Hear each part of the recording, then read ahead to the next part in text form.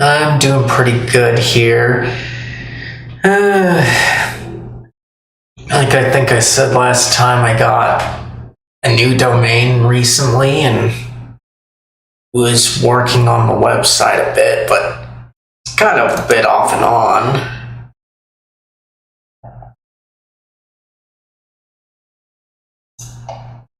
Let me try and at least get things set up to get the link shared out before I bring up question of the day, though, for you guys.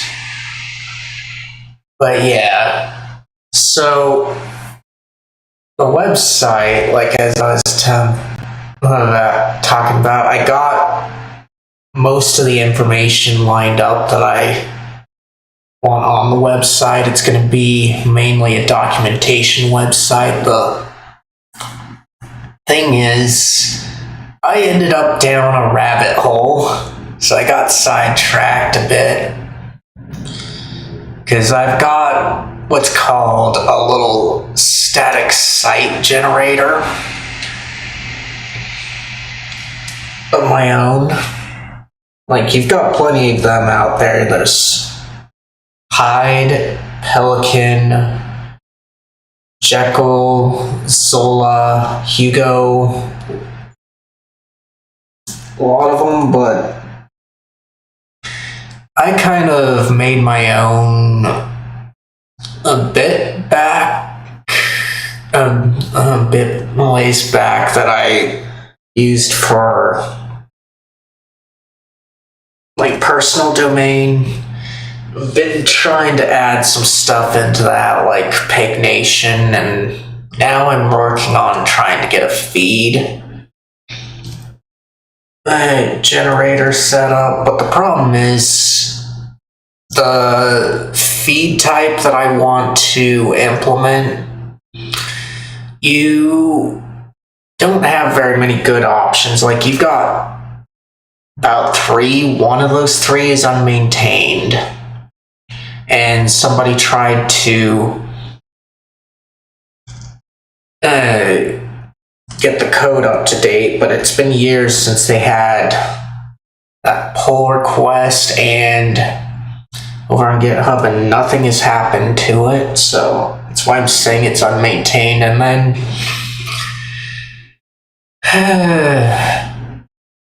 there's another one that's mainly for reading only.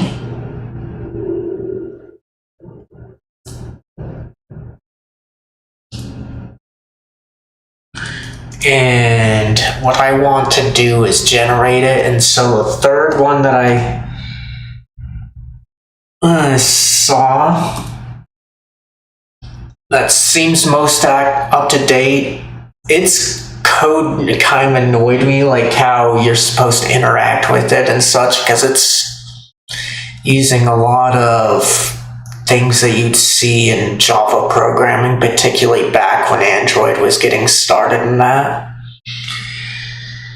Where you have a lot of getters and setters. These days, with Rust and Swift, you don't get that, because Swift, the getters and setters are kind of the same thing, and you have other conveniences. Rust, you don't have the conveniences of computed properties, so you kind of still have to make more functions in comparison to what Swift is like.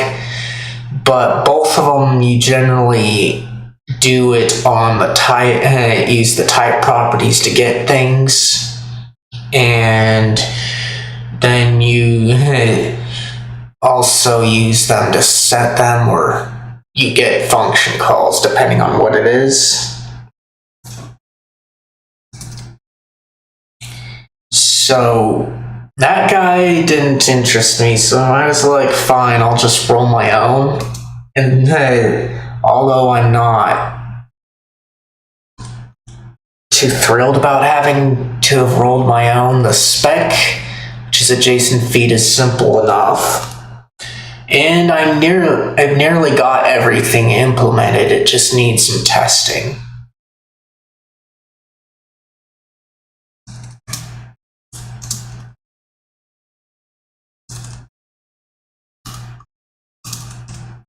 So yeah, I can kind of blow that out, and then hopefully I've got what I need to set up the new website.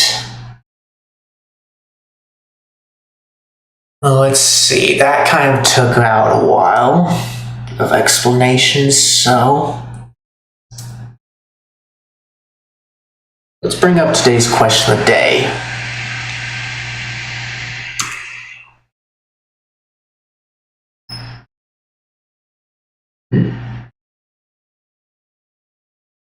This is an interesting question here.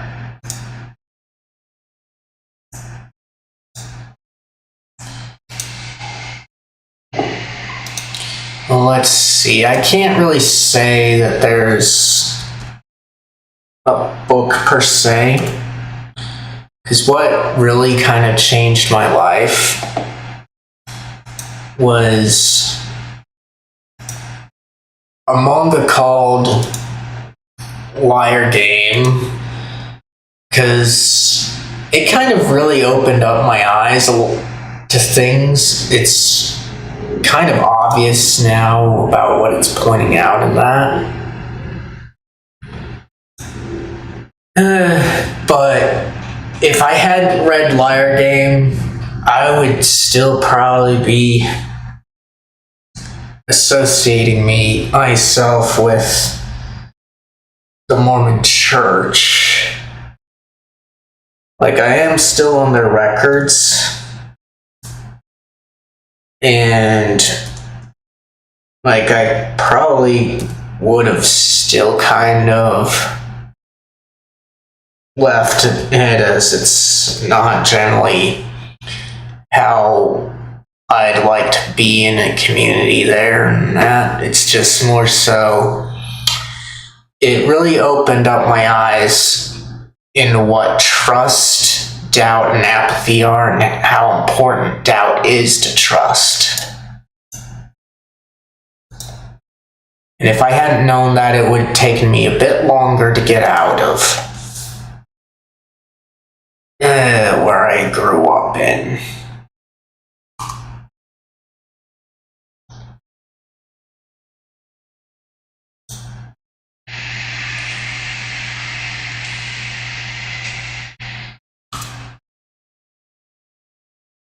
But that's probably the most influential thing that I read.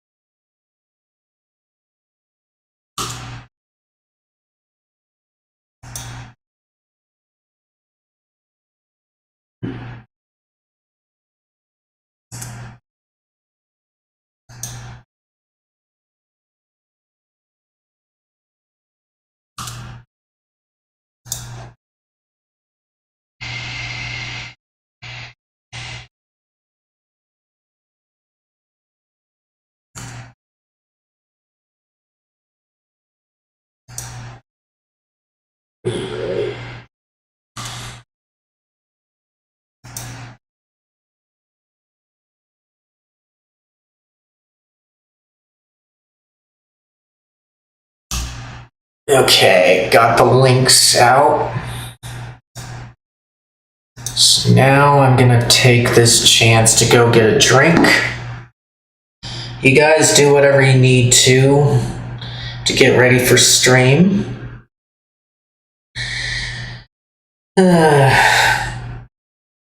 But if you need something to do, be sure to check out today's question of the day.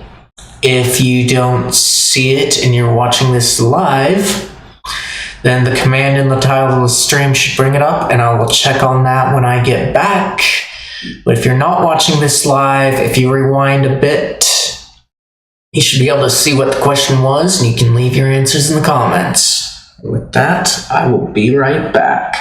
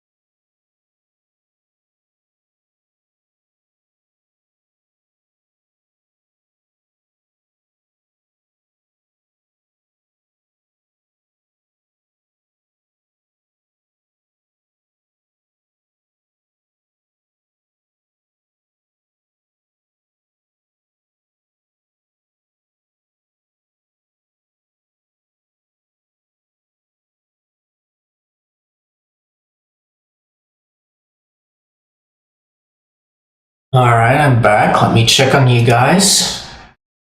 Okay, doesn't look like I missed anything. So let's get on with the rest of the setup.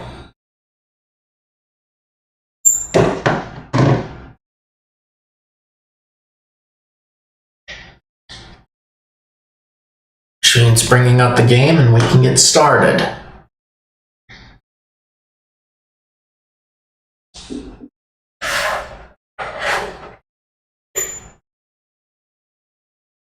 Of course, it's been a while since I fired up this game.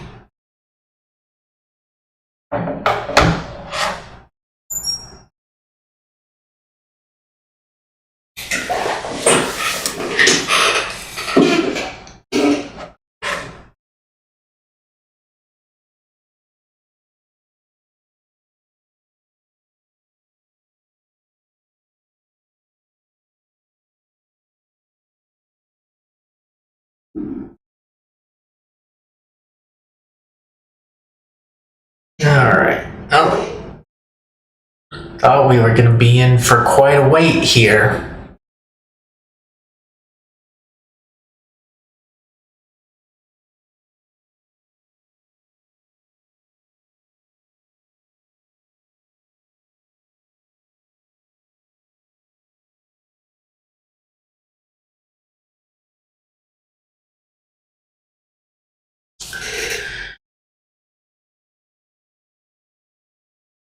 But not too bad.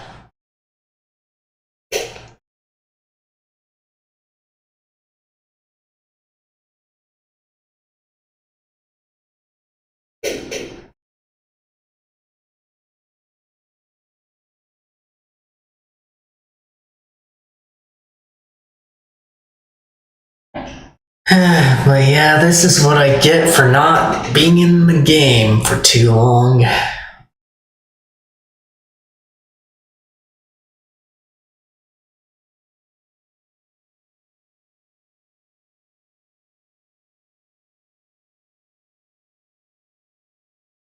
When it finishes, I think I'll switch on over just to be safe, since sometimes around these parts there's like some little blurb that goes on when you log in and you got new story, and I don't think I logged in when Luna 7 was new, but we'll just do it that way. Because right now we're on the tail end of Luna 7. But on the bright side, I won't have some of the annoyances that I get with Genshin a lot of the time.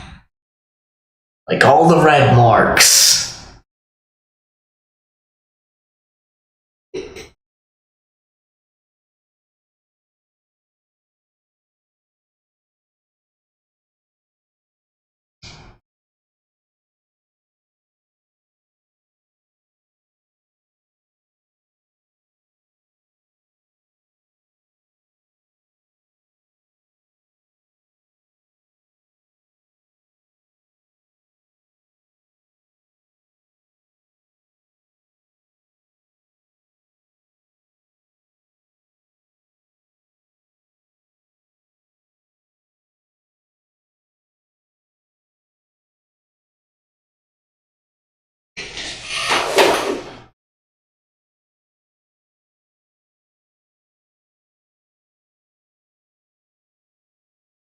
Yeah.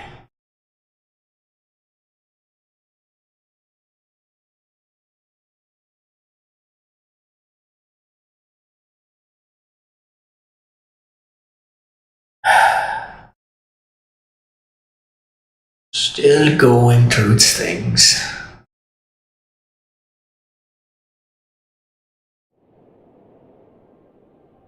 Alright, here we are. There we go. Now let's see what this has for me, but good afternoon, everyone. How are y'all doing? I'm doing good right now. Like I said, got involved in a programming rabbit hole that I didn't necessarily want to be dealing with, but right now I just want to get into this game and see what's new in Genshin right now since I haven't been in a while. So let's see what goes on here.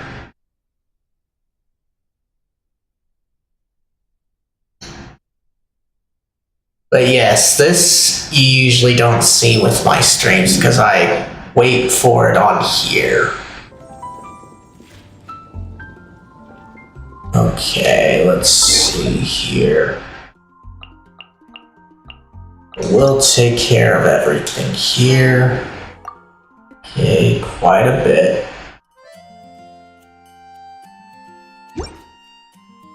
Let's clear out this button. It looks like I didn't miss too much. A lot of times you're getting Paimon talking about these new things.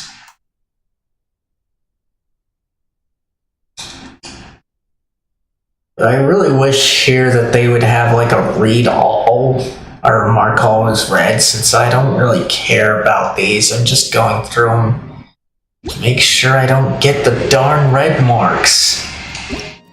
Leave people alone. We don't want these things. Okay.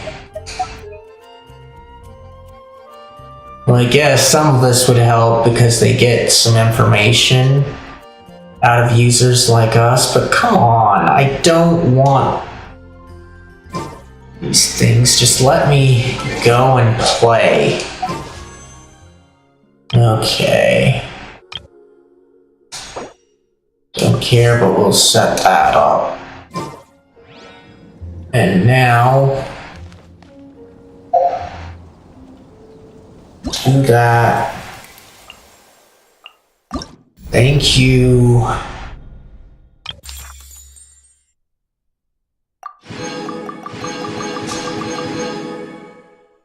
Okay.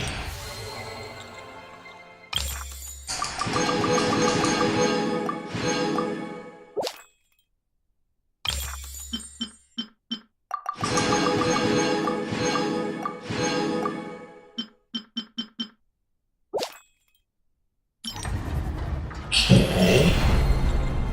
So there's that one.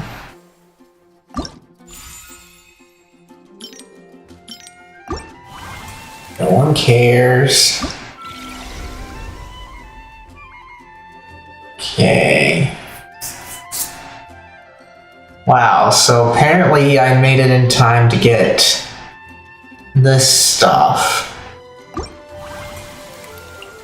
I wasn't too sure that I would get there.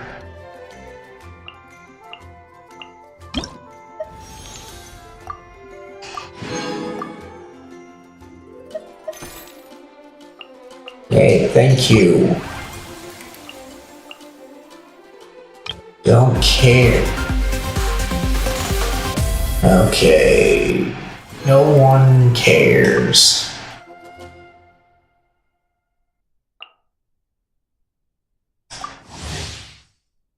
And I don't care about Wonderland either. Alright. Let's see. So we don't have too much to worry about, but let me just check on things here. Add Astra at... Okay.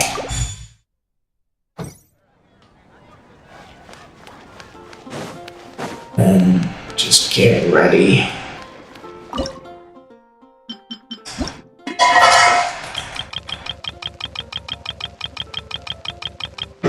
Doing this by console isn't so fun at all, but oh well.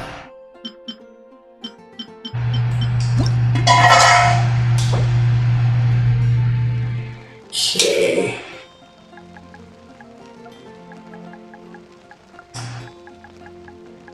Do that.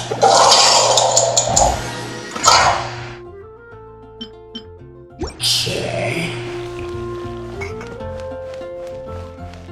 Now, all the BP doesn't matter. So we're gonna just go into here and check it out. Okay, it looks like I got a lot of things maxed out. Is truly Thank you, Tubby.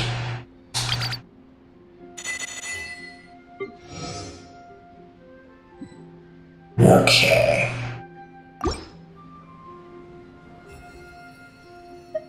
Let's claim this, since I'll likely be needing it.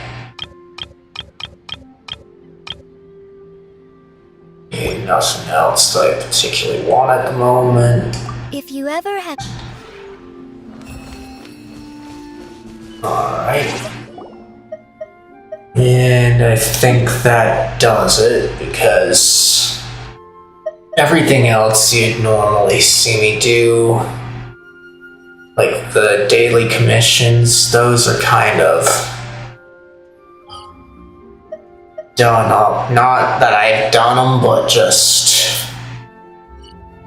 done when you do what I'm about to do, kind of thing. Let's see here. Apparently we need to go back here. I wish that they would kind of change that, even though it makes sense.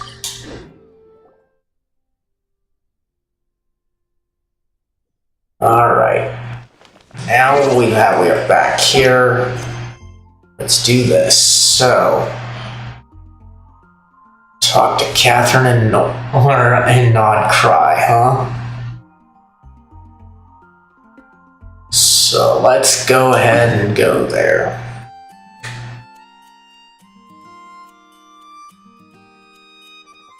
And we've got a teleport point right there too. So let's go ahead and do this.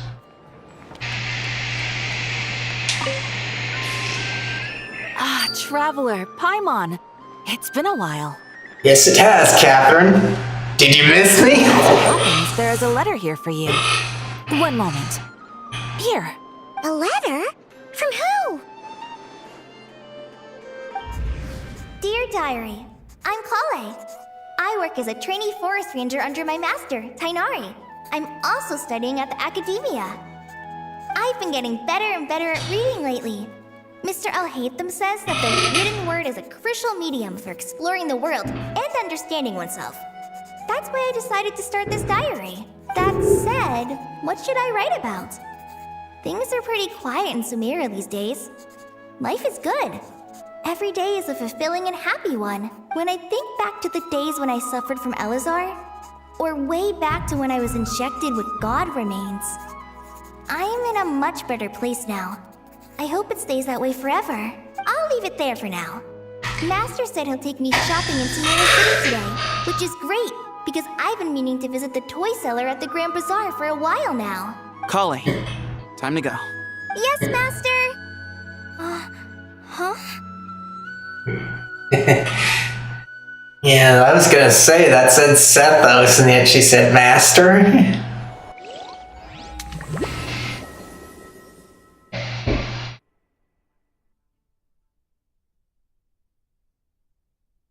So what happened to Tainari? What's wrong, Kale? Is there something on my face?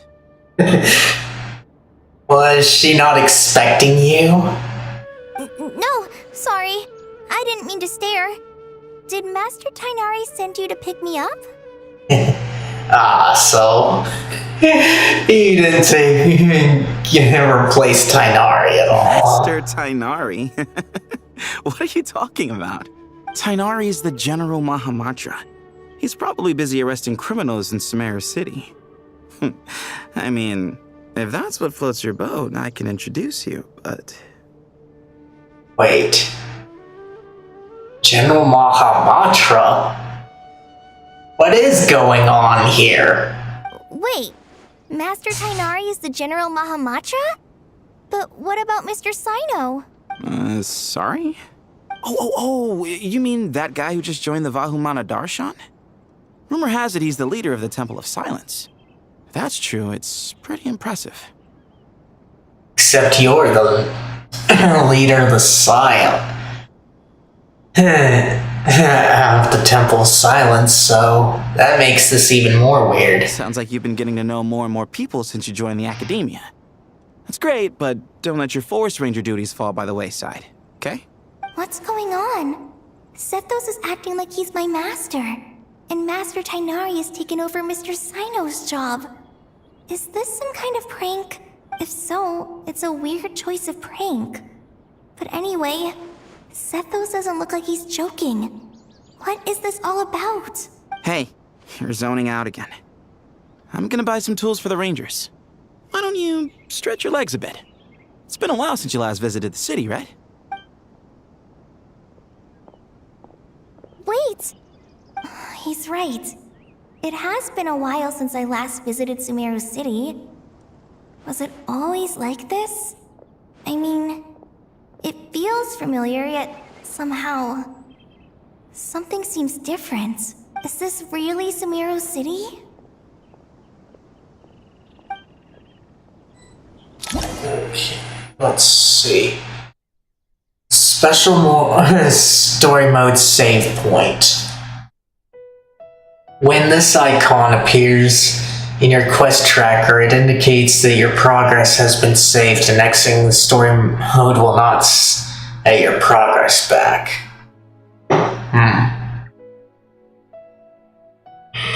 Okay, so the scroll indicator.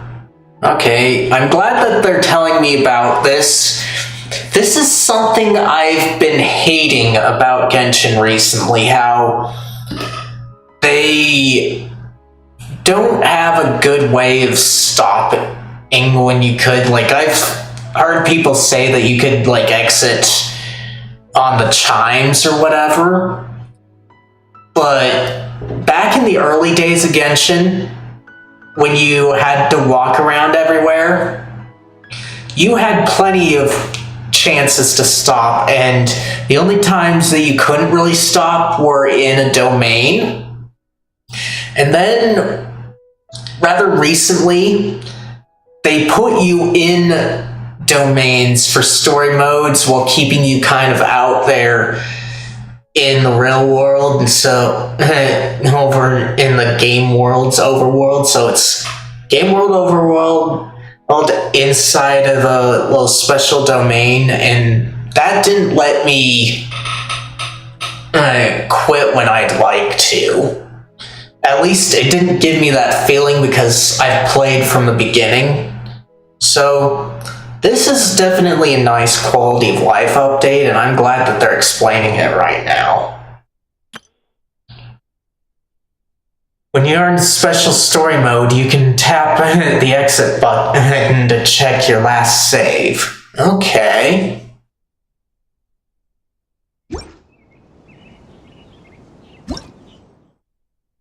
Alright, and it also goes through it in here. Nice. Okay.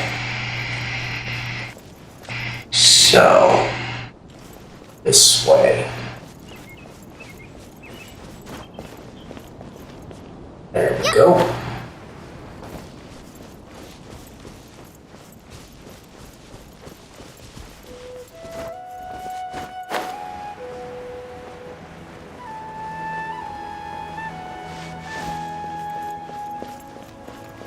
There we go.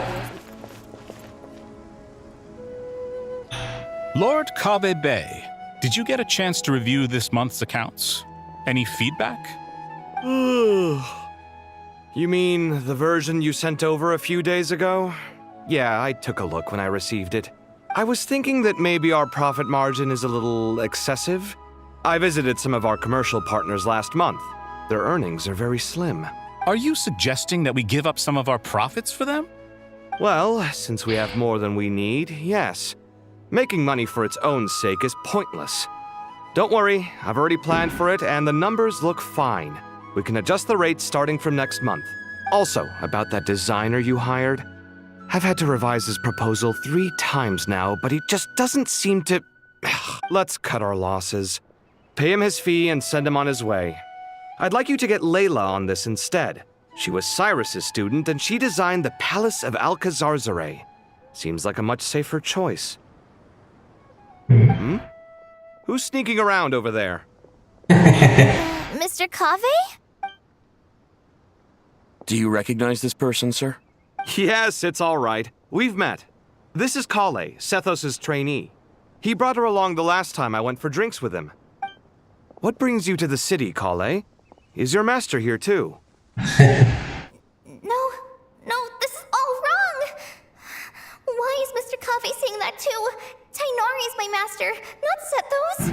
Well, I'm glad Kale's just as confused as us. Can't be real. I have to ask someone else. There's gotta be someone else out there who still remembers the truth. Hey, wait! Don't run off! How strange. What's gotten into her today? It's like everyone switched places.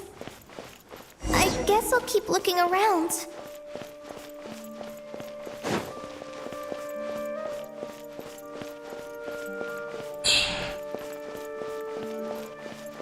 Would you like a cup of coffee? Students are No, I won't. Lots of visitors today, I see. Welcome all. It's been a while. Hey, Rahman. You know that guy who sells face powder on Treasure Street? I haven't seen him around in a while. Any idea what happened to him? Oh, you mean a Hongar? Yeah, he got into a brawl with Shavirme on Treasure Street. He's been banned from setting up shop there for now. Seriously? Oh, well, that's a shame. I was planning to pick out some makeup for you. Oh, don't worry about it.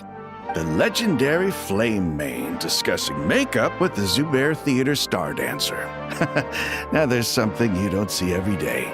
Flame Mane? You know, I'm not actually sure when people started calling me that. Maybe the other Eremites thought I needed a fiercer title to scare people off? To be completely honest, I think the title would fit you better than me, Dia. You think? Can't say I've never imagined myself as a merc. If I ever give up the dancing, maybe I'll head to the desert and give the Eremite life a try. So their roles reversed too, huh? Is that so strange? But of course, even though their roles changed, their clothing hasn't. Oh, not at all. In fact, I've actually had similar thoughts before. If I ever get tired of sleeping out in the wild, I think I might go look for a job at the Zubair Theater. I've adored the dance of Sub-Zeros ever since the first time I saw you perform it. If the chance ever came up, I'd love to try it out on stage for myself. And right now, Nilu kind of sounds weird to me. If anyone knows anything about that, let me know. Sure, I could probably look it up later. But she just sounds different. But then again, there have been voice actor changes kind of recently, so shouldn't be too surprised that she sounds different. Really? If our manager Sataria heard you say that, she'd hold you to it. Probably grab you by the sleeve and never let you go again. Hey, when that day comes, I'll do your makeup myself. How's that sound? Sure. If the day comes, I'd be honored.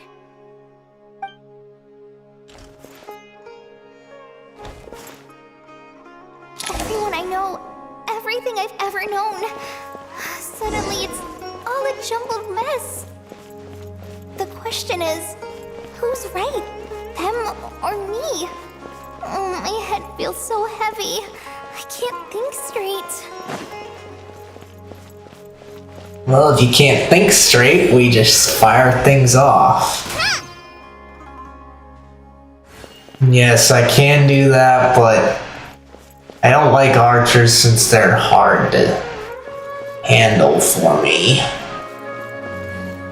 Wait. Dory's here, huh? So is Layla? Oh, Dory. Here's what you get for fleecing children.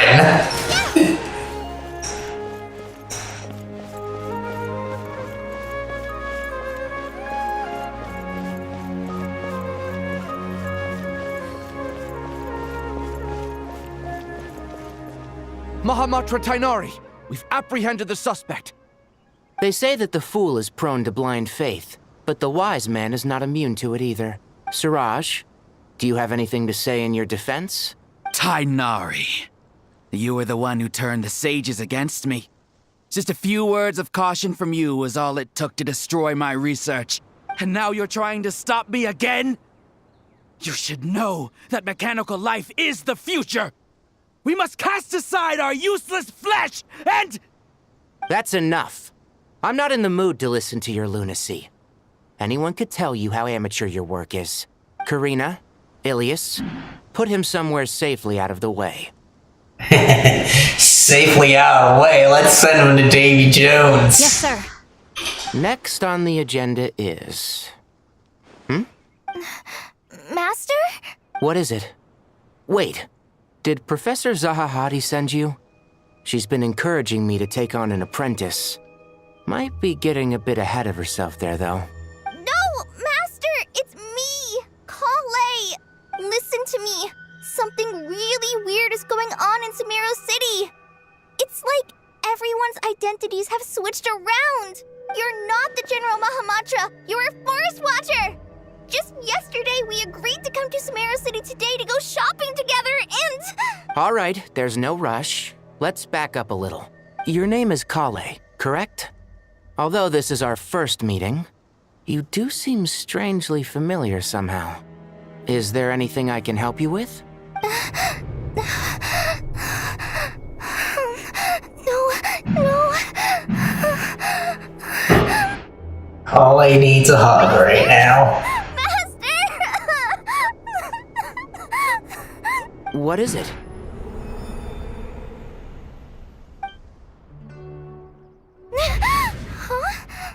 Did you have another nightmare? I've told you before, when you're tired, lay down on your back in bed and get some proper sleep. It's much better for you than napping on your front. Poor posture obstructs your breathing, which can lead to all sorts of weird dreams. Now, we're supposed to go shopping in Sumeru City today, remember? Cheer up. I'll take you to Hushang's. I heard he's got some new toys in stock. Go wash your face, take some deep breaths, and when you're ready, we'll head out. Okay. Thanks, Master Tainari.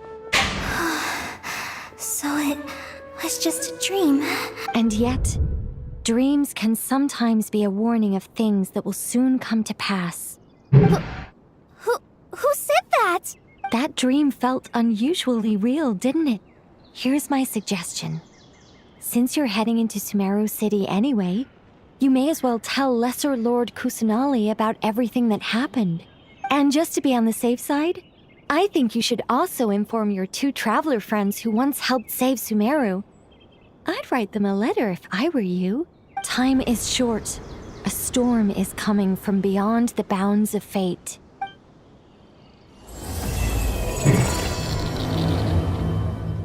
Definitely an interesting start.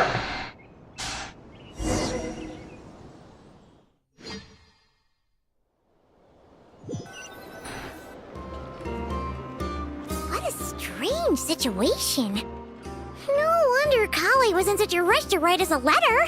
Imagine waking up one day to find that everything around you has changed. You might not even recognize Paimon anymore.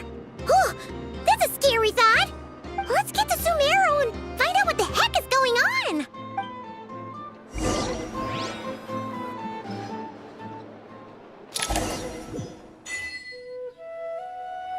Okay.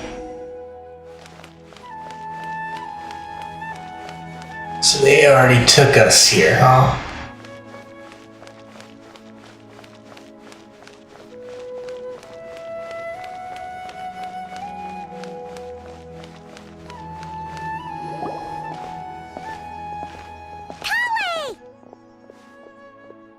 Traveler! Paimon!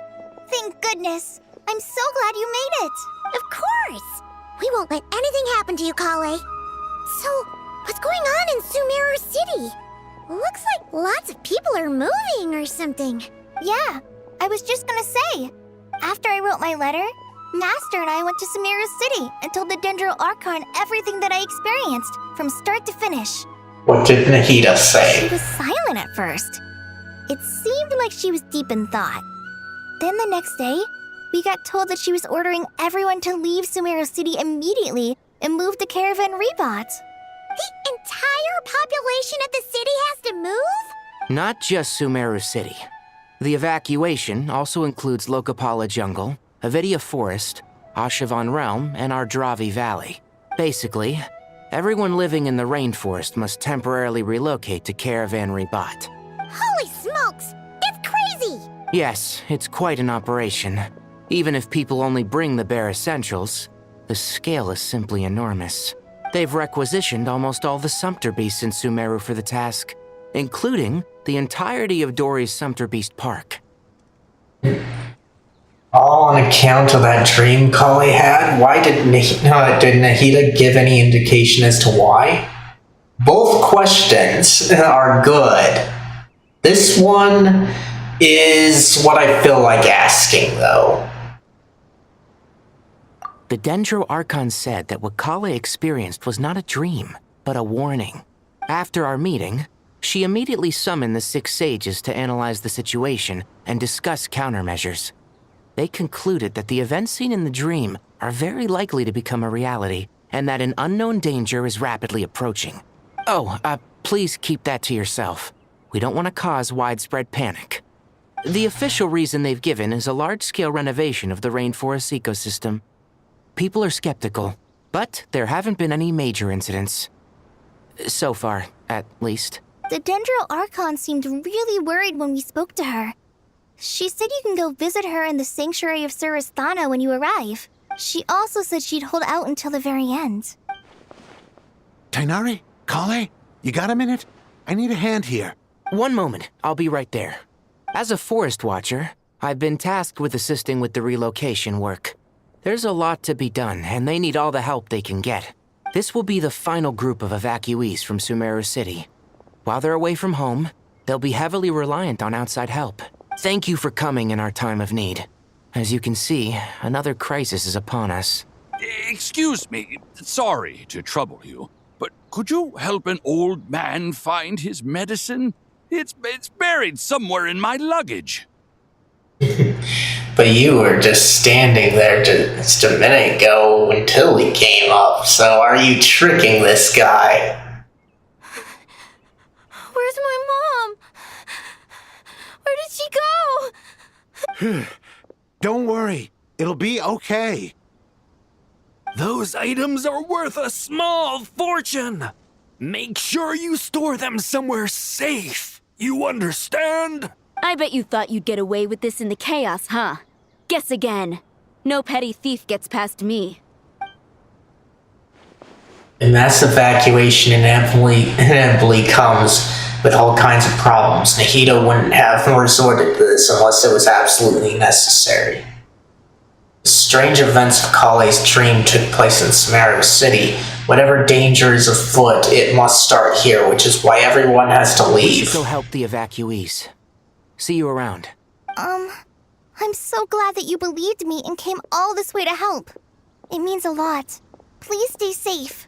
Don't worry. We may not know exactly what's going on yet, but as long as we stay together, we'll find a way through this. Not too sure how rusty I've gotten, but I plan to cut down everything in my path. Bye! Look after yourselves! Will do. See ya! Paimon's not sure how she found the words to comfort Kale because, honestly, she's kind of nervous herself. Let's head to the Sanctuary of Surasthana and see Nahida.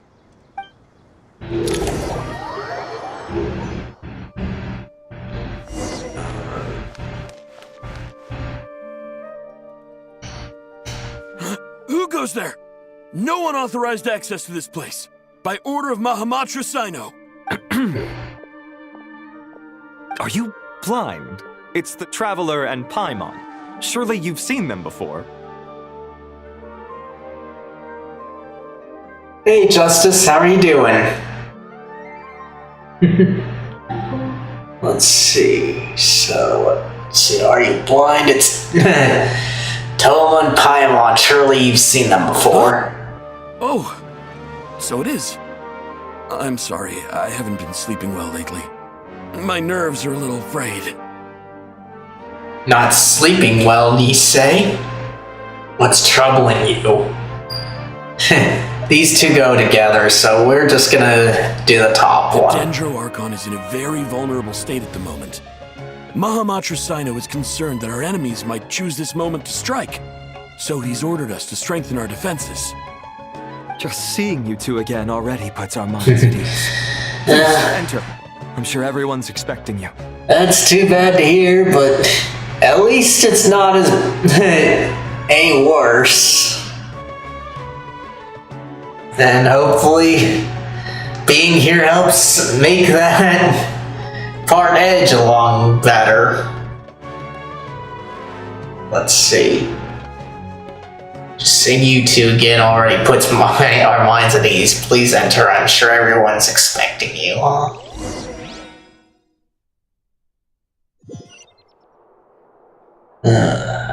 Let's see here.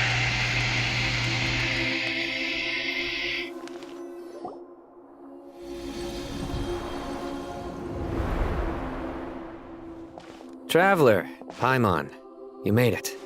Aha! Perfect timing. Reliable helpers like you are just what we need right now. Oh, it's good to see everyone again. Kale gave us a rough idea of what's going on, but we still have a lot of questions. What kind of danger is Sumeru City in exactly? And how come everyone has to move to Caravan Rebot? At this stage, we can't be certain. We're investigating, but no definitive answers yet. I take it that Kale told you about her strange dream? Yeah. Apparently, everyone in Sumeru City was acting super weird. Even you guys. It was like you'd all switched places. I'm glad to hear that, Justice.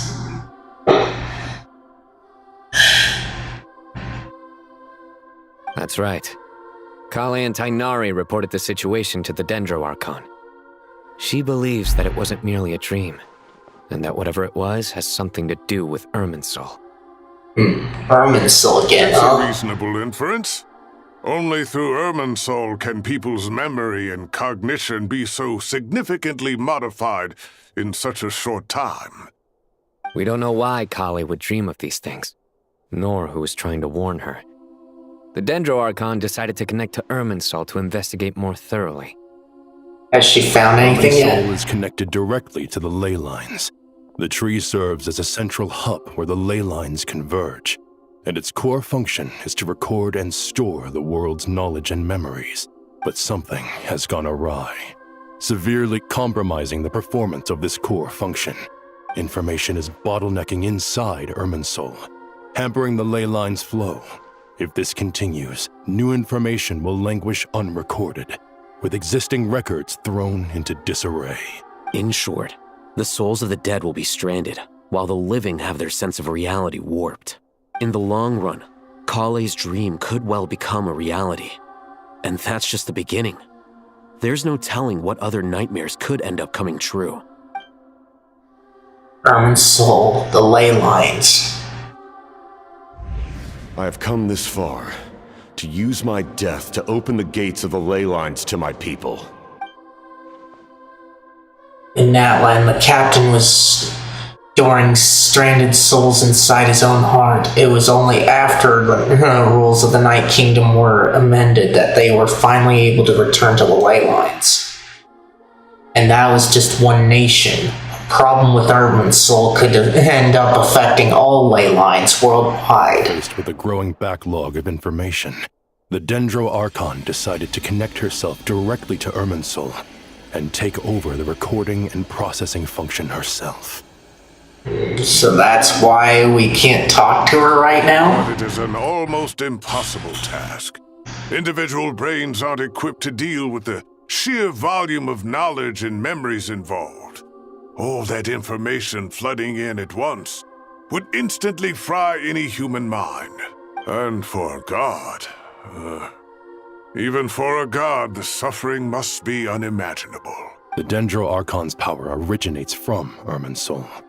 Any issue with the tree itself takes a toll on her to begin with.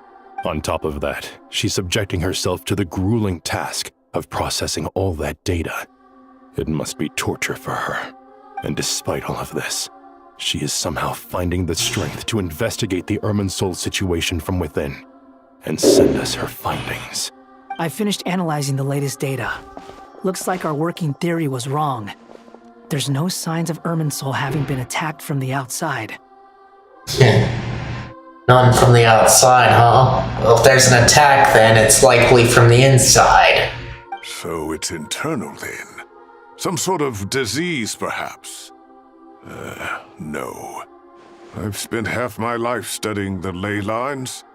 If Irminsul malfunctioned this easily, the world would have met its end long ago.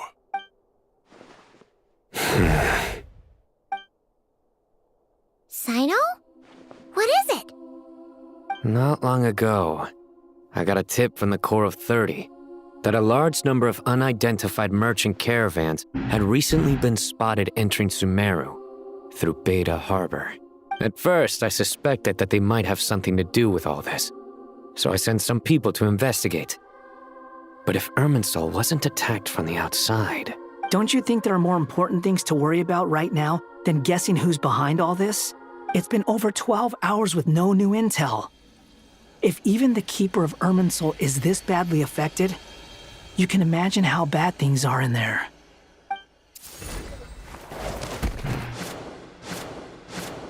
Dendro Archon. Nahida!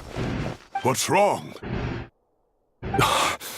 Her breathing is weak, and her elemental energy levels are dangerously low. Looks like it's time to move to the backup plan. What's the backup plan? Get out of the city and take the Dendro Archon with us. The entrance to Irminsul is directly beneath the sanctuary of Surasthana. That means this is ground zero if anything goes wrong. The Dendro Archon has a very strong connection to Irminsul. But theoretically, this connection should grow weaker with distance. Under normal circumstances, she can unleash her full power here. But with Irminsul out of control, our first priority is to get her away from here. The situation is critical. There's no time to deliberate. Everyone in agreement? I'll deal with it. I'll also let the Matra and the Corps of 30 know to start evacuating.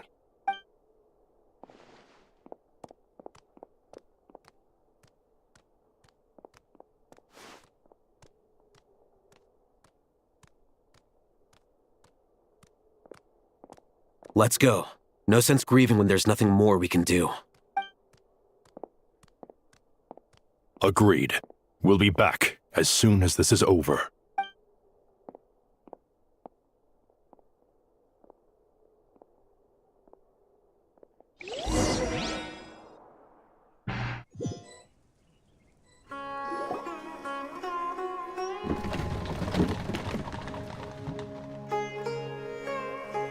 The last group of civilians has been safely evacuated. Dendro Archon's carriage will travel with them. Sino and Hat Guy will protect the convoy. That's good news, but you don't look very relieved. With Dendro Archon in a coma, we've lost our means of investigating the situation. And with Irminsul still deteriorating, we have no choice but to evacuate Sumeru City. Feels as though we're being pushed along by an invisible hand. Stop moaning, Cyrus. We're the teachers here. We should be showing a little more confidence, don't you think? A wise judgment. Let's move out. to Caravan Rebot.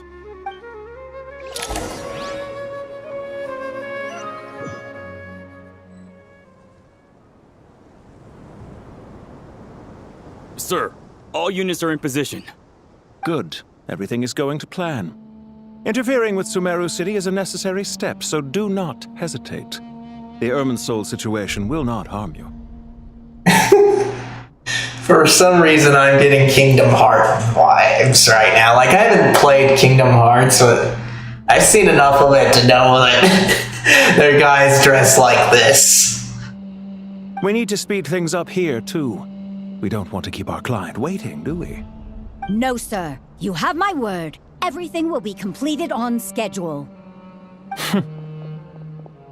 They say that fervent ambition attracts the favor of the gods, and with it, a vision. But we appear to be the exception. So, is our ambition not strong enough? Or does it threaten the very foundations of this world?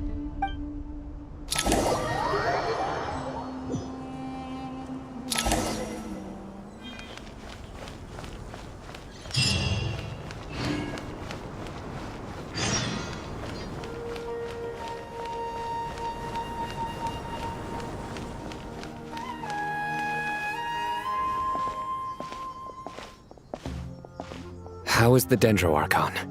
Her breathing is steady.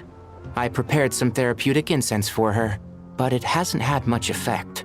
Her vitals are still very weak. Based on the information you've provided, I have a working hypothesis. Her condition is partly due to Irminsul's influence, and partly due to a physiological imbalance caused by the rapid depletion of her power. Elemental energy usually flows through the body at a relatively constant rate. The body grows accustomed to this rhythm, so when it's thrown out of balance, physical symptoms will appear. Is this similar to the ley lines? Overloading and withering both directly affect their vitality, potentially causing irreversible damage. Correct. From a biological perspective, if you overexert yourself, you pay the price with your life. The Dendro Archon is not only drained of power, but her life force is at a critically low level. Is there any way to restore her health? I know the ley lines have strong self-healing abilities. As long as any blockages or pollutions are dealt with, they can quickly regain their vitality. But what about people? Well, gods. What's their capacity for self-healing? Before we think about that, there's a bigger predicament to resolve. Restoring the Dendro Archon's power requires us to heal Irminsul first. But that will be extremely difficult without the Dendro Archon's power. Paimon's already getting lost here.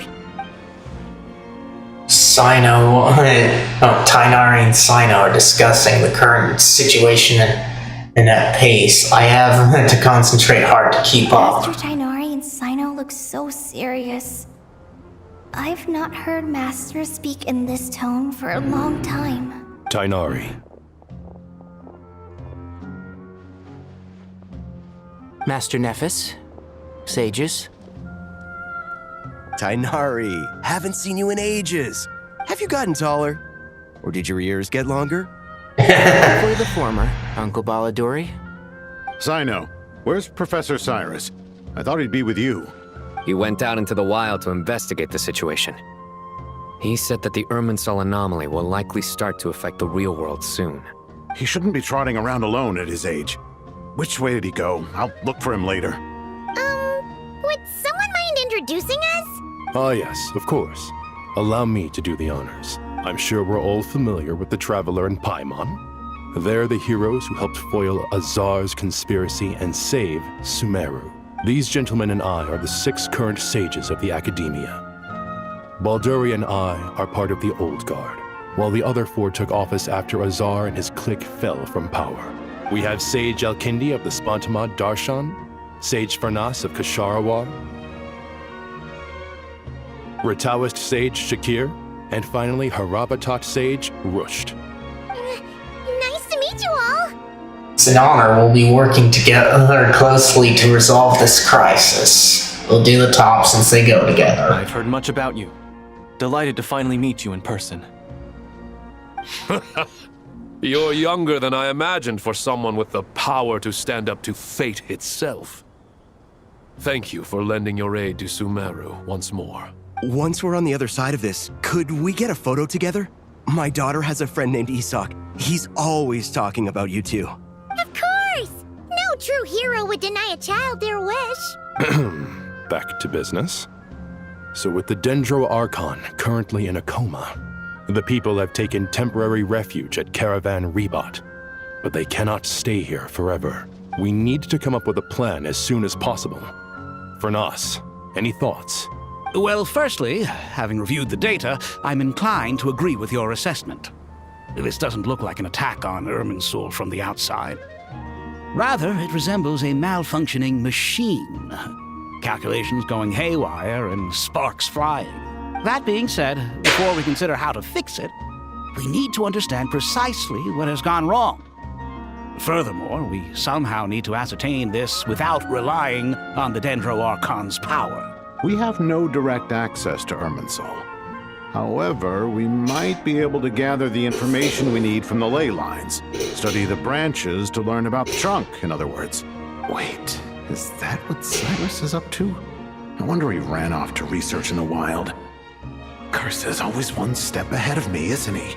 I heard that while in the sanctuary of Surasthana, the Dendro Archon had to serve as the central information hub herself. This is a clear sign the situation within Irminsul might be far worse than we can imagine. Irminsul is vital not just to the safety of Sumeru, but to all of Teyvat. We must be the ones to bear responsibility for this world. To be on the safe side, I think we need to consider some backup plans. Are you saying we should consider a scenario in which Irminsul is completely destroyed? I'm merely pointing out that the possibility exists. You have a valid point. But until worst comes to worst, I believe we should focus our efforts on resolving the Irminsul anomaly and helping it recover. Kale, I understand that you were the first to foresee this crisis. If it's all right, I'd like to talk with you about it in more detail. Of course! But even I don't know how I came to have that dream. If there are no signs of external damage, could it be a stress fracture? Metals tend to suffer from this issue with long-term use. And Irminsul has existed for centuries, after all. It's possible, but surely a stress fracture would be more likely to cause a complete shutdown rather than chaos. Sages, General Mahamatra, sorry to interrupt, but something has come up. What happened? Some citizens didn't believe that Sumeru City was really in any danger. They slipped away and hid during the relocation, intending to return home. How many people are we talking? About a dozen. Sakura found them while on patrol, but they appeared to be suffering from psychosis. For whatever reason, they were trying to kill each other. By the time we arrived, there were only 2 survivors. One was unconscious from their injuries. The other tried to attack us, but was subdued. Where did this happen? Near Yasna Monument. That's not far from Caravan Rebot. Master. I know. The Irminsul anomaly is beginning to have effects in the world. I didn't expect it to spread to Yasna Monument so soon. It almost feels like we're being chased relentlessly, with no time to catch our breath. Sir Cyrus said the same thing. He sent me back to report in, while he continues investigating. I'll go join him. We'll come with you. Count me in too. Don't let my age fool you, I can still fend for myself. Very well. Meanwhile, the rest of us will continue discussing our next steps. Get back soon. Take care of yourselves. It's getting dangerous out there.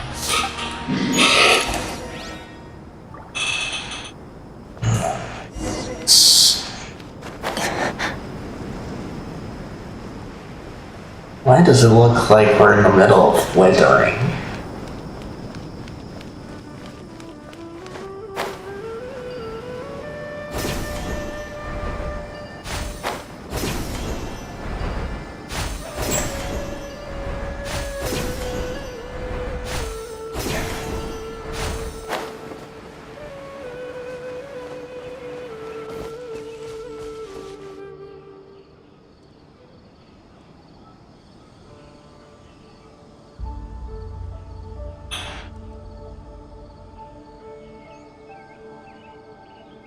Please, don't go any further.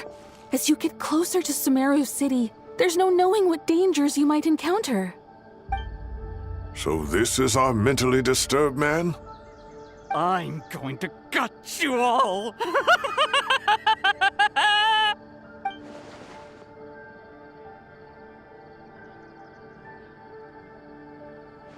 We just knock him out.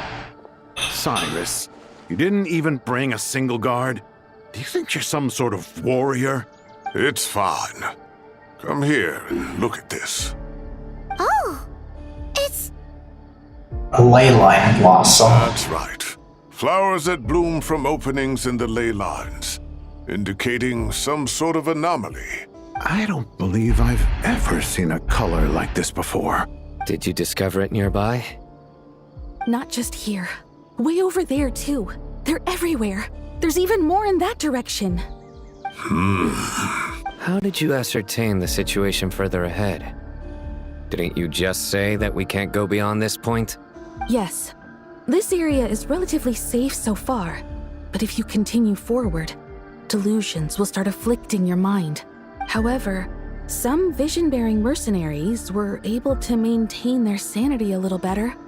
They're the ones who brought back news from further afield. Sino, do you remember the class I taught on dissecting ley line blossoms? I do, Professor. I received full marks in that course. Good. After all these years, it's time to put that knowledge into practice. There must be anomalous information hidden within these blossoms. Alkindi, I'll need your help as well. Been a while since we worked on a project together, hasn't it? Sure has. Well, what are we waiting for? Let's get to work. Anything we can do to help? Nahida once said that Irminsul doesn't contain any information about me, so theoretically I shouldn't be affected by such anomalies. Well, head a little further out. We'll see what else we can find. Alright, so these two go together, so we'll do the top. Need my help? I should be fine. Alright, well, don't go too far. There's too many unknowns at this stage. Let's regroup at Caravan Rebot later. Don't worry if you don't show up. I'll come and find you.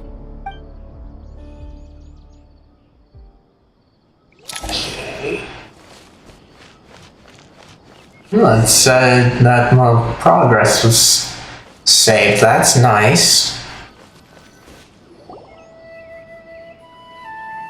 So they are doing a bit better. Like, that helps me know when I can quit and such. Though I still don't like them doing things like this. So let's see. Dark clouds gather in the sky, a sure sign that a storm is approaching. Slowly but surely, the strange weather is spreading through, heading. The rainforest creatures must have sensed that something is wrong because they're beginning to flee too. We don't have much time left. Tighnari said to help the Dendro Archon regain her power, we need to heal Irminsul, but healing Irminsul requires the Dendro Archon's power. Is there any way to solve this puzzle? That should be the heart of Oasis. All we need to do is light it with the fire seed, and it'll restore a pep with elemental power. The damage it suffered internally will also slowly begin to heal. That's it. If I use a Apep's Heart of Oasis, I might be able to help Nahida replenish her lost Dendro power without any need to rely on Irminsul. What is it? You thought of something? I know of a way to save Nahida. Really? Then let's get back and tell the others!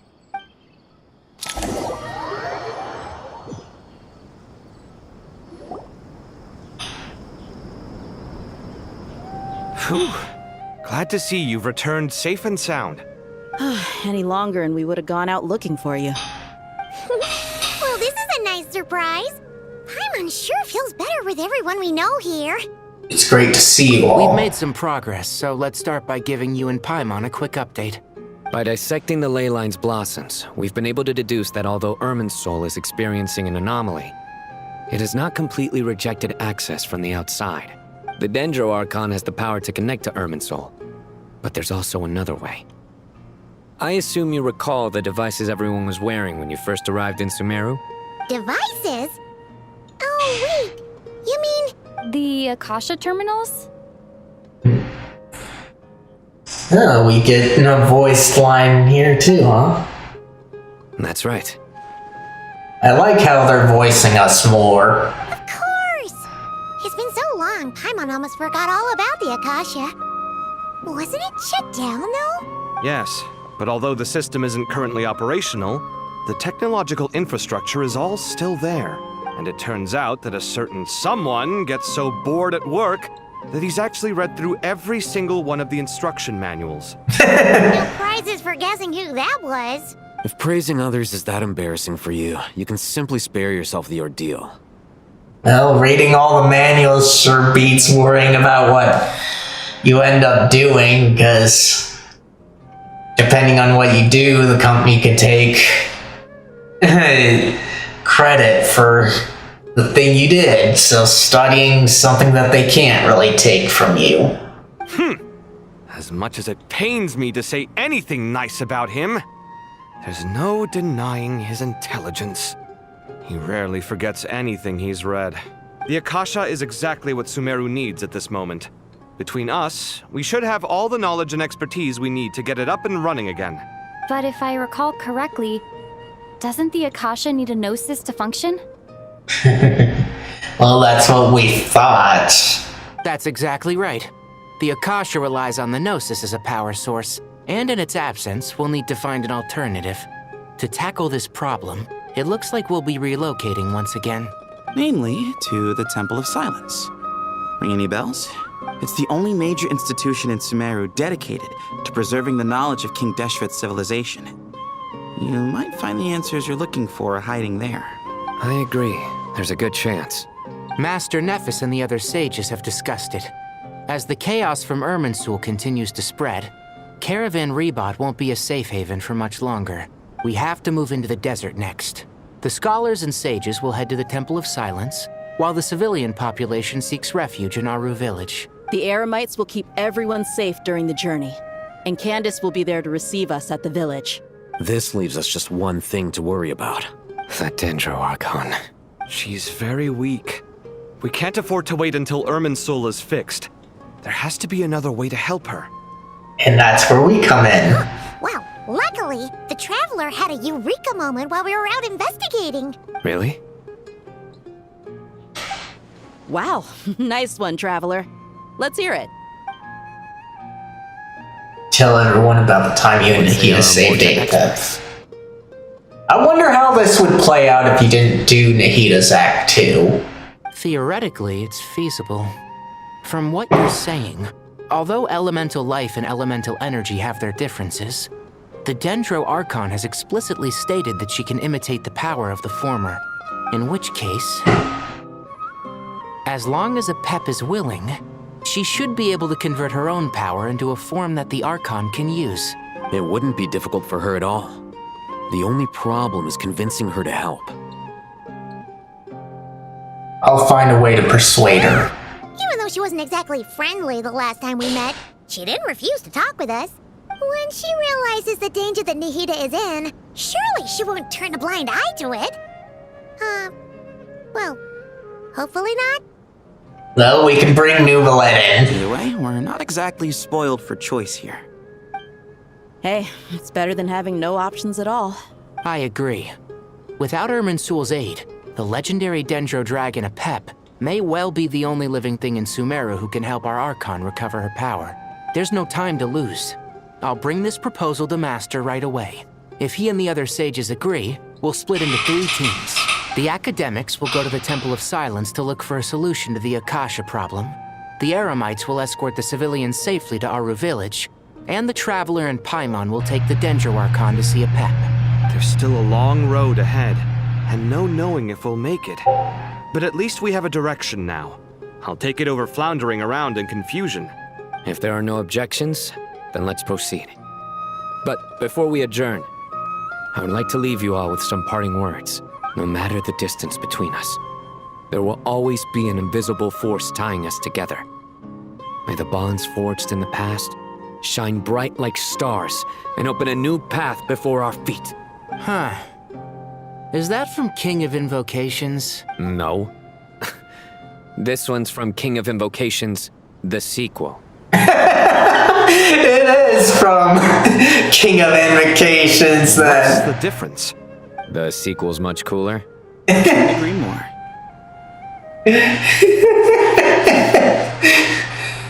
For some reason, this reminds me of Spaceballs. And I think they announced an actual sequel to Spaceballs recently, but seeing this exchange just reminds me of how Mel Brooks' yogurt in there was going. We'll see each other again in Spaceballs 2, the search for more money. Well, it was very apropos. Once this is all over, I'll give everyone a copy of King of Invocations and the sequel to show my gratitude. Come on, let's get moving.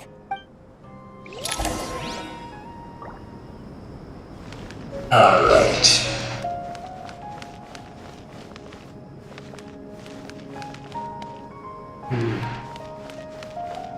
This is not...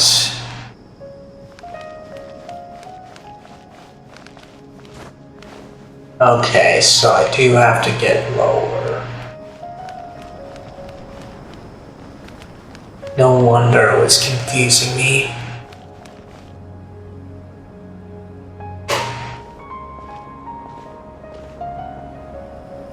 Tighnari has brought me up to speed. I approve of your plan of action, but we can't proceed with everything right away. The people need to rest. For many of them, this will be their first time in the desert, so we'll need to find additional personnel to help escort them. You two, please go on ahead with the Dendro Archon. Let's rendezvous at the Temple of Silence later. No problem. We got this. Words can't express my gratitude, so let me just say, I hope everything goes smoothly for all of us. Goodbye for now. All right, let's get going. If Paimon remembers correctly, the last time we saw a Pep was in... Traveler, Paimon. Could I borrow you guys for a moment? Kale, what's the matter? Well, the thing is, Master Tighnari once told me, after you raise a problem, you should think about how to resolve it. But ever since I had that dream, I feel like I haven't been of any help at all. I tried my best to keep up with the conversation, but there was so much new information, I couldn't take it all in.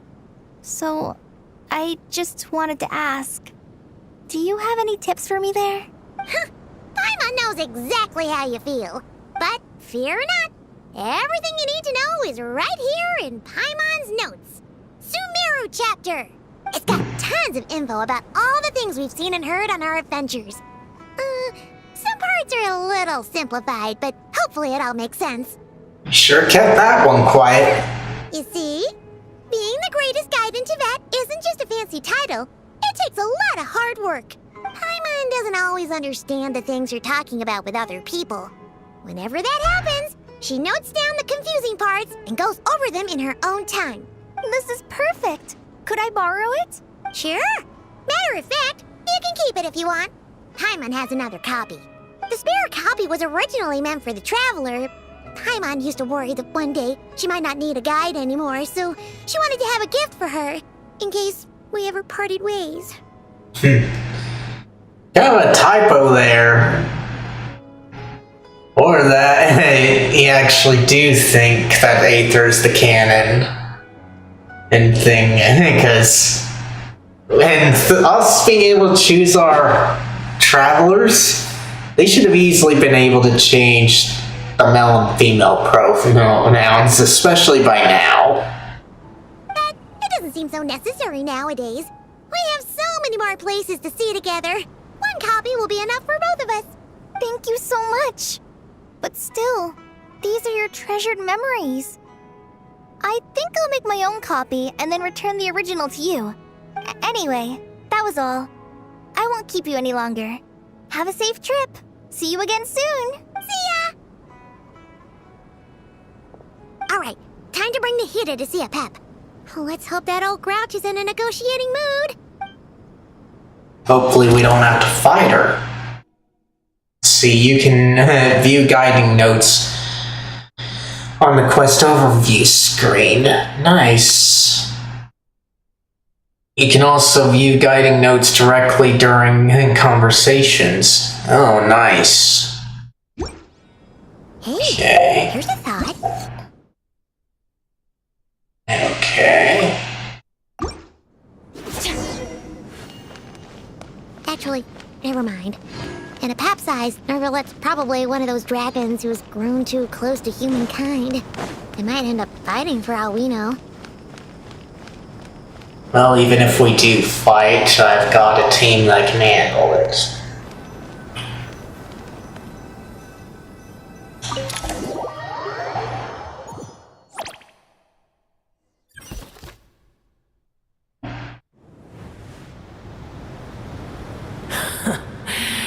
I had a feeling your kind might come calling. The ley lines are in disarray. Something has gone wrong with Irminsul, yes. Nothing gets past you, I guess. We can skip the explanation then. These go together, so let's do this top one. Even from a great distance away, I can sense that Sumeru is headed for destruction. You who took our home from us, prepare to watch as your own world is plunged into oblivion. Oh, how the cycle of history comes to a poetic conclusion. This isn't a joke, Pep! Nahida's in grave danger! Can you please help her? Is she now? Then do explain. For what reason should I lend Boer my assistance? Safety of Sumeru depends on it, no. The very survival of the world could be at stake. I don't think this will get through to her, but it's something that makes sense. Because you owe a debt of gratitude, and this way you can repay it. We're gonna do this one. Pep, if you truly despise gods and humans so much, well, after the great humiliation of being helped by a god in the past, shouldn't you be jumping at this chance to balance the scales? Now that is a compelling reason. When El Ahmar plotted against me and I was tortured by forbidden knowledge, it was Boer who saved me from agony. And though I regard with shame the pity of my enemies, to receive aid without repaying it would likewise tarnish a dragon's dignity. Oh, tiny Boer, puny humans. Just this once I shall deign to show you the true power of dragonkind. Whoa! It's happening again! We're gonna get sucked in! See, hold on to me, we don't have the protection of the fire seat this time. They go together, Satom.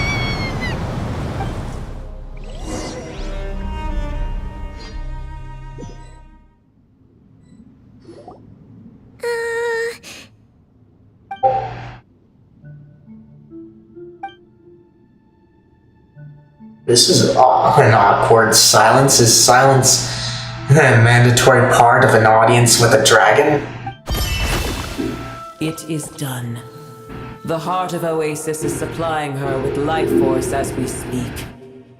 It shall not be long before she recovers. But I should warn you. Boer's existence is closely intertwined with Irminsul.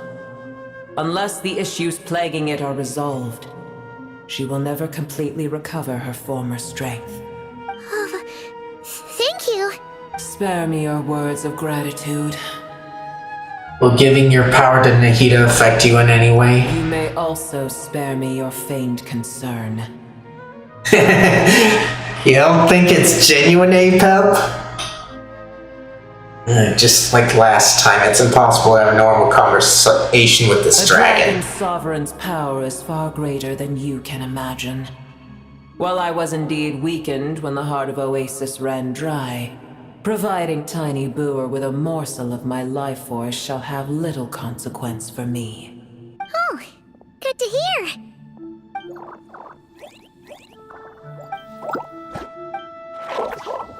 Apep once said the elemental life forms submerged with her have now been reborn. The knowledge, memories, and emotions they once had are gone. They're brand new individuals now, and yet for some reason they seem drawn to Paimon and me. Ever held in high favor, I see. Oh, well, you know. The compliment was sincere. Simply accept it. Come to think of it, I'm curious how Apep sensed the ley line, an anomaly from so far away, and immediately guessed that something was wrong with Irminsul. Could she know something we don't? Apep? Do you know much about Irminsul? They go together, so top one. Once. That tree was not planted by the heavenly principles. Irminsul existed before they ever arrived in Teyvat. What? There was a time when it belonged to Teyvat, to dragonkind. Its appearance and function then differed greatly from today. The ley lines flowed with an abundance of a familiar, primitive form of elemental energy. You may know it as the power of the Light Realm. The heavenly principles usurped and refashioned Irminsul, made it serve humanity, and used it to anchor the fate of the world. Yet in the end, humanity has failed to protect it. Heavenly principles, God of gods. It makes me sick. The enmity between your kind and mine can never be bridged. Even so, you still agreed to help us. As things stand today, holding a grudge against you would serve no purpose. But there will come a day when we reclaim this world for ourselves. The opportunity will arise no matter how long we must wait. I can already sense that far away from here, the Hydro Dragon has wrested his authority from the hands of the usurpers. Wrested his authority from the hands of the usurpers. Those so-called usurpers gave it back to him, unless you mean the heavenly principles. We have yet to meet. I know that we are both preparing for our revenge day and night. Uh-huh. It's probably best if we don't tell Apep that we're on such good terms with the Hydro Dragon. I hear a great disturbance out there. Huh? What is it? Sandstorms come. The Jinn.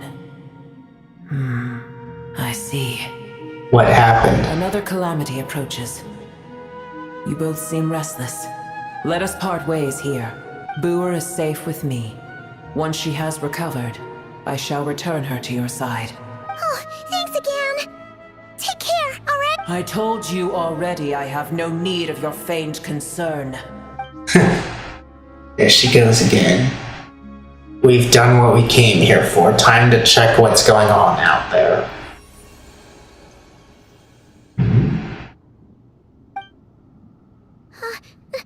Nahida? You're awake! Are you okay? Cease your interrogation. Yes, she awoke for a brief moment, but she has now lost consciousness again. Take it. We shall talk more at another time. The statues of the gods hang inverted from the heavens, but one alone is unique among them. Its location is... Remember, tell no one. We don't know what it is, huh? The moment I touched the key Nahida and handed over, a mysterious piece of information appeared in my mind.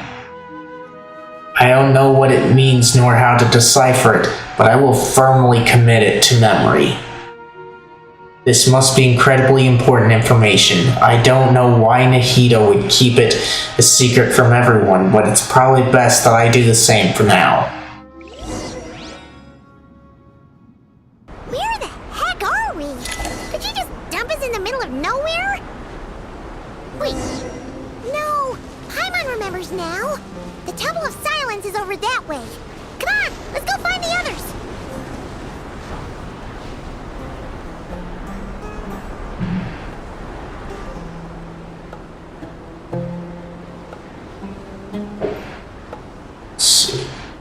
There's no need for everyone to stay here. I'll protect the sages. The rest of you, return to Aru village. Hold on, guys. I want to check my controller. Alright, looks like I'm gonna need a charge, so I'm gonna take care of that. And it also feels like I need a break for definitely drink, possibly the bathroom, so I'm gonna do a full-on break. You guys do whatever you need to in the meantime, but if you need something to do, be sure to check out today's question of the day. If you're watching this live and you don't see it, the command in the title of the stream should bring it up, and I will check on that when I get back. But if you're not watching this live and you don't see it, and if you rewind towards beginning of the stream, you should be able to see what the question was, and you can leave your answers in the comments. And with that, I will be right back.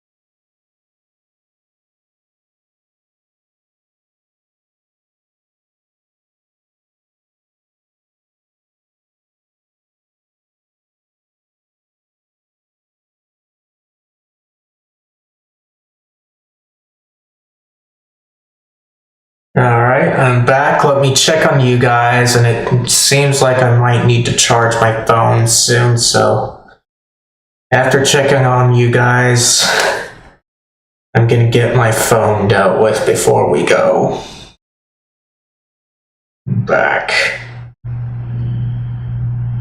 Alright, so nothing there.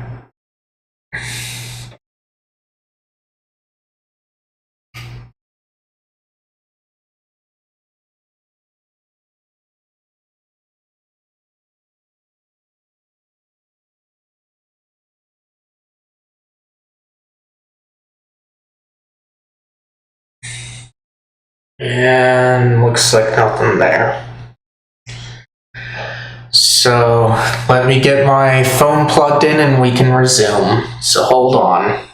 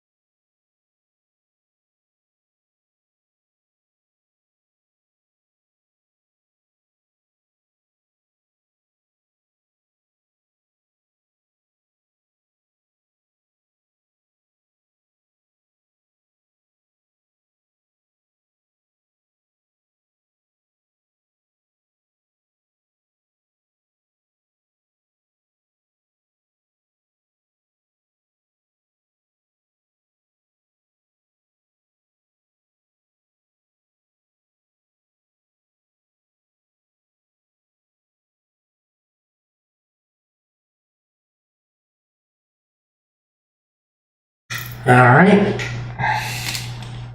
Let's get a controller up and then I'll switch on over. This one might need a charge soon too, but we'll deal with it. But here we are. Hopefully that didn't take too long for you guys. Let's see. So there's no need for everyone to stay here. I'll protect the sages. The rest of you return to our village. Sino,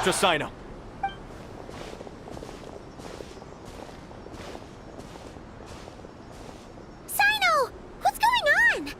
You're back. How is the Dendro Archon? See, she's still with Apep, but he's recovering. Apep gave Nahida some of her own life force. What a relief. Dude, Tom, what's with these sandstorms? It's the Jinn. Countless Jinn have stirred up violent sandstorms across the desert, blocking our path to the Temple of Silence. Tainari and Kale have returned to Aru village to help. The Jinn are being highly aggressive, so both the village and the merchant caravans require protection. It's just one thing after another. Where did all of them come from anyway? In all my trips to the desert, I've never seen anything like this before. As I see it, the only possible candidate is Gurabad. Gurabad? Baladuri could explain in more detail if he were here. All I know is a rumor I've heard about from previous trips to the desert. Supposedly, a great number of dormant Jinn lie sealed beneath that city. Jinn from Gurabad, and a familiar figure comes to mind. Is that the entity we came across during the Oasis unlocking? Gurabad is, for me, a fated land. I must therefore return back to this city, where my destiny awaits me still. My master. I am sorry that I couldn't stay by your side for long, and that I could not have more time to get familiar with you. Lilipar. Paimon and I should take a trip to Gurabad. Yeah. We once said goodbye to a friend there. Well, maybe not a friend exactly, but someone we met on the road anyway. She was a strange bottle. If we can find a way to wake her up, maybe she can help solve the situation in Gurabad. Well, be careful. You may find there's more than just the Jinn to worry about. You mean, there are other dangers in Gurabad? It's a sensible assumption to make. The moment we arrived in Caravan Rebot, the Irminsul anomaly started spreading in that direction. Now we've moved to the desert, and suddenly we're plagued by Jinn and sandstorms. To call it a coincidence would be a stretch. Don't worry, we've gotten a lot stronger since our last stint in Sumeru. So, things have come to challenge us, huh? When did they show up? It appears the monsters native to the desert have been stirred by the Jinn's activity.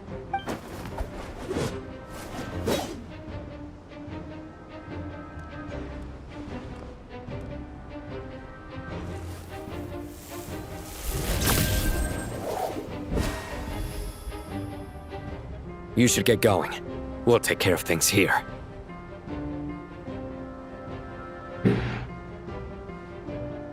You be careful. Don't do anything too risky. You got it?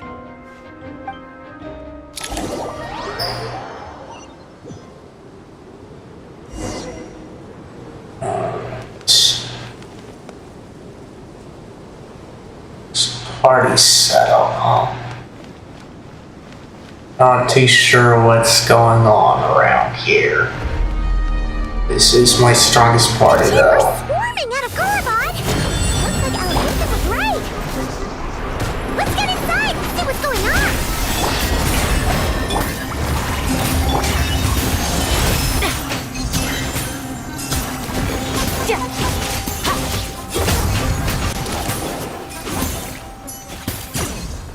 Alright.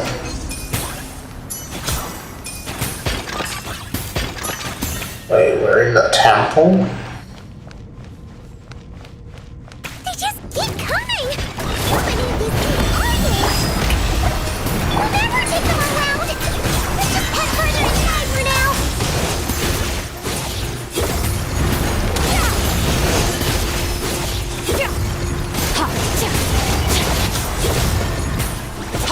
The pinnacle of excellence!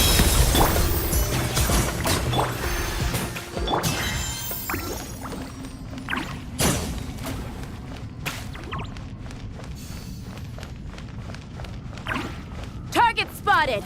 All units at the ready. The Fatui! They must be using this place as a stronghold! Are they the ones behind all this?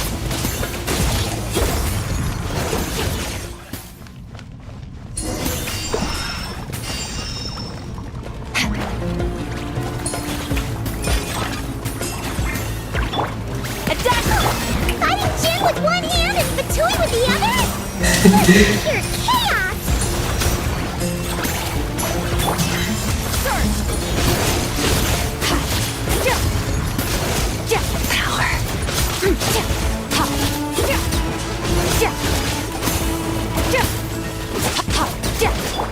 Goose on the loose!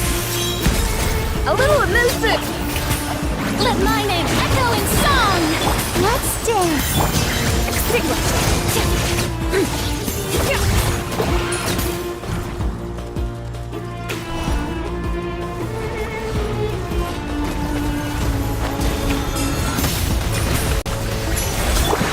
Adaptive prostate! Annihilate!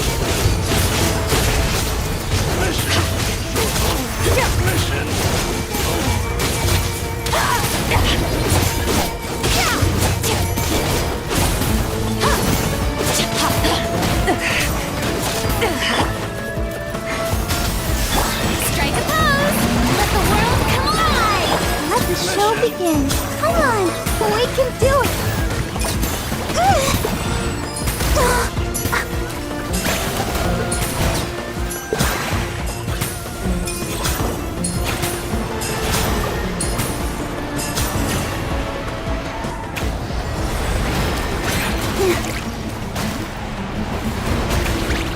A burst of flavor!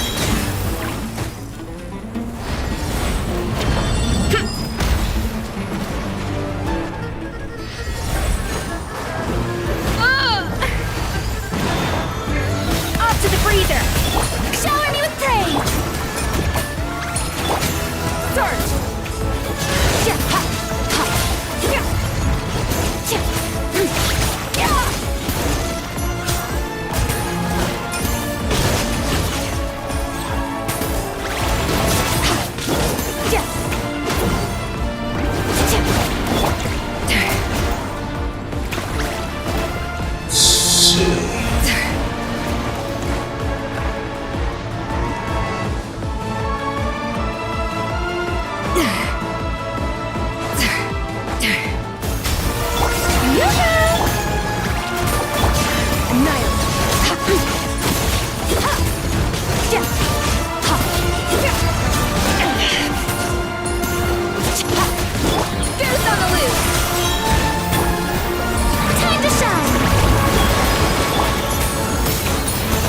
Ready, steady, go!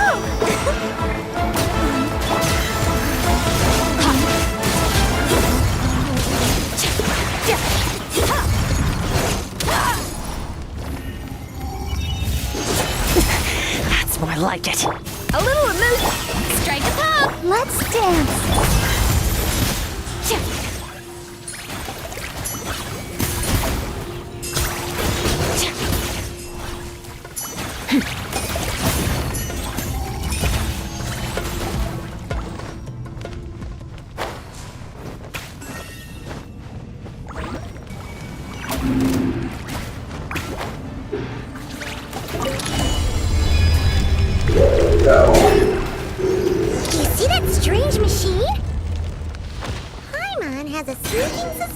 That's the thing wrecking Gurabad and setting all those dangerous Jinn free!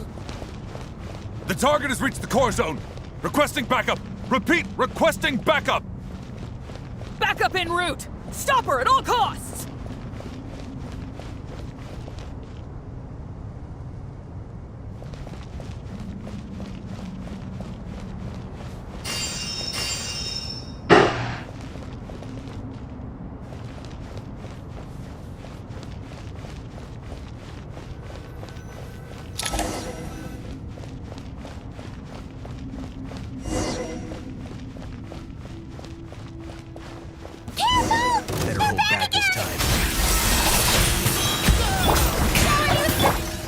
Shit.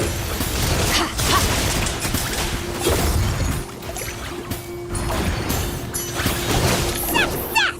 Nice one, Traveler! Let's keep going!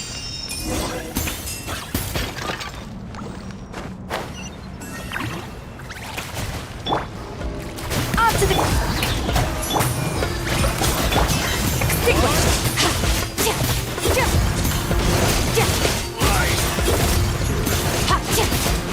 Backup is here.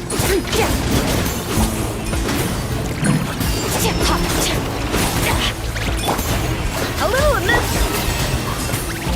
Let the show begin. The pinnacle of excellence. Annihilate.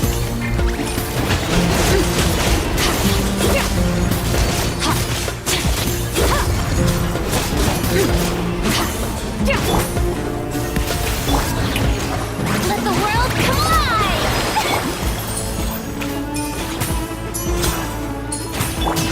Search!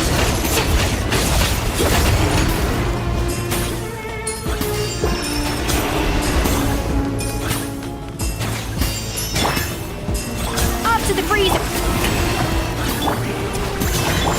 Annihilate! This hunk of junk's gone kaput! Now we can finally... It seems my subordinates failed to stop you in your tracks. Apologies, sir. There is no need to apologize. You did well to hold your ground against such a powerful adversary for as long as you did. So, you're in charge here, huh? First the problems with Irminsul, now this mess in Gurabad? Are you the ones responsible for all this? I'm afraid I cannot answer that. I assume you aren't naive enough to expect answers from an enemy. An enemy? Oh, this guy is so snooty! However you want to spin it, you're clearly involved in this somehow. So you can either start talking, or we'll have to make you talk. Let's get him! Traveler, what's wrong? Something seems unusual about him. Is he trying to provoke us? This feels like a trap. Judging by the tents and supplies, there must be many more Fatui stationed here than the few we saw on the way in. So where are the rest? You're remarkably calm. Some would act more rashly upon finding the ringleader all alone. But you keep your cool. Even as your enemy, I must applaud you. Did you show yourself just to say that? Is this you trying to take back control of the conversation? Unfortunately, I really don't have anything to say to you. I am here merely to indulge my own curiosity. Your names are well known among the Fatui. Naturally, I wanted to observe you up close while I had the chance. Hey! Don't treat us like we're some kind of exotic animals in a zoo? Oh, I wouldn't dream of it. You seem rather predisposed to misunderstand me. I think my stream's going good, Luna. How's your day going? So right now, I'm about to decide to face off against our enemy here. I'm quite aware that you are both heroes of great renown. You have resolved crises in many nations and won countless allies along the way. I've been following your adventures with great admiration. My only regret is that the trajectory of your journey conflicts with our goals. What do you mean, admiration? Sorry, but that sounds pretty weird coming from you.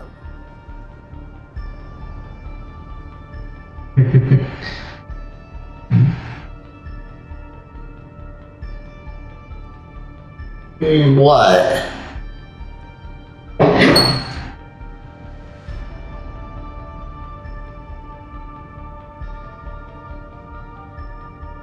Let's see here. What do you mean admiration? Sorry, but that sounds pretty weird coming from you. I don't see why. We may happen to occupy opposing sides, but there is no cause for deep-seated enmity between us. To respect one's enemy is to respect oneself. Well, now that you're observing us up close, what do you see? I've observed as keenly as I can. Yet, while I endeavor to understand, your true strength remains a mystery to me. Violence is not my area of expertise either, so, you see, I would much rather converse with you like this than determine a victor with the edge of a blade. Oh, why can't we just talk at a bar or restaurant? Besides, I've heard that even 3 moons in the sky fail to eclipse your brilliance. I know better than to bite off more than I can chew. 3 moons? So, you have a connection with the Harbinger, the Doctor. Well deduced. Our commander, Dottore, died in Nod Krai, but there are things that do not end with his departure. We must...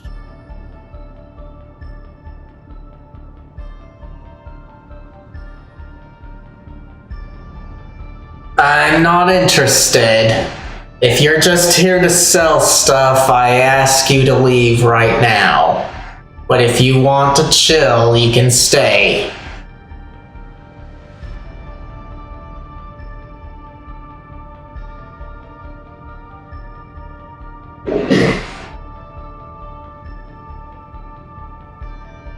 Let's see.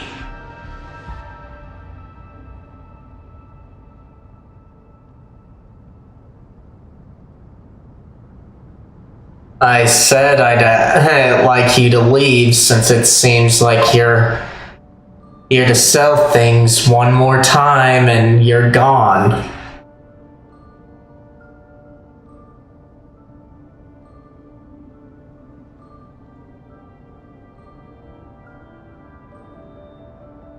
Let's see.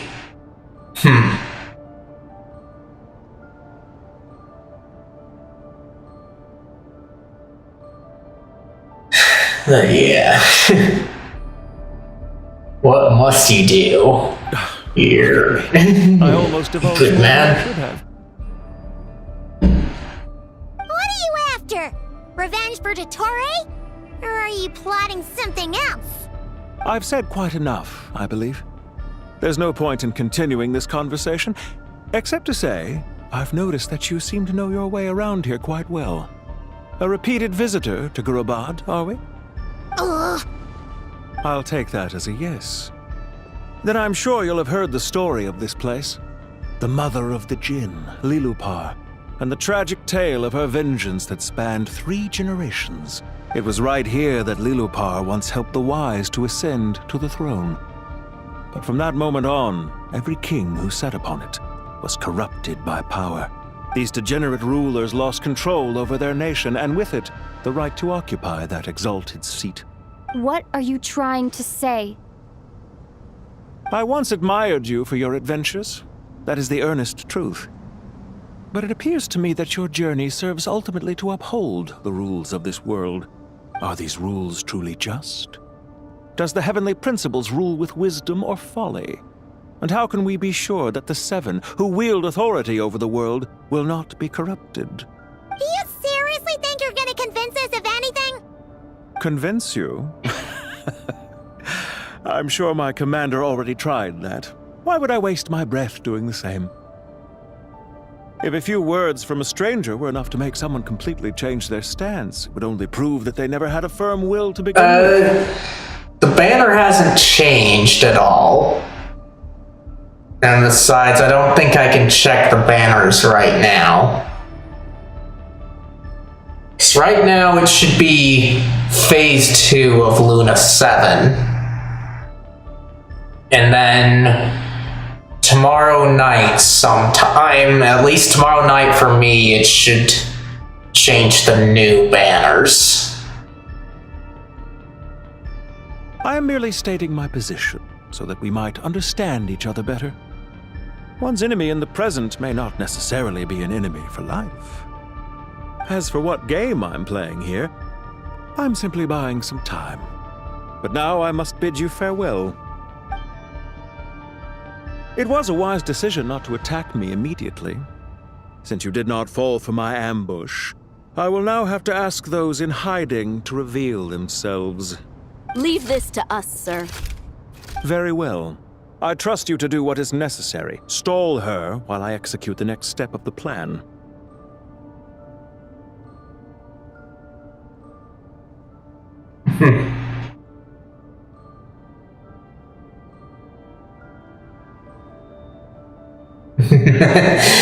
No problem there. If I was in normal gameplay, I would have definitely been willing to do that. Though. Sumeru City, Irminsul. Hey! Stop right there! Don't you dare leave without explaining yourself! All units, stop them! Protect the commander! Did you hear that? He mentioned Sumeru City and Irminsul! He definitely knows something! We can't let him get away! Get rid of these pesky soldiers! Quick! Rear guards to the front! Don't let them through! Get that thing in position!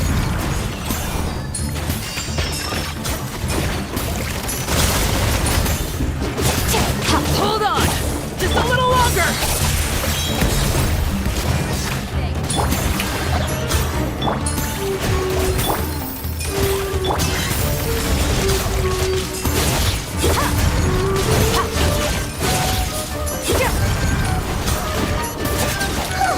We finally beat them! That mysterious guy can't have gotten far! Let's catch up with him!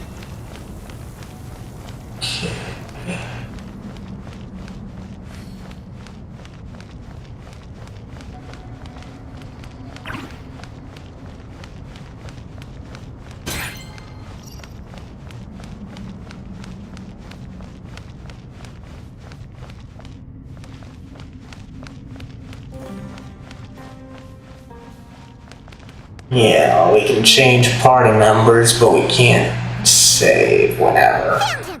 Over here! You're very persistent. Hey, you! Stop running and explain yourself! What are you trying to... Paimon, wait. What's this? Relax. A small trap like this won't be enough to hold you. The sandstorms from Gurabad will die down soon enough, but this small window of time was all we needed to launch the next phase of our plan. So there was more than one ambush. I shouldn't have let my guard down. Don't be discouraged. I knew that someone would come here eventually, so I planned ahead. Where to chat with you, which door to exit from, even which mechanism to wait by for you. I thought through every detail. You, meanwhile, know nothing of who I am. So far, you've only heard my voice, and for all you know, it may not even be real. But not to worry. This is only our first meeting. It shan't be our last. Just answer me one last question. Why do you continue to follow Dottore? He has conducted countless cruel experiments. Follow isn't quite the right word. Let's just say even those you see as villains have their friends, even if they aren't the most sincere of friendships. When any set of rules is established, there will be those who benefit and those who lose out. People will do anything to justify what they have gained or escape from the hardship imposed upon them. Neither he nor I are tolerated by the rules of this world. We were both searching for a new order. Our ideas of the final form that should take may have differed, but our journeys took a shared path. Goodbye, Traveler and Paimon. I wish you a timely escape, albeit not too soon. I will need a little more time to prepare, after all. Hey! Come back! Wait, this dark wall. We've seen these on our adventures before. It swallows people up! I'm sorry. She shouldn't have jumped a gun! It's not your fault, Paimon. Let's just focus on getting out of here. Okay. He may have fooled us this time, but we'll get it back!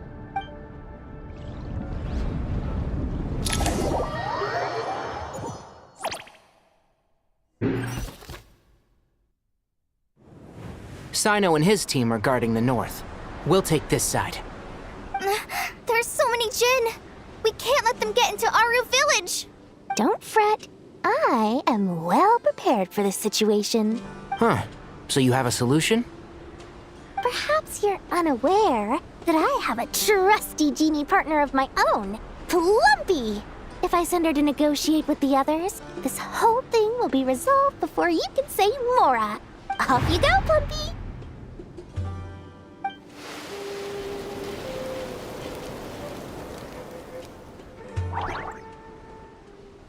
Come on, what's the holdup?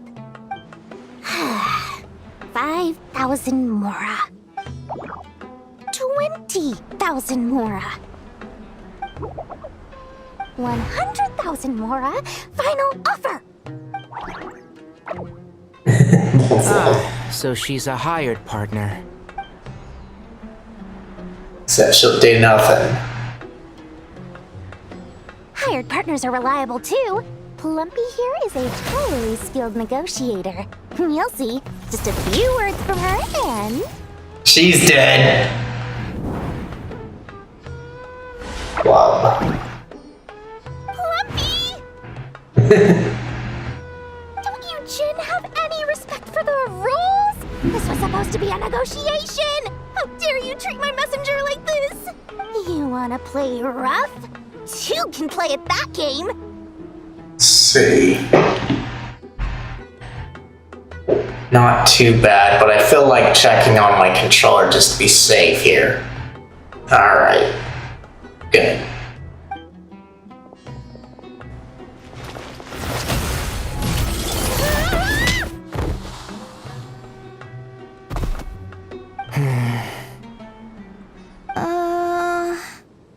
Looks like it's up to us now. Be careful, Kale. Yes, Master.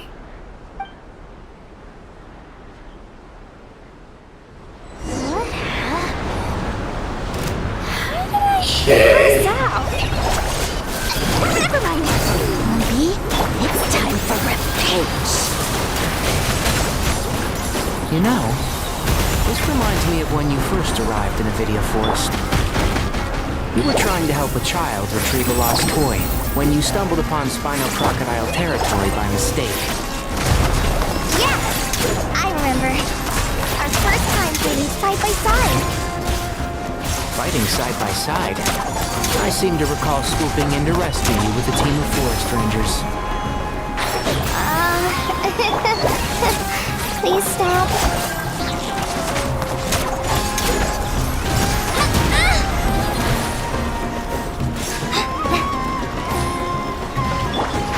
Can't see? I hear everything!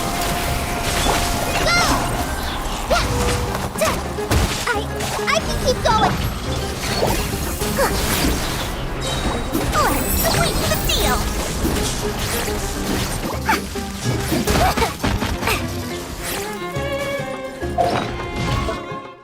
Okay. Definitely don't like this team here. Like, why do we have so many archers?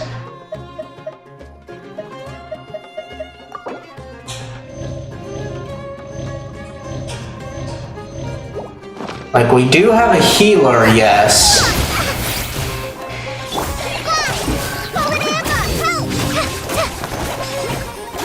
One with the forest.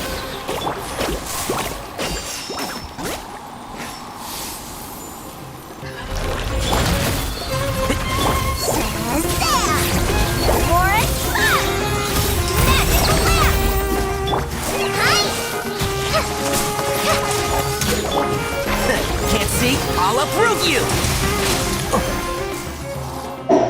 There's too many of them!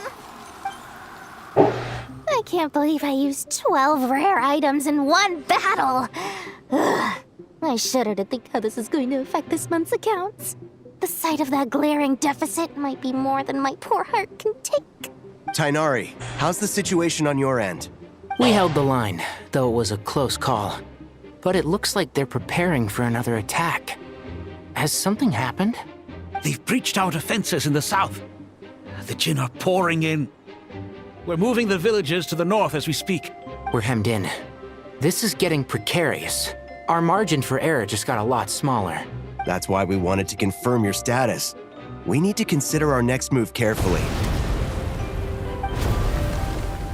Bad news! Another line of defense has been breached. Kale, go with them and assess the situation. Dory and I will hold the line here. But Master! Even with 3 of us, we barely managed to! This is not a discussion, Kale. Don't worry about us. She clearly still has plenty of tricks left up her sleeve. Wait! You can't pin all your hopes on me! Great. I've almost run out of the things I brought with me, and the rest is back at the caravan. I should be able to hold out for a little longer, but still... Master! Well, you're staying here because you fleeced children, Dory. Need any help? Huh? What is it, Kale? If things continue like this, it won't be long before Aru village is overrun by Jinn, and the sandstorms are sure to follow in their wake.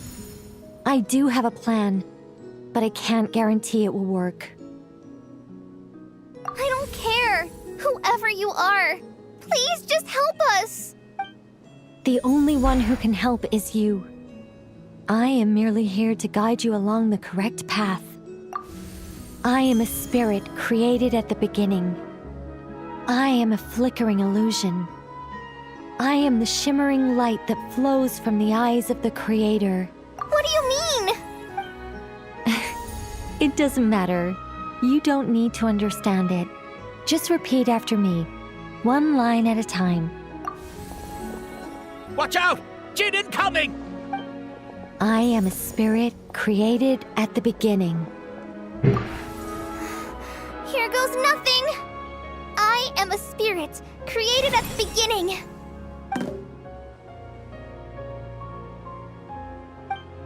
I am a flickering illusion.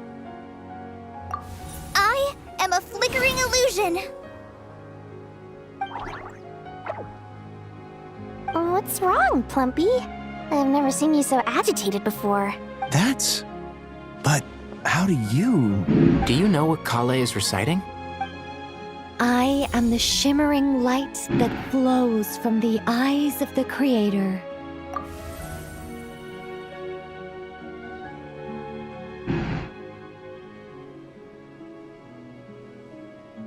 I am the shimmering light that flows from the eyes of the Creator!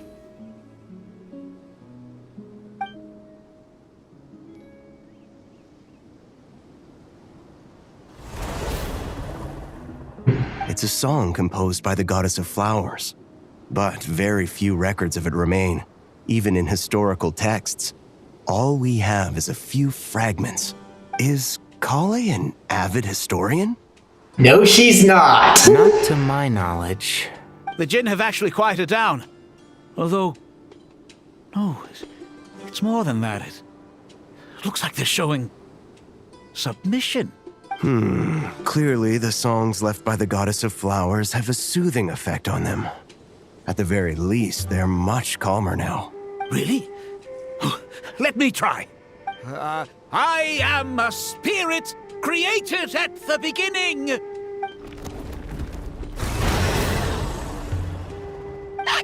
Stay away! I'll stop! I'll stop! It seems like the song only works when Kale recites it. But why? Kale. What is Kale? That's what I want to know right now. Yeah!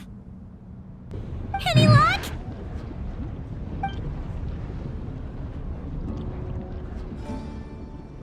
The only way out of here is brute force, but too much force and the entire ruins might collapse. The mechanism is right outside. Maybe there's a way to... When I heard that loud rumbling in the distance, I thought the shifting sands had bust open the gates to some ancient treasure vault. Turns out it was just you guys. Huh? Wait, that sounds like... It's been a long while. Did you miss me? She has a voice now, huh?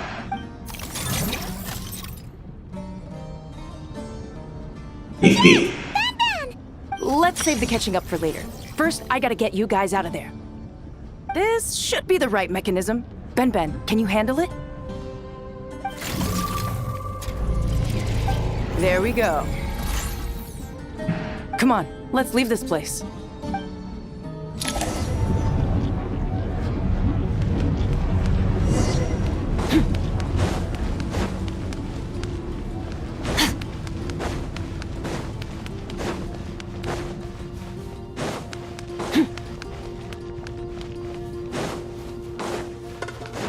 I wish that they did this as a cutscene, though. I don't like this thing.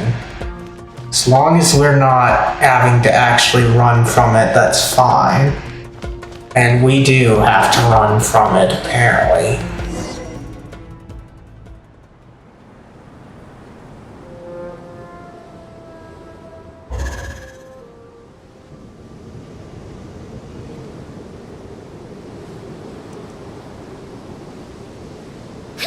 Those Fatui sure made themselves scarce.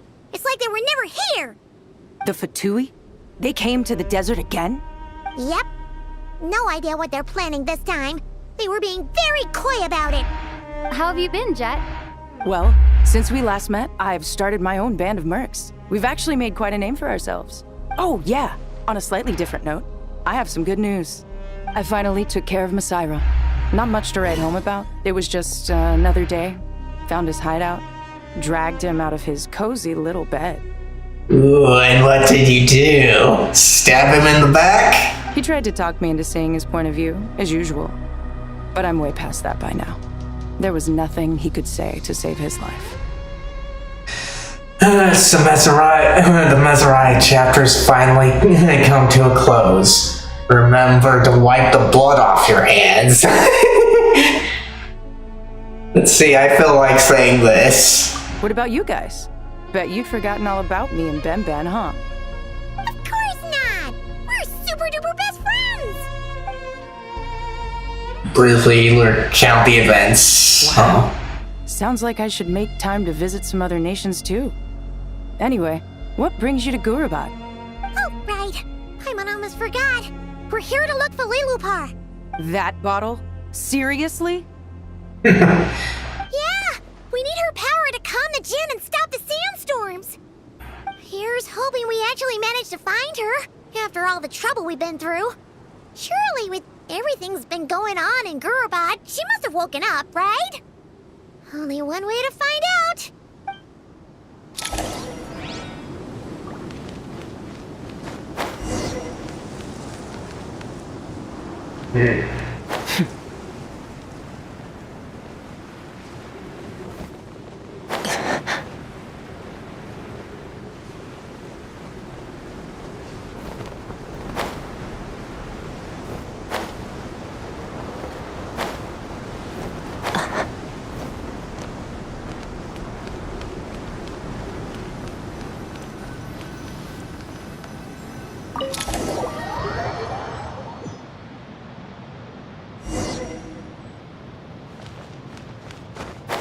Let's see. She should be around here somewhere. Aha! Found her!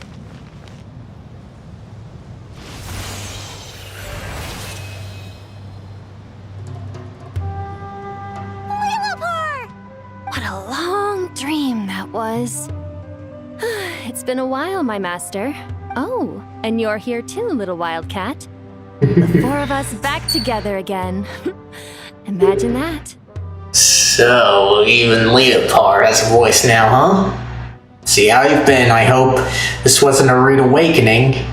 After we last parted ways, I merged with the land beneath Gurabad to suppress the dark calamity stirring in the depths. It rekindled the flame of vengeance within the Jinn, depriving Gurabad of any hope of peace. I fought against it for a long, long time. Until one day, I sensed a change in a foreign land to the west. Suddenly, the pitch-black abyss fell silent. Foreign land to the west. Could she mean that land? Gurabad isn't far from there. Did the abyssal presence beneath the city fall silent when we defeated Gusaeus? Once satisfied that that dark power could no longer bewitch the Jinn, I too fell into a deep slumber, from which I have only now awoken. Why have you returned to Gurabad, my master? And why is my sand-swept homeland in disarray once more? Well, basically, Sumeru's in danger and a lot of our friends are affected. Some bad guys messed around with Irminsul and now they've released the Jinn in here. We managed to chase off the culprits, but we have no idea how to seal this place back up and stop the sandstorms. Child's play.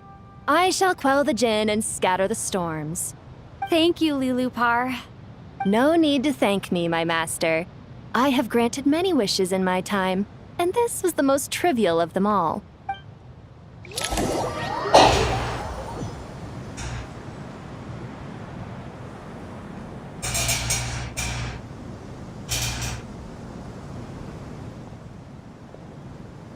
The sandstorm's gone.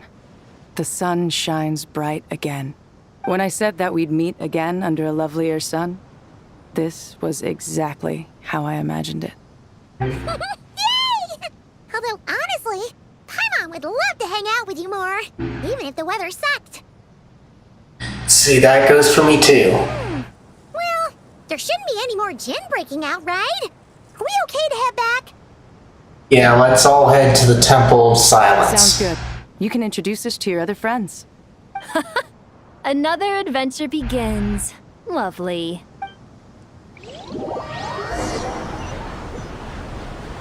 The storms have stopped! We should be able to get to the Temple of Silence without any problems now. Time to regroup!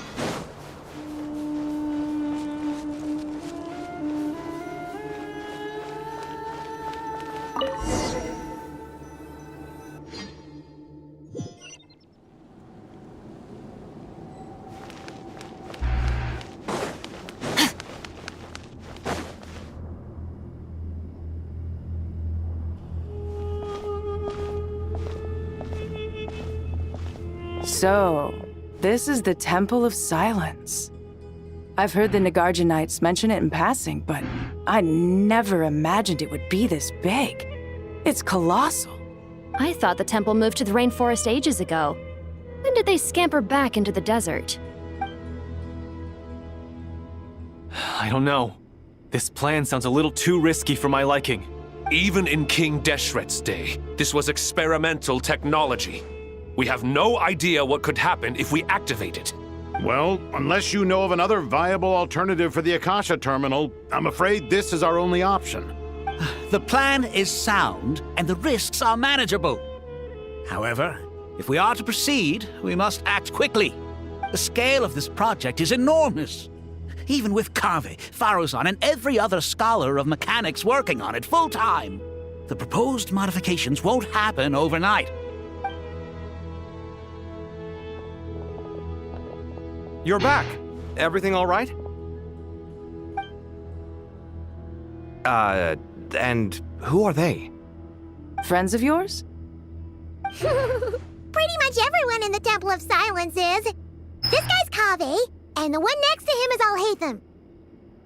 Hello, I'm Jet, and this is Lillipar. Oh, a famous name from the history books. Pleased to meet you. A friend of a friend is a friend of mine, as they say. Who's they? Huh? Do people not say that? Not in the desert. Friends you can trust, but friends of friends? Gotta keep an eye on them. Still, I do trust the Traveler's judgment. I'm sure you're good people. The sandstorms have calmed down.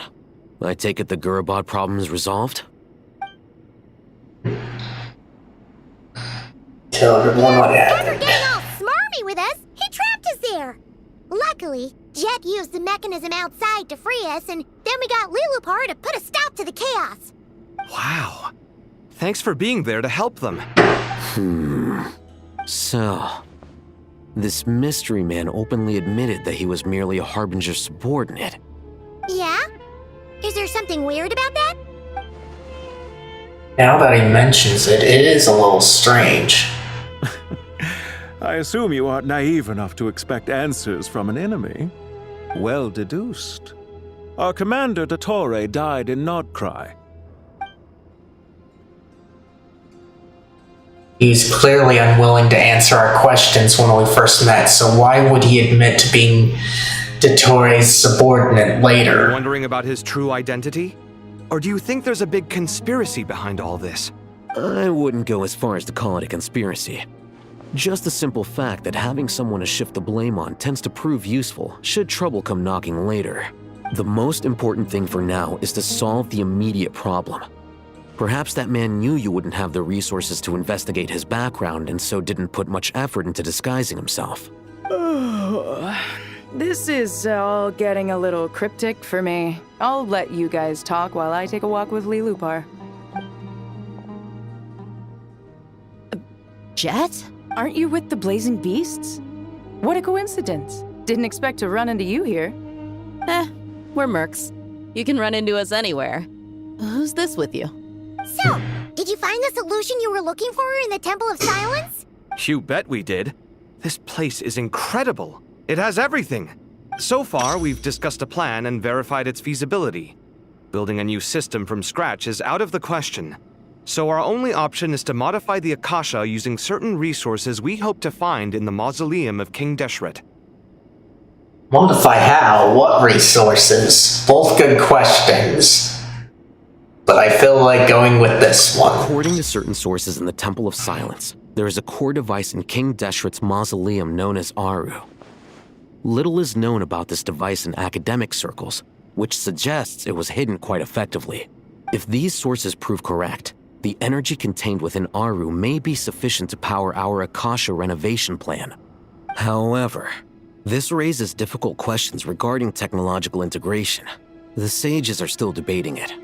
Yeah, but I'm sure they'll reach a compromise once they've argued it out. The people of the rainforest are always cautious when it comes to desert technology. But times of crisis like this leave us with little choice. Wait, Paimon has a question. Is this the same Aru we've heard of before? It's sealed off, right? Some sort of prison where the Goat King, Ibis King, and Crocodile King are locked up. Well remembered. Yes, that's exactly right. According to our records, Aru was the most brilliant creation King Deshret ever conceived of. Built by divine and mortal artisans working together. It was a miraculous accomplishment, and it lies hidden deep within the king's mausoleum to this day. That being said, what Aru actually does and why it was built, those are deep secrets we are not privy to. Until recently, I wouldn't have been optimistic that the place even exists. The only reason I'm inclined to believe it now is because we heard it from the Ibis King Thoth himself at his temple. The tale of how the 3 retainers of Al-Akhmar were imprisoned in Aru. Paimon totally gets that. When Paimon first heard about it, she thought it sounded pretty unbelievable too. Do you guys still remember that? The Ibis King told us they were trapped in Aru and that they had to answer 3 questions to get out. So they're just assuming that we went through all this, huh? Because if I remember right, this seems like an event. I think I remember. Stuff. What causes our rise and fall, what obliterates love and hate, and what determines truth and falsehood. Those were the 3 questions, right? Yeah. If only Nefer were here. She's dealt with the Ibis King before, so she might know more. Oh, Nefer is a friend we met in Nod Krai. Nod Krai? Funny. She showed up here earlier. Huh? Yeah. Had another lady with her, too.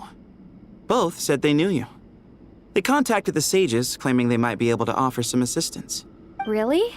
They came here to help out? Yes, really. It was just before you got back. One of them said she's made Nod Krai her home. If she's the person you were talking about, then... Looks like betting on Aru was the right choice. See?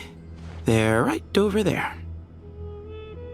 So Nicole, huh? Nicole! Nefer! Why, hello! We're here to help.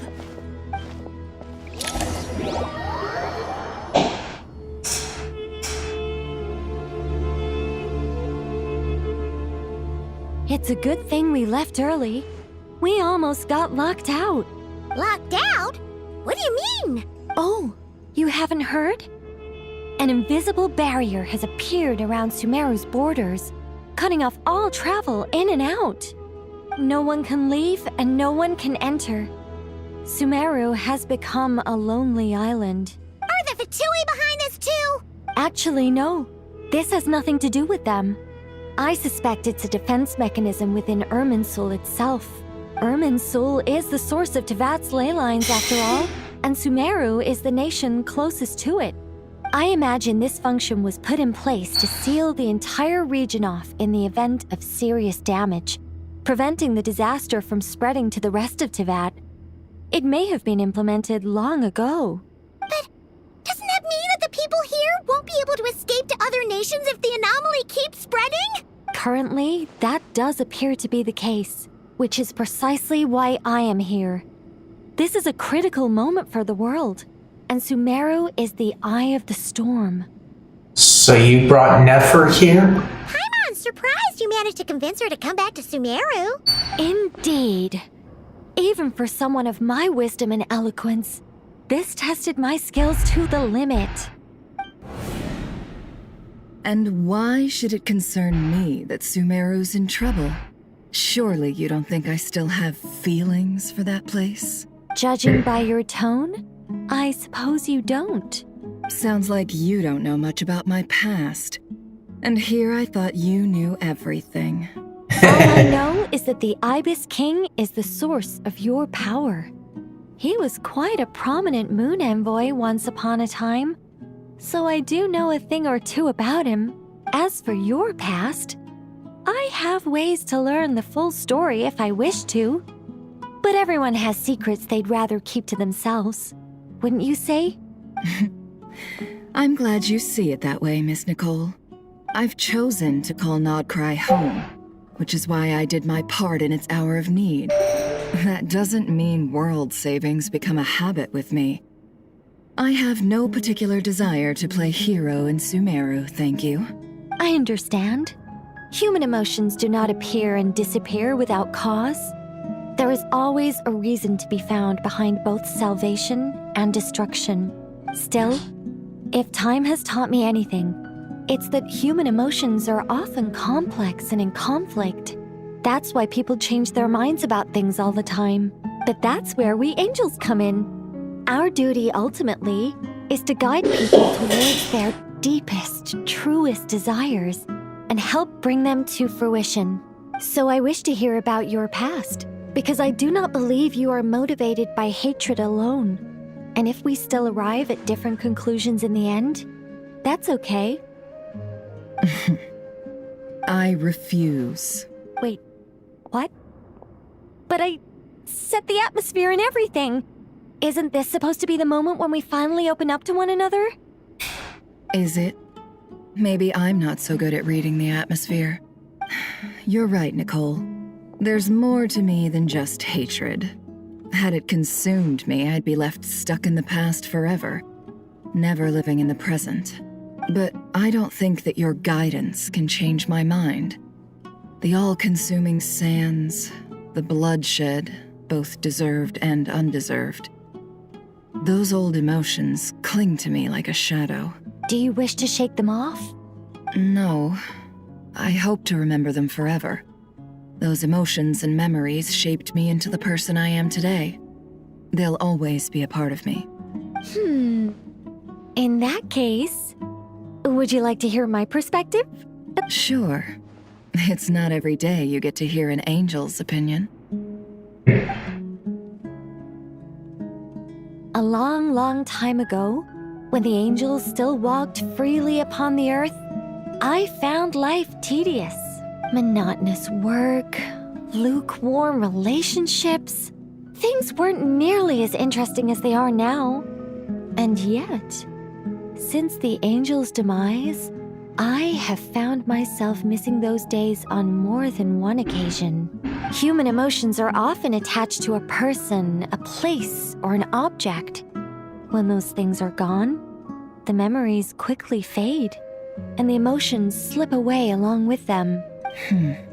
If Sumeru were destroyed, both rainforest and desert would be no more. With the object of your hatred wiped from existence, it would not take long for the memories buried deep in your heart to slowly fade. Both love and hate are intense emotions, but they are nothing compared to the void left behind when they disappear. Most sophisticated, Miss Nicole. But anyone focused on the future could only ever applaud the destruction of the things they hate. Still, I'm a special case. Someone once told me that human memory is more selective than a Mora-hungry merchant choosing between customers. We all need a reality check once in a while, so we don't forget the truth. As much as I dislike Sumeru, this is no way for it to perish. All right, you win. I'll help you out a little, but I won't work for free. How much will you need? You're not gonna milk this for all it's worth, are you? What do you think? I'll be upfront with you.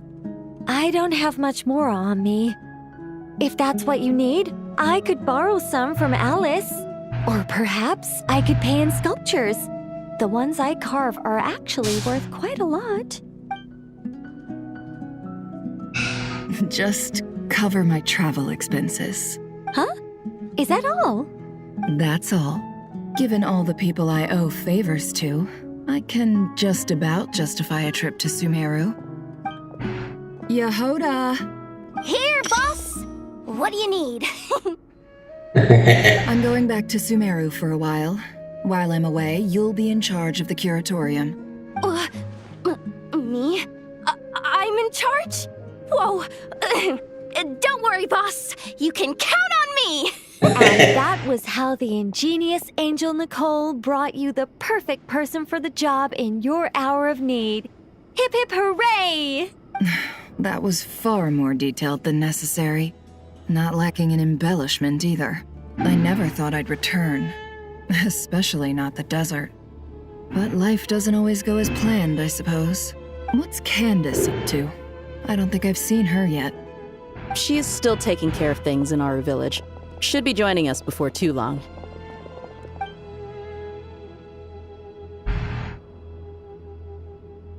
Oh, and sorry. Hope we're not interrupting anything. We have some good news, though. We're planning to go to the mausoleum of King Deshret to look for the legendary Aru, then use it to try and restore the Akasha system. According to records in the Temple of Silence, the mausoleum houses something called Aru's Chute, which can be used to establish connection with Aru. We still have some time before we leave, so there's no rush. By the way, who are these two new faces? Just call me Nefer. I'm based in Nod Krai. Did I hear you mention Aru? Correct. Well, I happen to have a connection with one of the 3 retainers imprisoned inside, the Ibis King. I'm here to get things done, so if you don't mind, I think I should come with you. That sounds perfect. Miss Nefer, are you from the desert by any chance? Why do you ask? I don't know. There's a familiar air about you. Plus, you mentioned Candace. Sorry, I don't mean to pry. It was just a random thought. I'm Dia. an eremite mercenary. My work usually keeps me out in the desert. I'm on good terms with Dory, and she's mentioned you all before.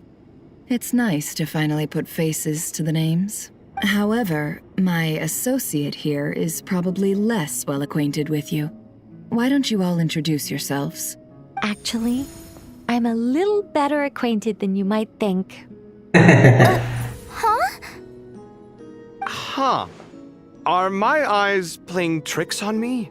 It looked like you spoke without moving your mouth. She's speaking telepathically. Ventriloquism. I have heard tell of it before. It's not ventriloquism. You need a dummy or something for it to be ventriloquism. What is it, Kale? It's you. You're the voice who's been speaking in my head, aren't you? You encouraged me to report my dreams to the Dendro Archon, and got me to recite that magic prayer. Mm-hmm. I have many titles, but let's go with the most pertinent one. I am Nicole Rain, an angel who has lived since ancient times. An angel? Sounds like a big deal, but, what exactly is an angel? Oh, Well, we're a rather long-living race of beings. Not gods, technically, but we can still tell you a lot of stories from ancient history. Yep, and she's also an amazing sculptor. You could say she's a real creative type. Well, ma'am, if both the Traveler and Paimon give you rave reviews, you must be pretty impressive. Oh, please don't call me ma'am. I find it so awkward when people get too formal with me. Just relax and be yourselves. No need to be nervous. Miss Nicole, if it's okay, could I ask you a few questions? Yes, you may. I can see your heart is filled with confusion, and you are desperate for answers. I also know which questions you want to ask me. Why did you dream of Sumeru City in disarray? Why did those verses soothe the Jinn only when recited by you?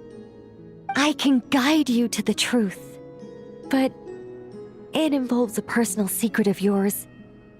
I'd prefer to speak with you alone, if possible.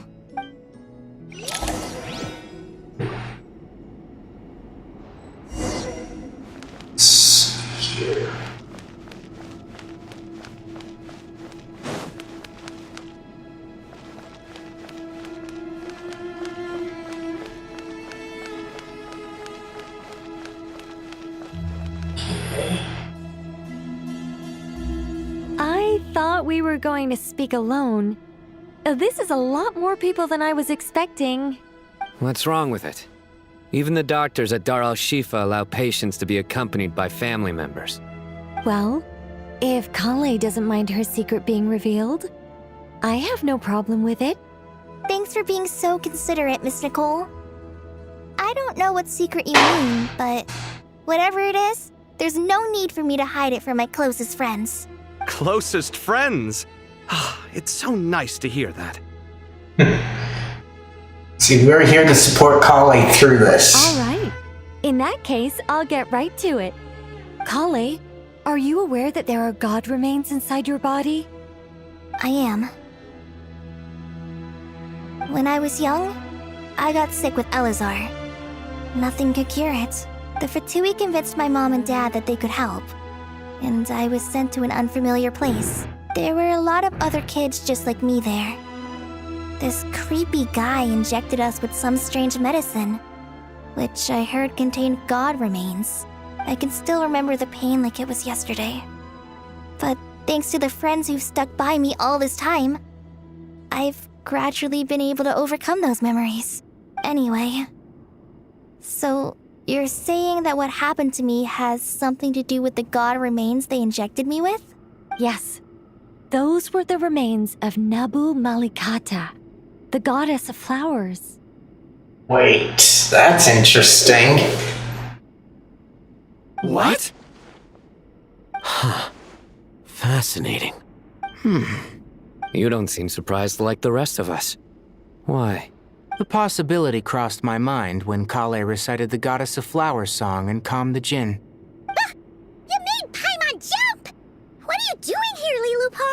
I was merely passing through when I heard the name of the goddess of flowers. Be assured that I share your surprise. You, with the hat. Are you certain? I sense no trace of the Lord of Flowers within her. Well, it is a very small fragment. Unless special methods are used to manifest its power, even her closest acquaintances would find it near impossible to detect.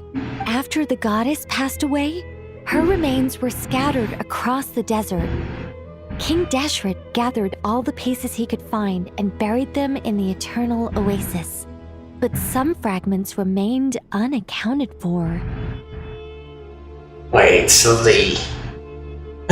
so that is her resting point? The oasis where time is frozen? Eventually, the Fatui must have found a way to track some of them down.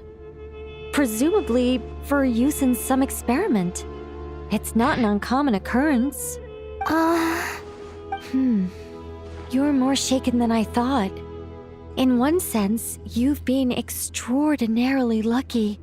So many people who yearn for this kind of power never attain it, yet you have coexisted with her all this time without even realizing it. I don't know what to say. I'm glad that I could help everyone with this power, really. But knowing that a fragment of the Goddess of Flowers is inside my body is... it's a strange feeling. Well, people value their autonomy very highly. Even a well-intentioned intruder can shake one's sense of self. I understand how you feel, Kale. But once you get used to it, you'll find it's nothing to be concerned about. Huh. I guess you, of all people, have a good reason to speak on this. 2 good reasons, in fact.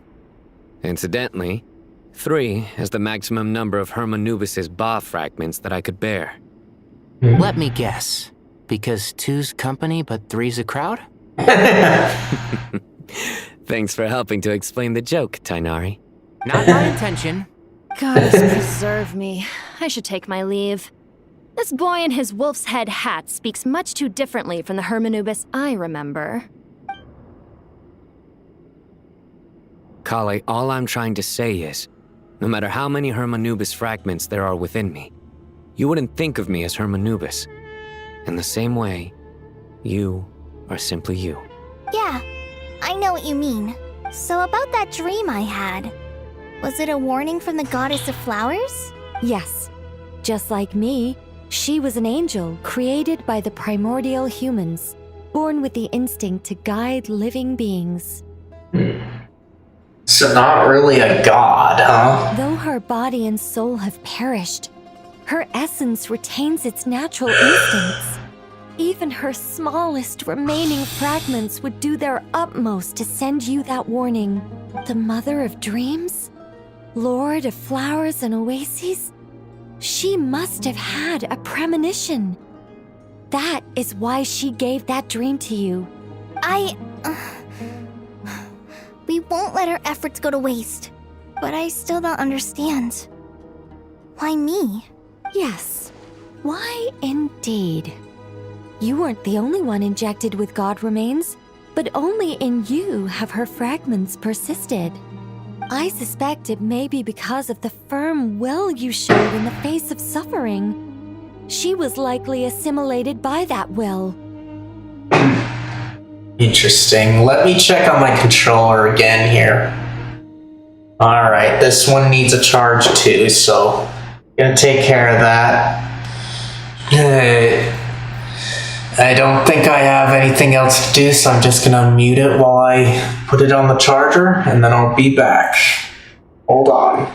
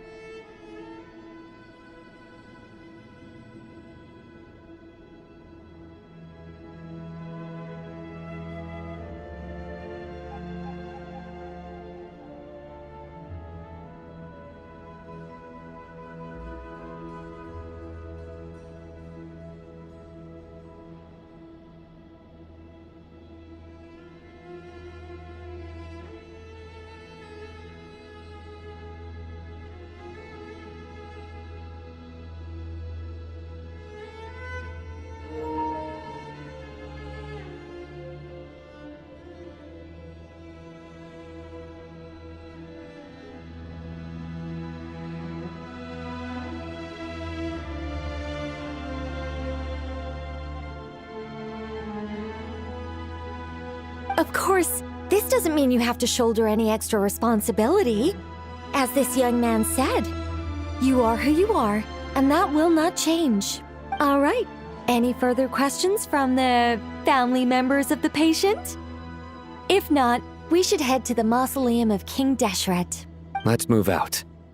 Time to put our plan into action. We all hope it'll work. But will we really be able to open Aru? And even if all 7 pillars of King Deshret agree to let us proceed, the scale of the work to follow is daunting to say the least. Haven't you handled other big projects before? I mean, the biggest project I've worked on to date is probably the Palace of Alcazarzaray, I guess? But this is orders of magnitude beyond that. It's a total nightmare. Look on the bright side. At least this time you're actually here when Sumeru needs you most. You won't have to come asking me for details after the fact. Mock me all you want. But now that I'm here, things will be resolved far more quickly and smoothly than last time. Kave's self-doubt disappeared in an instant. Like magic. Well, this confidence is most gladdening. Now, go and pack your things. We'll head to the mausoleum as soon as you're ready.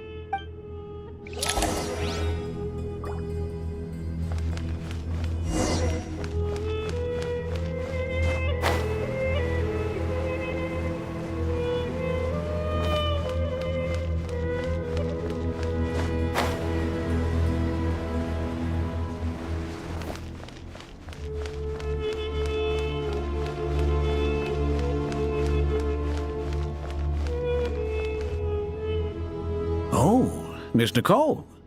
I heard you're a very talented sculptor. Is that true? Oh, I don't know. I wouldn't want to blow my own trumpet. Honestly, even though Kasharawar is best known for its focus on mechanics, plenty of Kasharawar scholars are quite serious about sculpting as a hobby. So if they rate your work, that's enough for us. We just have to take a look. Who's we? Myself and a few other scholars. Kashif, Daneshvar, come take a look. Oh, well, if you insist, I suppose there's no harm in showing you.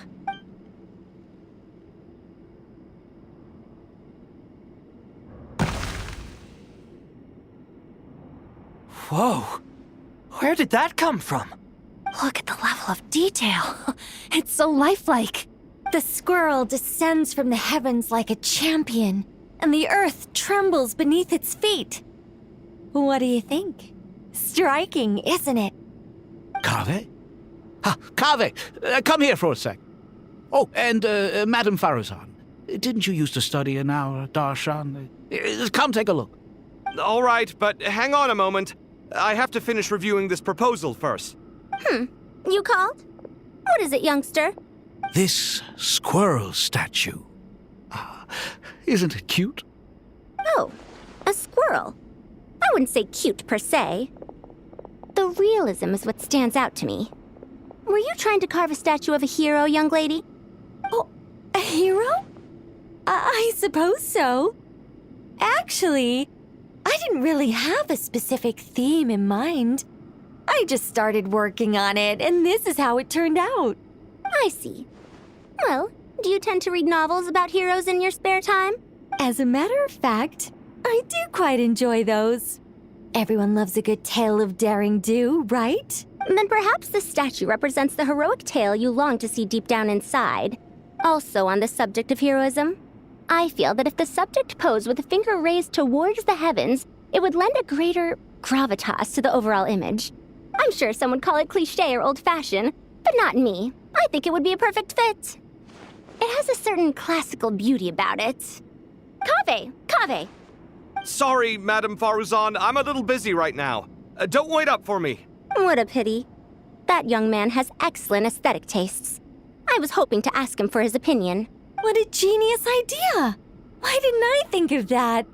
Classical beauty is a great direction to explore. That's it. Once I get back, I'm going to sculpt a heroic squirrel pointing its finger towards the sky. Precisely. A declaration of victory. You understand my vision. Then place the two statues face to face. Yes!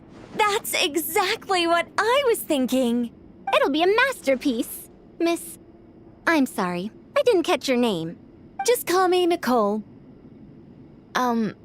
Madam Faruzan? Was it? What? No. That wouldn't be right. Why ever not? Madam is a state of mind cultivated from within. Anyone may call me Madam if they so desire. My dear Miss Nicole, once we make it through these trying times, should we have the pleasure of meeting again, I shall look forward to seeing your new work. In this day of age, it's rare to find people with an appreciation for classical aesthetics. Meeting you was truly a pleasant surprise. Honestly, I feel the same way. It's been a long time since I met anyone interested in this style of statue. Clearly, they don't call you Madam for nothing. Also, I have to say, you're a very good judge of character. Because when I think about it, I really am someone who likes stories about heroes. That must be why I've quietly kept watch over generation after generation of them. Sorry, keeping watch over heroes? What exactly do you do for a living? Oh, never mind that. Let's not tell Madame Faruzan about Miss Nicole's true identity for now. Good idea. Let's limit the conversation to aesthetics.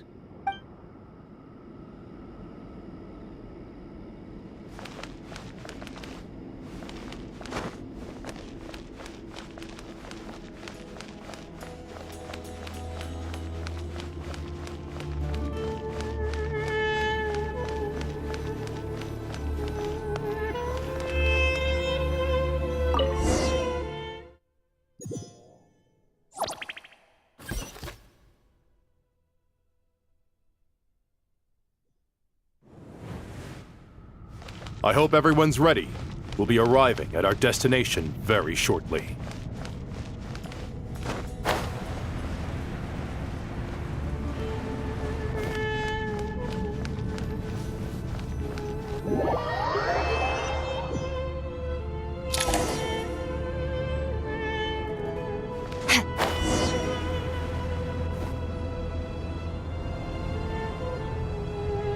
Why, we've not seen so many visitors ever, really. What is this place now, a tourist attraction? Closer inspection reveals many familiar faces. To what do we dusty old fellows owe the honor? Surely you're not just here to chat.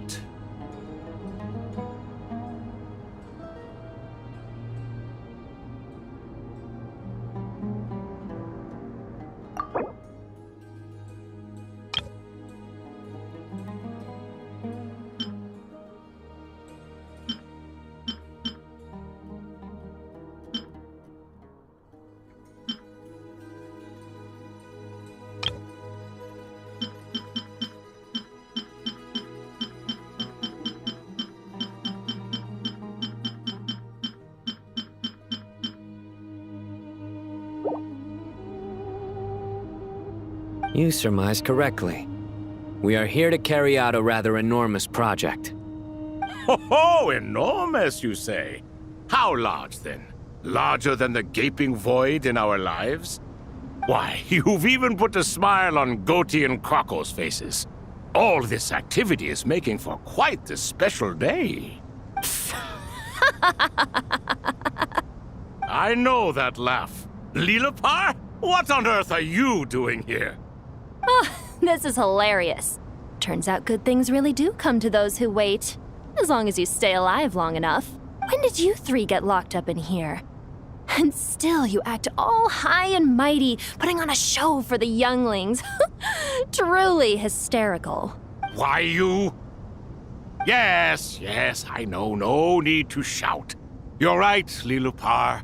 Goatee, Crocco, and I all have the same problem. But didn't King Deshret seal you away? How did you break free, and how did you get in here? Who knows? Perhaps you can ask my master one day, should you ever get the chance. Behold, the executioners of old. Some have turned into fragments residing in human bodies, and others are imprisoned eternally, leaving not a single shard behind. It's almost tragic, watching lowly prisoners like you act all self-important. Curiosity gnaws at you, doesn't it? Your interest in the outside world threatens to burst you at the seams. I'm starting to take a liking to this magic bottle lady. Time is of the essence. Let's get down to business. We come to you, O three ancient lords, to request your assistance on behalf of the Academia. If we can help you regain your freedom, then please consider lending us your aid. As for precisely what we need your help with, it's a long story. So, to demonstrate our sincerity, we are prepared to first resolve the problems that plague the three of you. All right, stop arguing, Croco. And Goatee, don't you start. What's the harm in letting her speak? It's not worth getting so angry about. Forget about her. The three questions are the crucial thing here. But do you really have a way to answer them? You once answered the final question, Nefer, but the seal did not open. Unless, with the passage of time, you have found a new answer? You could say so. When you first asked me what determines truth and falsehood, my answer was a liar's soul. Liars are the best at seeing through the falsehoods of the world. But if you want them to tell you the truth, you have to reach their soul. I think that makes sense. I found it quite compelling myself, and I told Nefer so. Unfortunately, it brought us no closer to liberation. Well, that's simply because it was my answer, not the one King Deshret was looking for. Can you guess which answer Al-Ahmar wanted then? Time. And that's not only the answer to the final question, it's the answer to all three of them. All things wax and wane with the passage of time. Love and hate eventually fade into nothing. Current affairs are always fraught with conflict and controversy. Only time can distinguish between right and wrong. You once described King Deshret as a proud man. I'd say that the prouder someone is, the more inclined they are to believe that only time is qualified to be their judge. Time. Well. Indeed. Perhaps in building Aru, our king was in fact attempting to reverse time, to bring love and hate, right and wrong, the rise and fall of all things back to their point of origin.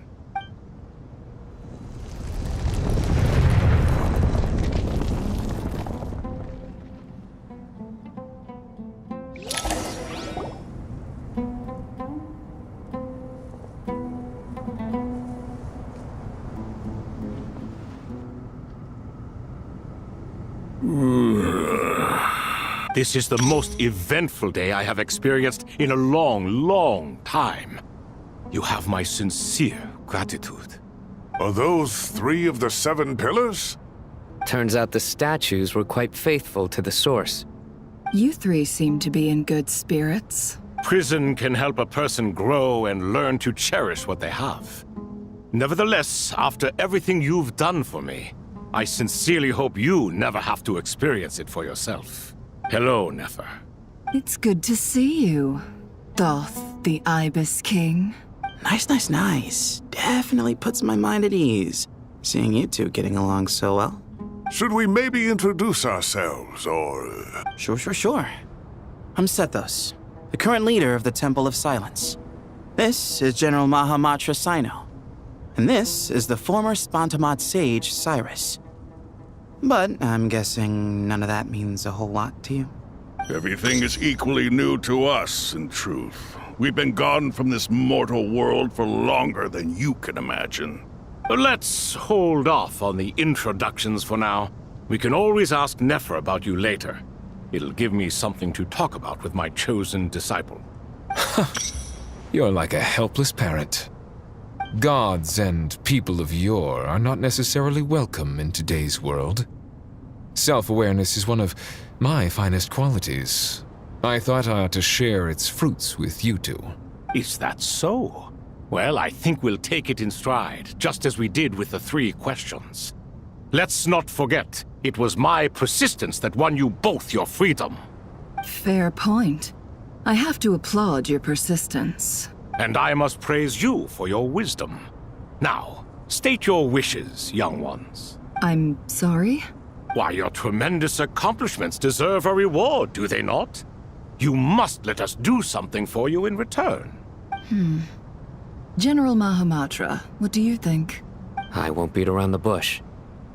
Sumeru is facing a crisis the likes of which have never been seen before, and we need your help. Every calamity throughout the ages has been connected to us in one way or another, whether we were its cause or consequence. Whatever is wrong with Irminsul, it severely affected the Dendro Archon. She fell into a coma and is currently receiving treatment from the Dendro Dragon. The Dendro Dragon? I'm sorry, the Dendro Dragon is helping to heal the Dendro Archon?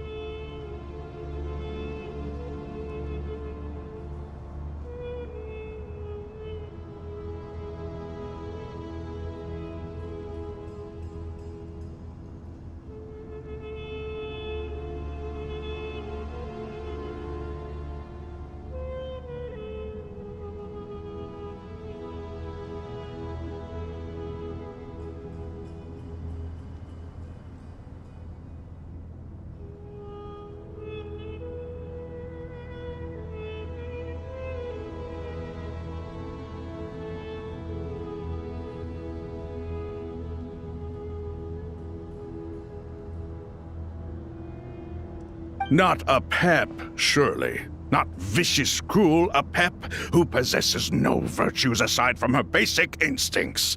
Ah, good heavens. Oh, I shudder to think what could have caused Lesser Lord Kusanali to suffer such a plight. Still, why would the Dendro Dragon lend you her aid? She has always held nothing but contempt for the Archons. I suppose she and Kusanali must have some history. You can help us make history too. A smooth talker. Well said, lad. Currently, no one can connect to Irminsul.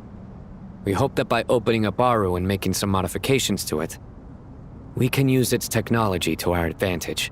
Unfortunately, Aru is an imperfect creation. King Deshret never managed to realize his full vision before his death. Much remains to be done if it is to be pitted against Irminsul itself.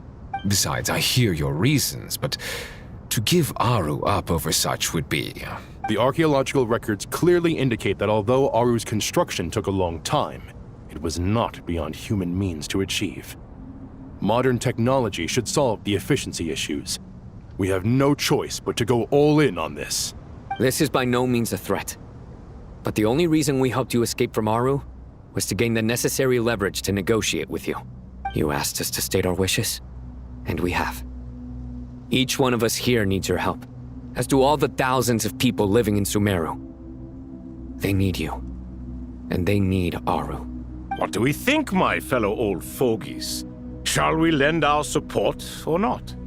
Since you ask so nicely, naturally. Naturally what? Are you for or against? I simply mean we shall do what comes naturally.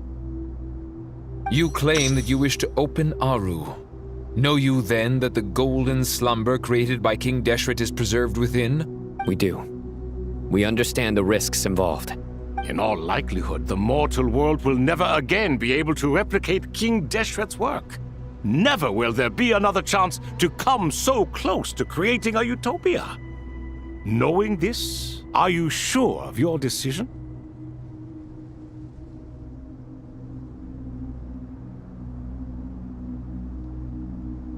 We are sure. Before people can dream, they must first live. If your minds are made up, very well. We shall summon our erstwhile colleagues to discuss this further. Saint Shezepank, Saint Bennu. Once you surrendered to silence and were buried with King Deshret. But now, we invoke the right to awaken you with our voices.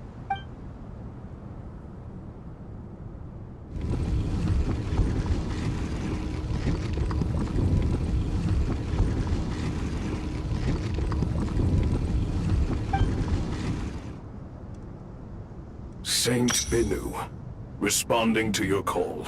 3 kings detected. Initiating autonomous will. Saint Shezbank, responding to your call.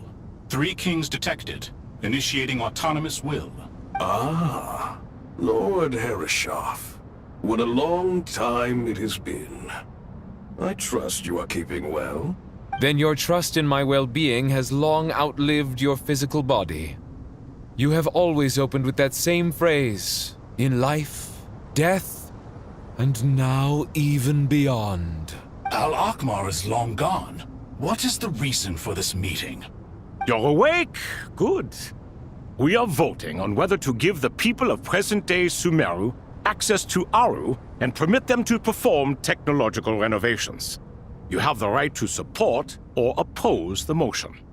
Aru is the pride of Al-Ahmar. Opening Aru requires the unanimous consent of the 7 pillars. I hope you have a convincing reason to present to us. Sumeru is currently in the midst of a major calamity. Let us not forget that while Al-Ahmar was a stern ruler, he was also a teacher of wisdom. A god without his people shall cease to exist, and King Deshret's greatest wish was to provide protection for his people. Let us then honor our God King's wishes as we consider our decision.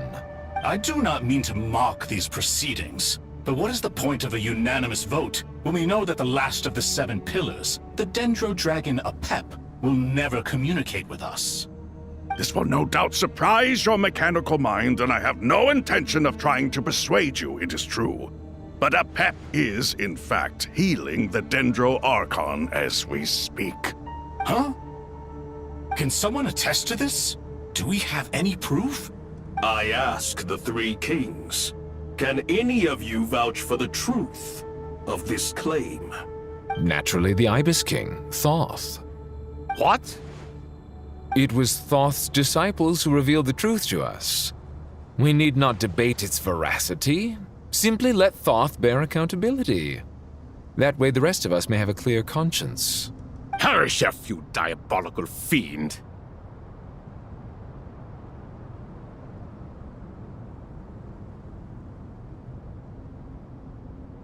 I awakened our former colleagues for you, supported your opinion, and backed your decision. What sort of fiend would do that? I miss the days when Hermanubis was still around. At times like this, he would offer to take accountability. What are you trying to say? Is my word worth less to you than Hermanubis's? Hypocrite though you are, Lord Thoth, you are humorous in equal measure. How could we bear not to associate with a character such as you? I, Saint Shezpank, approve the Goat King's proposal. Since King Deshret is no more, we shall receive no reprimand for acting beyond our remit. Nevertheless, I sincerely hope that those before us understand the significance of what they intend to do. Remember, the moment that Aru is liberated, the myriad souls residing within the Golden Slumber will return to the ley lines. And once the ley lines flow again, these souls shall in turn be received by Irminsul. To take this step is to bring the perfect afterlife created by our king to a permanent end. We understand that well, and we have decided to proceed regardless. Furthermore, the contemporary human perspective would contend that confining souls in this way is no act of benevolence. The deceased have a right to rest in peace. King Deshret's creation is clearly a place of rest and peace. It is just that many do not see it this way. But no matter. Saint Binu approves. Hermanubis' representative and the Dendro Dragon Apep made their choice ahead of time, while the Goat King, Ibis King, and Crocodile King have also granted permission to liberate Aru. By the grace of His Majesty, guided by his wisdom and will, let the gates of Aru be reopened.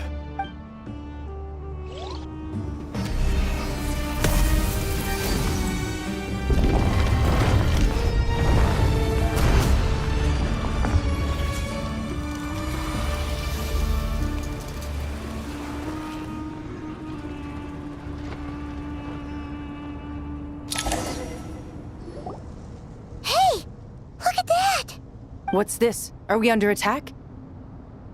No. Wait, it's...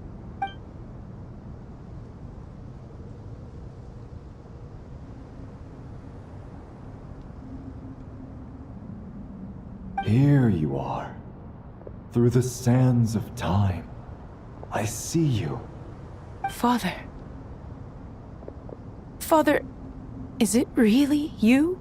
It's Jet's father, Jibriel! That's right! He entered the golden slumber, didn't he? I smell blood and sand on you. You've grown. Strong as a wild beast, and without shedding a tear. You have to leave, don't you? Please, just answer me this. What should I do for you? This meeting is a blessing from the gods. My soul, once imprisoned along with that of Samael, is finally free. I am truly grateful for the chance to see you again. That the dead should meet the living is itself a miracle. One brief, precious moment is enough. Enough to set my heart at ease. Do not weep for me, Jet. I know you will accomplish many great things in your life. You will go further and climb higher than I ever did. All I ask is that you take good care of yourself.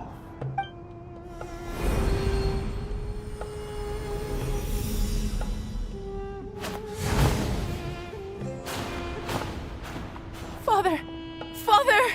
Father! Hey, Jet. Do you want something to eat? Maybe it'll help you feel better. I'm fine. Thanks, Paimon. It was just a little sudden. The chance to see my father again meant the world to me. He was trapped in the golden slumber for our sake. And now, after all this time, he can finally rest in peace. I'm glad. It's a huge relief. You've grown strong, Jet. More than enough to fend for yourself. Yeah. I'll leave the past in my memory where it belongs.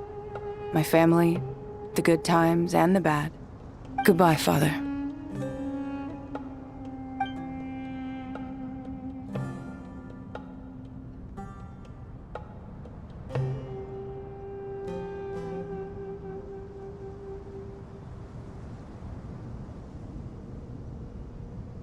Ah, me, what a touching reunion that was.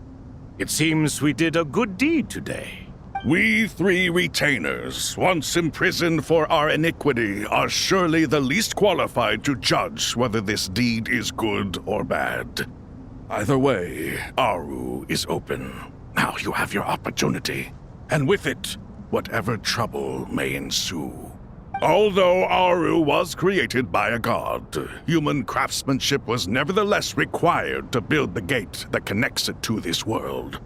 Perhaps the relationship between gods and humanity follows a similar principle. As for your proposed renovations, we cannot determine which functions to keep or discard. Proceed as you see fit, but please entrust the task to your most accomplished scholars, or Bennu will be most displeased. It matters not. The Ibis King shall be accountable if any problems arise. Ibis, you chose to take on disciples, and so it follows that you must accept the risks of associating with humans. If I'd known you'd be like this, I would have locked all of you away in Aru, never to leave again for all eternity. All of us? What does this have to do with me? Vilify me no further. Scholars, since you have liberated Aru, allow me to present you with a gift. Using Aru's power, we shall install a defense mechanism at our king's mausoleum. You must be guarded even against Irminsul itself. This shall afford you some convenience, unseen and unheard. From this moment forth, none may by sight or hearing perceive anything said or done within the mausoleum. Amazing. And all this is achieved just with the power of Aru? With technology from the heavens, the possibilities are endless. Just because King Deshret did not use it for this purpose does not mean that it cannot be done. So, marvel away. This is the reward you have earned. All right. Well, that resolves the issue of confidentiality. What about the technical side? Do we have the manpower? Why, yes. I've already contacted them. They'll be here soon.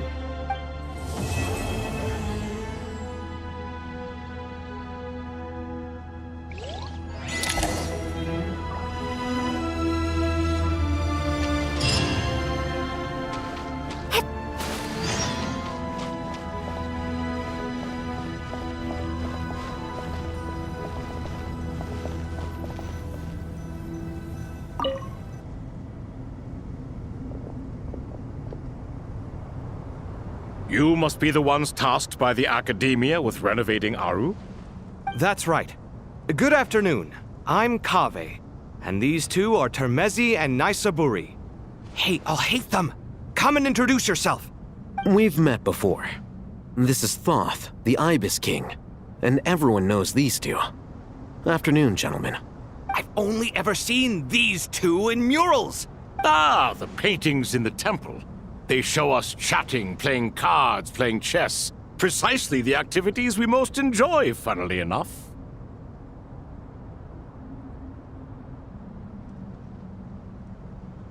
No, only you enjoy playing chess. We were just humoring you. I wouldn't go that far. Back to the matter at hand. A preliminary assessment by the Academia indicates that this project requires expertise in various disciplines, including the deciphering of ancient texts, mechanical engineering, the restoration of ancient ruins, and elemental theory. The most capable minds in their respective fields are here before you. If there are no objections, we'd like to begin our work. The artisans who built Aru for Al-Ahmar gave their very lives to create this splendid work. Follow their example by giving your utmost devotion to this project. I didn't know that. We'll do our best, of course, but we certainly won't be sacrificing our lives.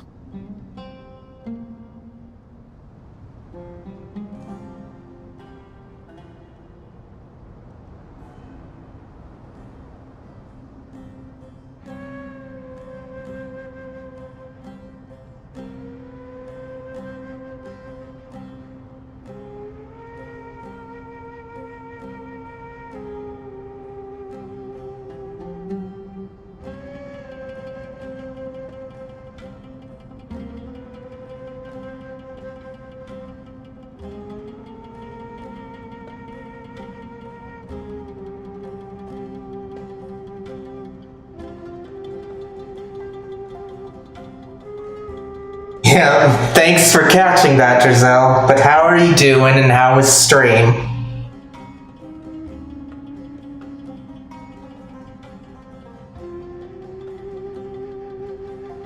There we go.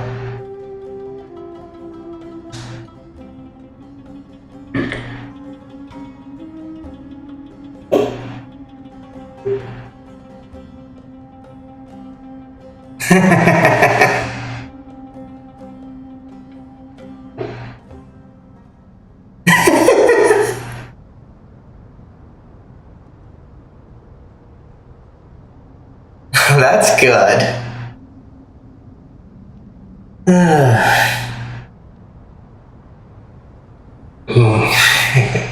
Such brazen words. Humans these days are a far cry from their ancestors. What little respect you show for King Deshret. No, that's not what he meant. Please don't mind him. He shares your sentiments, just not your, penchant for hyperbole. It's pretty enjoyable right now. Like, it hasn't come up in the overstaying yet. Yeah. But yeah, it hasn't overstayed its welcome quite yet. It usually gets to that point when I'm like in my morning streams. I just think it's important to manage expectations. Forgive my lack of courtesy, but we simply can't sacrifice our lives to the gods on completion of the project like people in the legends of old. Here's a first draft of the project proposal for your perusal. Please let us know if you have any requests. Normally, I'd have made it look a lot more visually appealing, but we were really pressed for time on this occasion. I hope you'll forgive me if it's a little rough around the edges.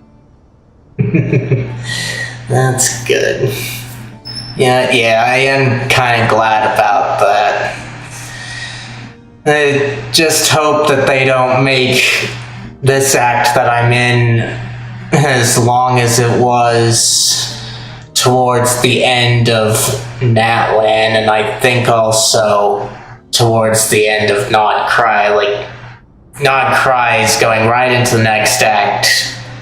Is kind of something I didn't like, and this one did go into the next act, but nothing's time-consuming in that. Naturally. If my fellow ministers deem this meager display of respect sufficient, I suppose I can consider agreeing to their proposal. Yeah, and I also saw that they tell you when you gotta save. Yeah. But yeah, should have been here when I got started, because it actually notified me a lot of the quality of life things that I've been impressed with. Like, it told me, like, what to look for, and that it was saved, and it tells me up front that it was saved. But I still wish it was more like it was in the early days of Genshin, where when you were able to just walk in between the areas, you had plenty of time and chances to, like, say, I'm gonna call it here, so long, folks. But the way things are right now, I get the feeling that I have to just get through it to get through it, but with these quality of life changes, that's kind of been reduced. It's still there, but reduced. Why are you so preoccupied with the ostentatious displays of respect to Al-Ahmar? We should be trying to make things easy for them. You never know. We might have to rely on these young people to look after us in our old age. Exactly. This is Aru's mainframe. Be reminded to use it with great caution. We certainly will. Thank you for your assistance. You may attempt to lay out punishment should you so desire, though I'm afraid it would be futile. You and I both know that certain components of Aru can only be operated by humans. King Deshret always believed in humanity. Still, the reason that Aru's modules are designed that way is not so much because he trusted them, but more because he was wary of you. Is that true?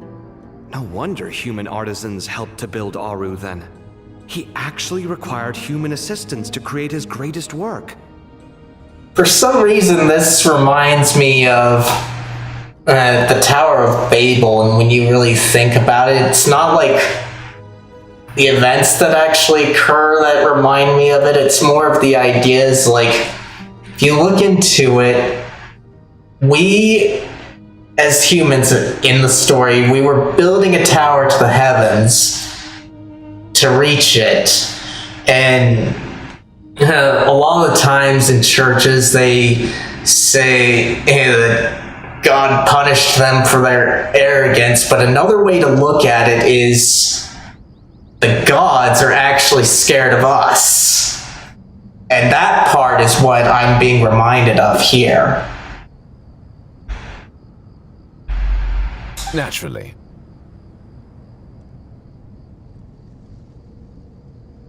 Have you noticed that the Goat King keeps giving superficial responses? It's like he's just going through the motions and leaving the real debate to his colleagues. Yep. He understands the art of perfunctory speech. That's what earned him his position as the Minister of Ministers. It seems the rumors about King Deshret being a poor judge of character are baseless after all.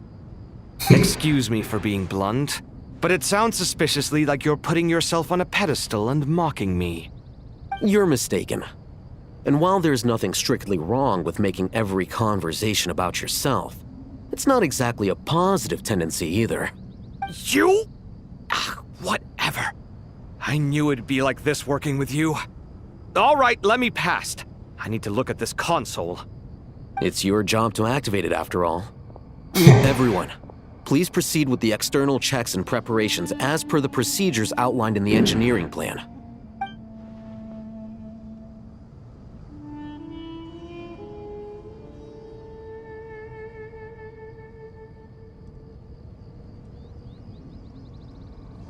Hello there, youngsters. Whoa, the Ibis King came to life. What do you mean, came to life? I've been alive the whole time. You did say we could start our research, right? Are you having second thoughts now? I've reviewed the proposal. The work you're planning to carry out on this grand device is ambitious in its scope. You have ample confidence in your abilities, I take it? I wouldn't say I'm feeling hugely confident, but given how bad things are, I'd rather at least try something than sit around waiting to die. Yeah, Benkave is kind of how I am too in this regard. I would be doing the same thing. Like, probably not in what he's doing, just whatever my capabilities are. You are the top scholars of your day. I trust you are aware that there are countless links between Aru and the Akasha? Aru and the Akasha? But... I thought the Akasha was the Academia's greatest technological accomplishment, created years ago by the Dendro Archon to help her people access knowledge. And you too? Do you not know either?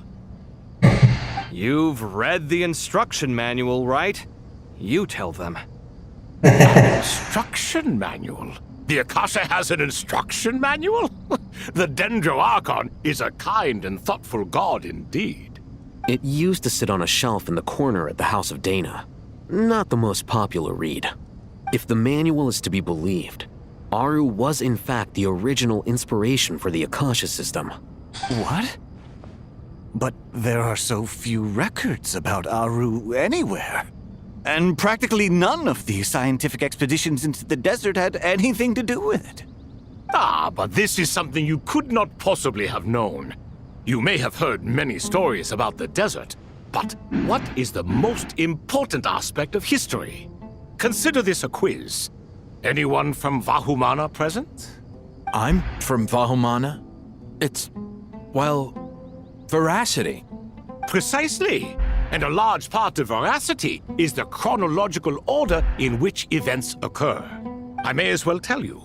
In the beginning, Nabu Malikata, the goddess of flowers, descended upon Sumeru. The glory of the heaven was within her. She brought life, oases, and knowledge to this land. Then she created the Jinn, enlightened them, and ordered them to serve her. Two other gods also walked upon this land where wisdom flowed in abundance, and the three met beneath the great green trees. Then saying the three makes me wonder about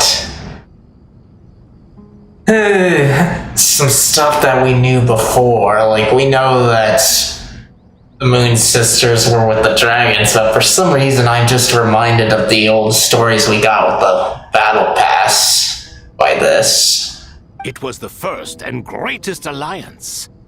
We should speak with reverence of this covenant between the three, which transcended both time. Hey, Rain, things are going pretty good. Today's been mostly relaxing, but I was kind of forced down a programming rabbit hole recently.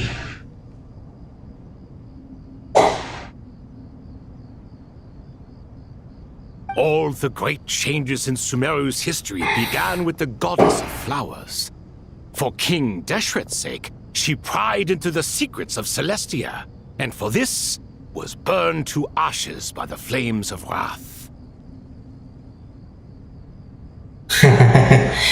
You do, huh? Well, hopefully you get her. For me, I'll probably be involved with Lunar. So grieved was King Deshret by her passing that he lost all interest in state affairs and devoted himself instead to the knowledge that she had brought back. It was after learning of the technology from that floating island in the sky that he first conceived of Aru. Are you gonna have the screen fill up with 9s? That kind of damage? And so, the Akasha was inspired by Aru, while the basis for Aru itself came from Celestia's technology. Well, if the two share a common technological origin, then connecting one system to the other is an entirely feasible idea. Unbelievable. Have you no reverence at all for celestial technology? No, I do, but there's no time for that. The schedule is too tight. Blame it on the deadline. Not a bad name. Perhaps you could try coming up with our cutoff dates. You know what it's like having to turn around 5 different drafts in one day? I wouldn't wish it on my worst enemy. Yeah, also, Sir Ibis King, you don't plan on getting directly involved at all, do you? Yes, well, you strike us more as having come to give a popular science lecture. Or, wait, does this count as more of a first-hand witness statement? Neither. Anyway, this sounds like far too much work for me. Still, if Aru is so powerful, why didn't King Deshret use it for more ambitious ends? Because it was never fully completed. King Deshret had grand plans, but he perished before they could come to fruition. In the beginning, his wish was to create something that could rival the very world itself. The Lord of Flowers sacrificed everything for that ambition. What he desired, she bestowed, and thus was knowledge brought into the world. Her courage and sacrifice had to be honored with the most splendid of monuments, or King Deshret would surely have deemed it a grave injustice. Not a bad combination there, but then again, I haven't really played HSR all that much. One person's trying to convince me to get into it, though. And that monument, built from knowledge and technology, etched with a sacrificial and courageous love, even in its unfinished form, it deserves to be treasured. At that time, King Deshret said the following to the Lord of Dendro. Since we share an eternal covenant, I shall never be your enemy. Hence, the fruit of wisdom from the heavens is not to be devoured. You are, huh? What anime? Remember, it is not that I lack the power to become the enemy of wisdom. Yet you and she have taught me much and shown me kindness. For this, I cherish you both. In the end, Aru was only used to store a portion of the souls. It was but a primitive form of the masterwork the king had envisaged. His final hope for Aru was to return to the past, when she yet lived. Oh, those are definitely some old ones. I kind of remember Scribe being on Adult Swim, but I never really paid attention to it. When I think of an anime that's old now that I like, Outlaw Star comes to mind. So the point you're making is, King Deshret was both powerful and ambitious, and he only ceased his imperious ways out of affection for the Goddess of Flowers and the Dendro Archon. You could see this as an act of mercy. but you could also see it as the sentiments that lay between these three gods placing constraints on him. This was, after all, the foundation of the alliance between them. This explains why Aru was both a prison and a monument, and why the answer to the three questions was time. You have to be careful who you get involved with, or you invite all manner of misfortune. This is as true for gods as it is for humans. Love is the same. It is both a prison and a monument. It's kind of funny that they would say that the gods and humans are affected by the same things, but then again, shouldn't be too surprised because ultimately, all the gods are created by our minds. All right, let us pause the story here for now. Seeing as you've been so diligent, I'll offer a little help. Who's in charge again? Is it you two? Ah, yes, me and him. Now then, close your eyes. Wisdom hides in the space between the tangible and the intangible. It is to convey the incommunicable through the simplest of mediums. By the power of King Deshret, I shall grant you a glimpse into the unseen secrets that lie at the threshold of existence.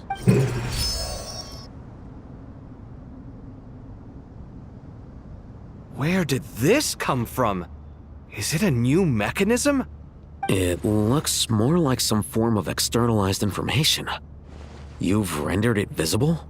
Just as the Akasha allows you to access a greater range of knowledge, the power of our king permits one to perceive ingenuities that do not belong to this world. This is no ordinary mechanism. It reflects the internal structure of Aru. Whether you choose to increase or decrease, keep or discard. Come, use these to achieve the outcome you desire. Looks mechanical to me. Better let me handle it just in case. But wait, how do I get up there? Turn around. So that's where the elevator is.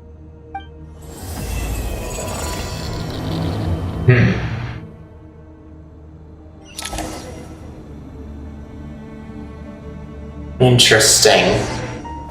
Wasn't expecting it to start that way. Well, let's see here.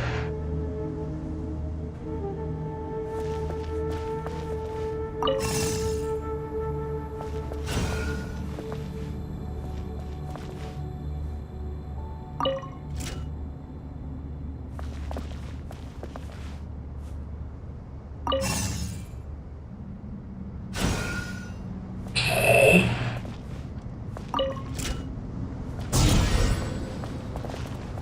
There we go.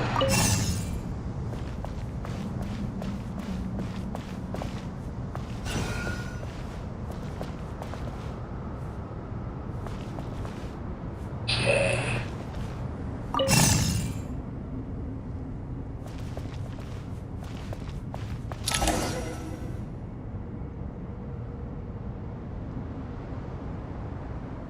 Obelisks were used to record important information in the ancient desert civilization. Hey, Al-Haytham, there's some writing here I'll need you to decipher. I've sent it to your screen. Do you see it? Got it. It's a little blurry, but I should manage. Take a look and tell me what it says.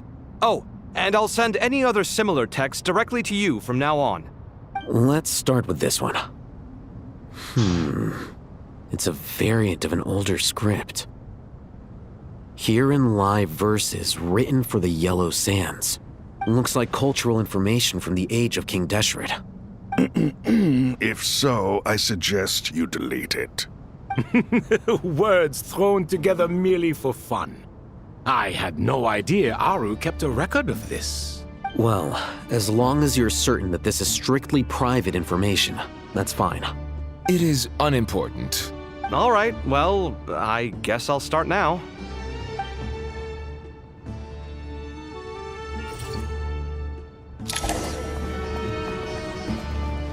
Okay.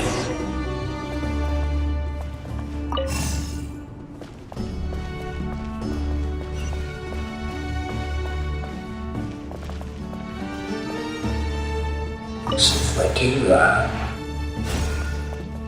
Okay, so here's that one.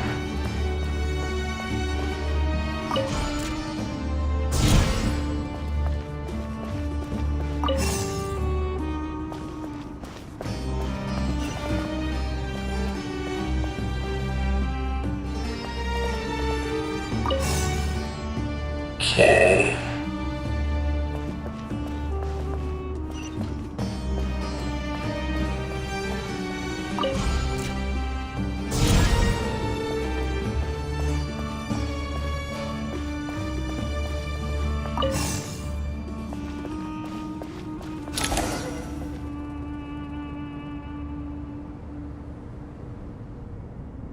Found some more. Sending them over to you now.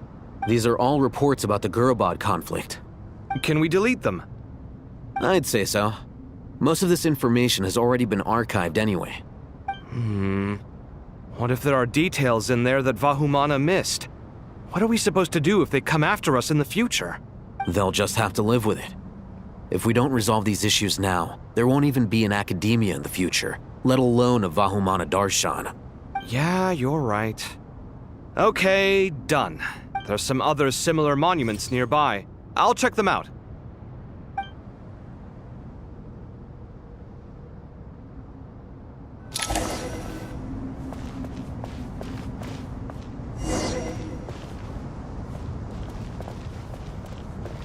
Okay, so it's this guy.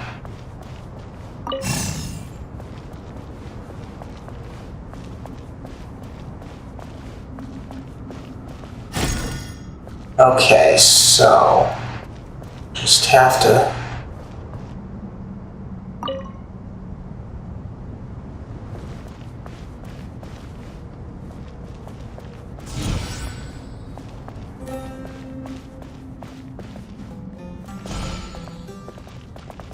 Okay, so it's a time thing, huh?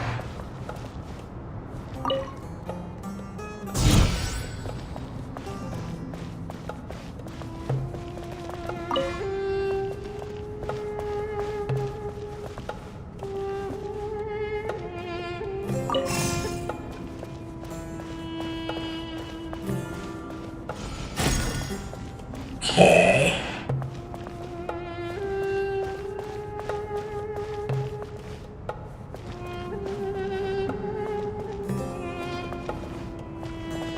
So rotate.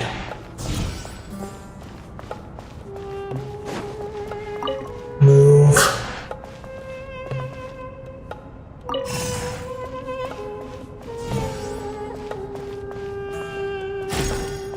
Okay.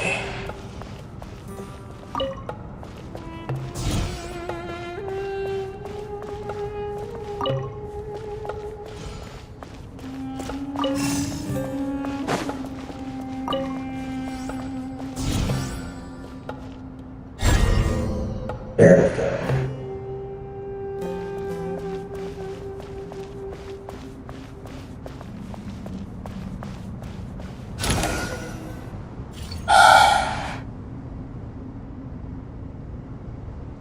Another monument.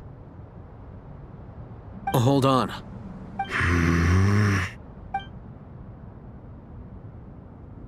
You're still reading it? How long is it? It records the development and governance of the Oasis civilization.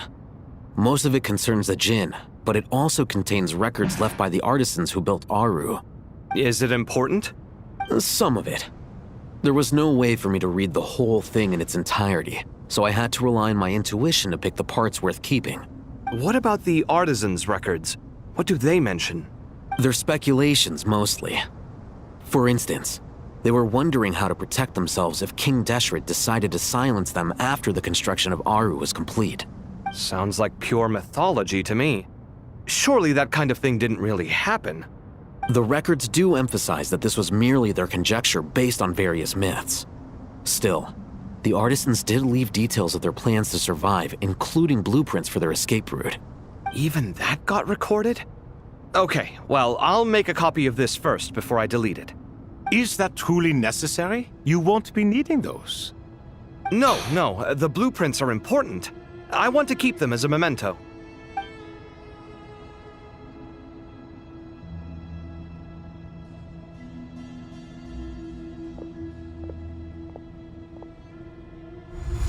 I think that should just about do it.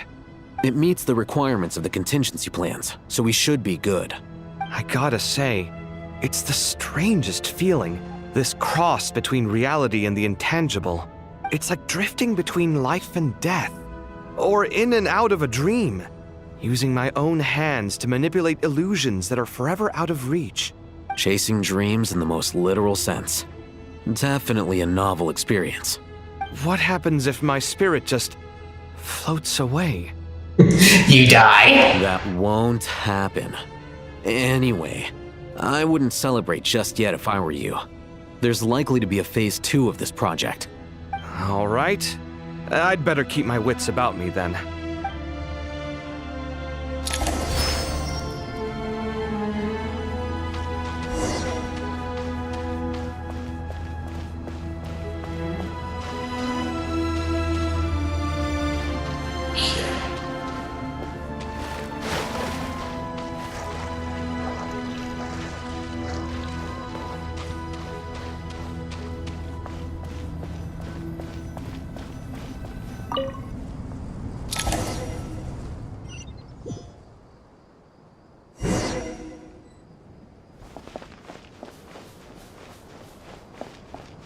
The entrance, huh?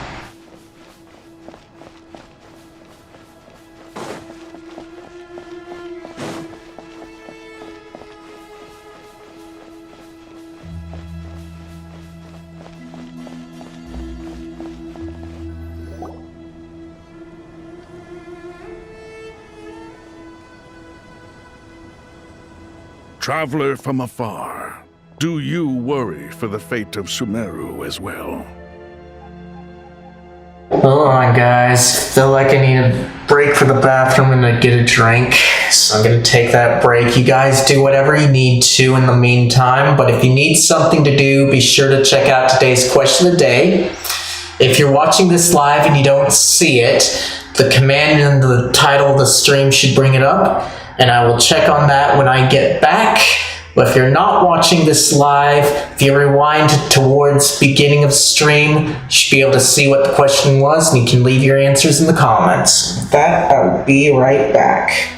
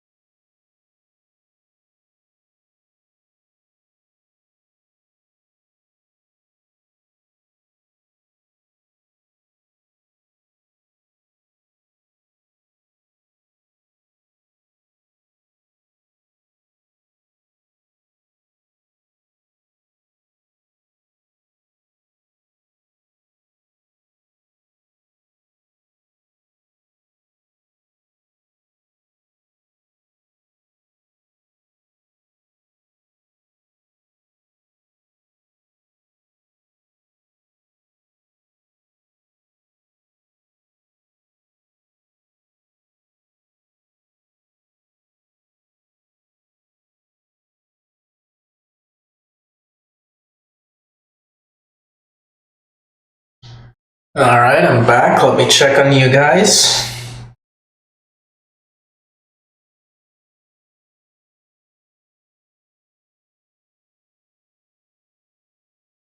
Okay, nothing there.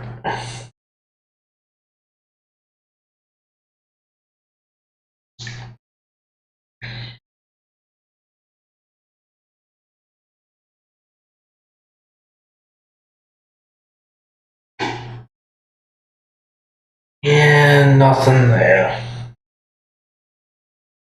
Alright. Let's get back to this then. Alright.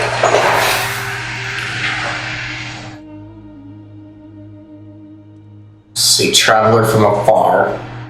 Do you worry for the fate of Sumeru as well? Greetings, Crocodile King. Please be at ease. I'm just here to chat with you about Lesser Lord Kusanali. Sounds like you really care about her. Yes, although to be exact, it is a mixture of both concern and curiosity that I feel. Speaking of Nahida, Paimon was wondering how she's doing. Wait a moment. What is it?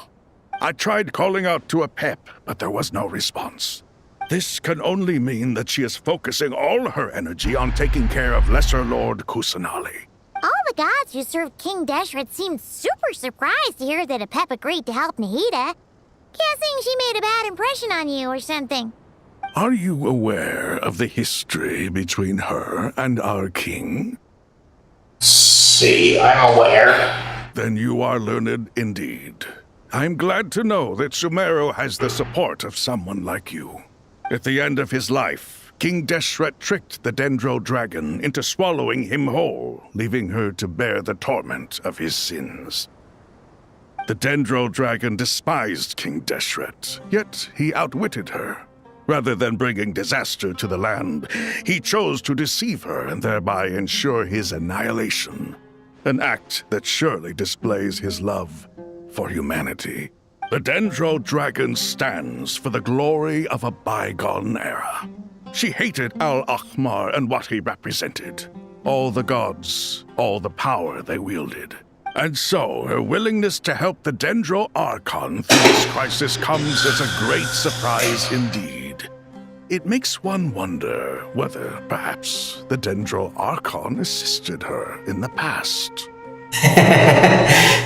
Dendro Archon did, Sobek. We saved Apep. Yep, Nahida did her a huge favor. You tell Sobek about how Nahida helped to free Apep from her suffering. Lesser Lord Kusanali put an end to the Dendro Dragon's many long years of torment. As much as she loathes the Seven, Apep knows kindness when she sees it. No wonder she was willing to make an exception. Yeah, that's the sense we got from dealing with her, too. She is not incapable of coexisting with other living things. Rather, she actively chooses to avoid coexistence. And this despite the fact that she symbolizes life itself. How ironic. All of this being said, I wouldn't expect too much from her if I were you. Nothing will change her hatred towards humanity and gods. You never know. We'll keep that in mind. Anyway, how much longer do you think Nahida needs to stay with Apep? For all we know, Hope I didn't catch that. desert. Just to be on the safe side, why don't we grab anyone who isn't busy right now and go look for her? Let me see what I just said. Maybe we should go and pick her up. Okay. I'm alright, Paimon. Hmm? Was that Nahida's voice? It seems the treatment was effective. Since when do my deeds require your evaluation? Here will do just fine. I had no intention of taking you any further. One ought not expect greater generosity than they have earned. You always hide your kindness away like an oasis within a sandstorm. Only those who make it through the swirling winds can know just how beautiful that oasis is. and how much hope it brings. You dare appraise my being? No, I'm expressing my gratitude. I want to thank you for sharing your precious life force with me.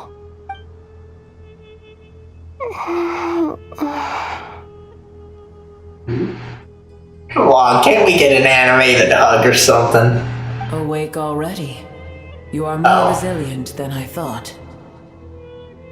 Oh, this is what happened in the past, I see. Pep. I feel much better. Thank you. Gods and their gratitude mean little to me. I would rather you give me your assurance that the situation with Irminsul and Sumeru's ley lines will be competently managed. If I suffer any ill effects from the ley lines, you, as the god of this land, will be held responsible. And you would not enjoy being held to account by me. I understand what you require, but I would assume this task even if you did not demand it. Sumeru is my responsibility. I must resume my duties as soon as possible. A farcical notion. God of Sumeru, I hope you realize how unextraordinary your strength is. And yet, maybe it is precisely what defines me. A god of wisdom is not meant to rule by force. Then hold steady. We go forth. Well, I'll be. Is that a pep? Do my eyes deceive me? Of all places, the Dendro Dragon has decided to visit the mausoleum of King Deshret? I see that after all this time, El Ahmar's menagerie of ministers remain as vile as ever. It's a pleasure, Dendro Dragon. Had you arrived but a little sooner, you might have attended a meeting of the Seven Pillars. What a nauseating thought. You are not the first insects I have had the displeasure of dealing with today. A swarm of them tugged on my tail on my way over. Goodness knows what hovels they crawled from. Why do all the creatures of this world remain so lowly after all this time? What did you do with them? I cast them away. What would you have me do? Keep them as trinkets? Boer, this is where we shall part ways. To be clear, I do not wish to see you or anyone else here ever again, unless absolutely necessary. Then I wish you peace as you return to your dwelling place. Thank you for helping Nahida. It matters not to me. Simply refrain from bothering me again. A force to be reckoned with. At times like this, I feel glad that she has no interest in any of this. Hold on, just hold on, okay? We're almost there. We made it. Huh? Wait, that voice! It's Sarouge. I'm gonna fall.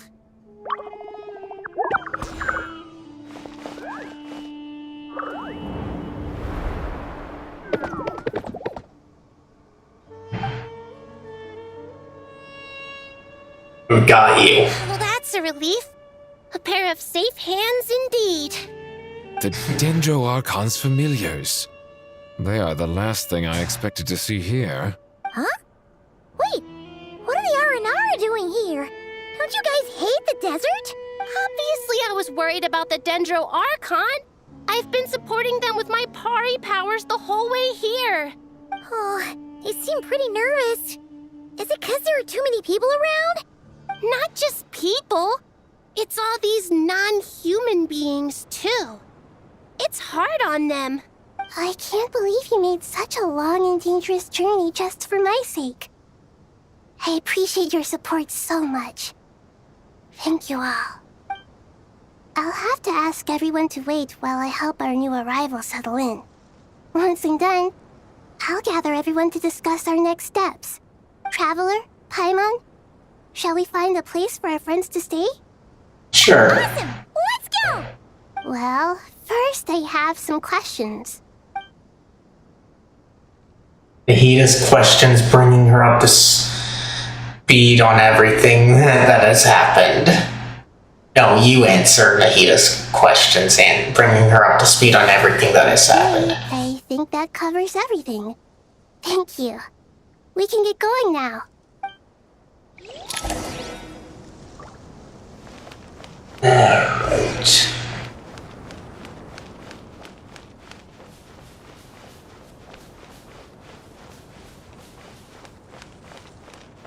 Apparently we can't do anything. If this is how it's gonna be, I wish that they just did our teleport.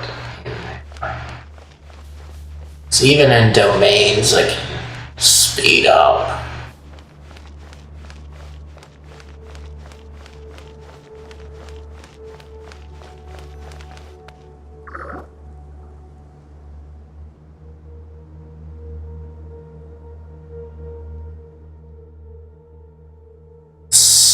Wow, big Dendro Dragon threw us across the sky, so scary, and so many Nara here. Cheer up, Arapaz. They're all looking at us. Wait, they're all looking at us? Surely all those Nara can't see us. Nara are always so busy walking here and there. Hide, hide. Don't let the Nara catch us. They can have the pot, but wait, no, the Nara can't take the pot. My sister said I have to look after it. The Nara are coming. Hello, everyone. It's only us. Oh, Lord of Dendro, Nara, Tomaso, and White Floaty. Lord of Dendro, Nara, Tomaso. Oh, Paimon, it's been a long time. Very tough for you coming all the way out here, especially since you don't like the Veluca. Is everyone back in Vanarana doing well? Is a Vostra tree. Vostra trees protect Vanarana, so that means Arja is protecting Vanarana. Don't worry, everyone who stayed behind will do their best to protect their home, and we'll all do our part too. So everyone's getting a voice except for the Nara, huh? Ah, everyone's here. Good. I guess even the Hoyo doesn't like how the Nara talk. Are you okay? You look like you were about to pass out back there. Then you're forgetting who I am. Don't underestimate me. Sarush the Mighty Red Floaty. Oh, excuse me! Are you comparing me to Paimon? Well, Arya Ken thinks it suits you. Everyone is gathered here because of me. As we can see, the situation is critical, and everyone is very busy with their various tasks, so... Need help? Arapaz can help. We can all help. Arapaz brought a pot to make soup very delicious. All of us are here to help.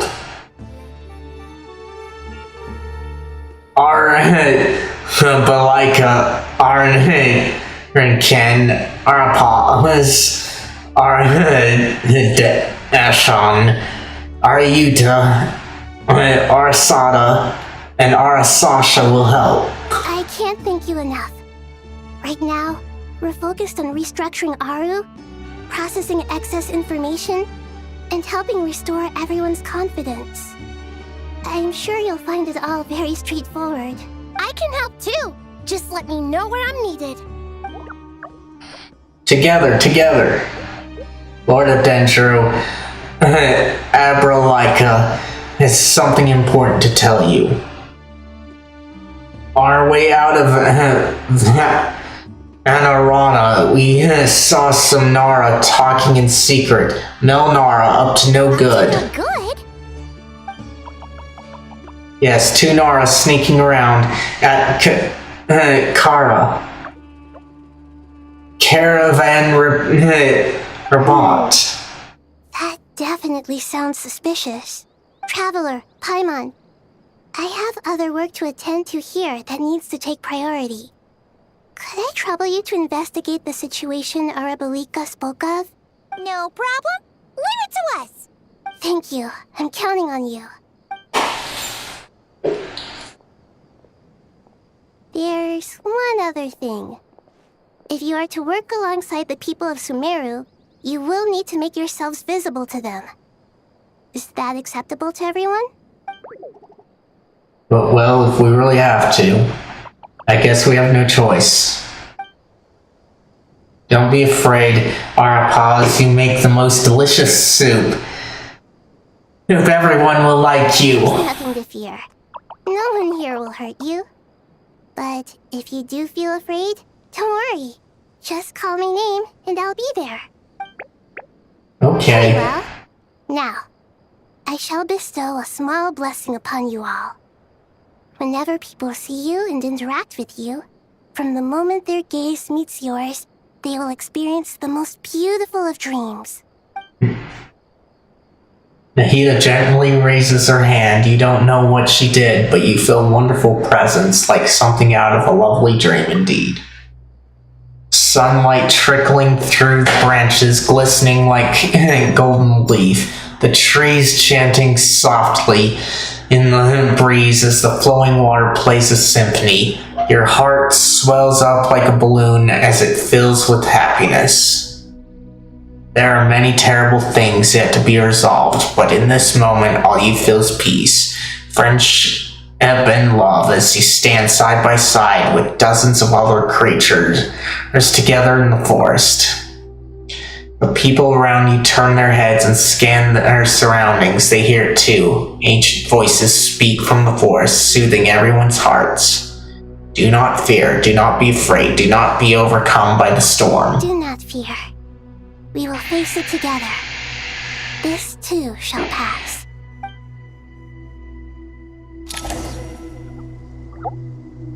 Alright.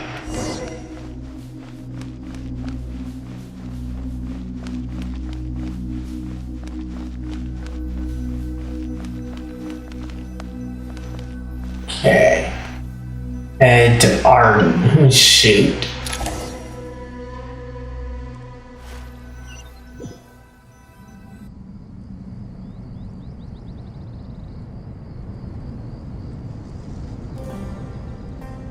Ah, everyone's here. Wonderful. Dendro Archon, you're back. Are you recovering all right? You mustn't push yourself too hard. I'm doing very well. Thank you for your concern. The scholars update Nahida on the progress of Aru's renovations. I see. Using the power of Aru to reboot the Akasha and gain access to Irminsul. It's a sound plan, although I regret to be the bearer of bad news. But with the state that Irminsul is currently in, it's impossible to access via traditional means. Even the Akasha won't change that. Alas, we had feared this may be the case.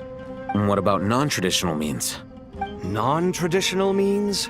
Are you saying... Desperate times call for new measures.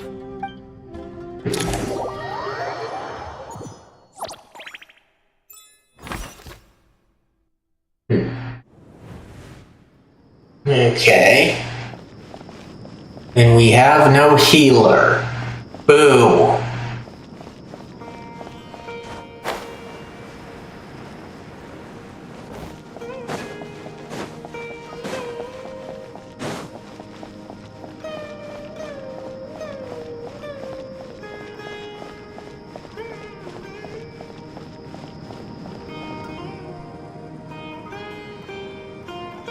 Hey, we're here! Ah, it's you. Is there a situation? The Aranara have good intuition when it comes to people. In other words, there may well be a traitor among us. Given everything that's going on, I'd be more surprised if there wasn't. Miss Nefer, as a professional intelligence broker, I trust you have a solution? Not one that I'm willing to volunteer. What's in it for me?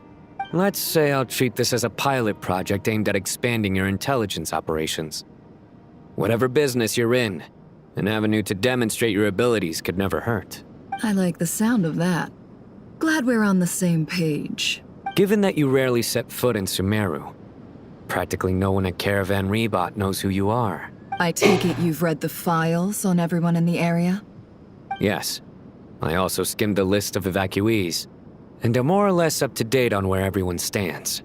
Any initial suspects? Limiting the scopes to males whose recent activity could be viewed as suspicious, I've identified 3 names. The Aranara saw 2 people talking, but currently we only have 1 suspect. The other person was probably just a messenger, and in all likelihood has already left Caravan Rebot. Everyone is heading for the desert per the evacuation order. Anyone willing to turn back at this stage is almost certainly with the Fatui. There's no way it was a spur-of-the-moment decision to act at a time like this. This spy must have been planted long ago. We need to smoke him out from wherever he's hiding. Sounds like you have the beginnings of a plan. Sino and Nefer quickly exchange intel and narrow down the relevant information. I see. Your suspicions are well-founded. I'd be watching him too if I were you. So far, we still lack solid evidence that he's been bribed. He hasn't made any recent purchases that would indicate he came into some cash. Then let's get closer to him to confirm before we make our move. I can handle it. I'm not based in Sumeru, so barely anyone at Caravan Rebot knows who I am. And you're certain you've never encountered this person in Nod Krai? I'm certain. Besides, it's extremely rare for me to have had any direct contact with Sumeru mercenaries besides Jet. There's no way he could have seen my face before. Sino, stay out of sight and wait for my signal. If he raises any red flags, I'll bring him toward the main road. Understood. I'll take it from there. Excellent. Well, it's a pleasure working with you. Okay.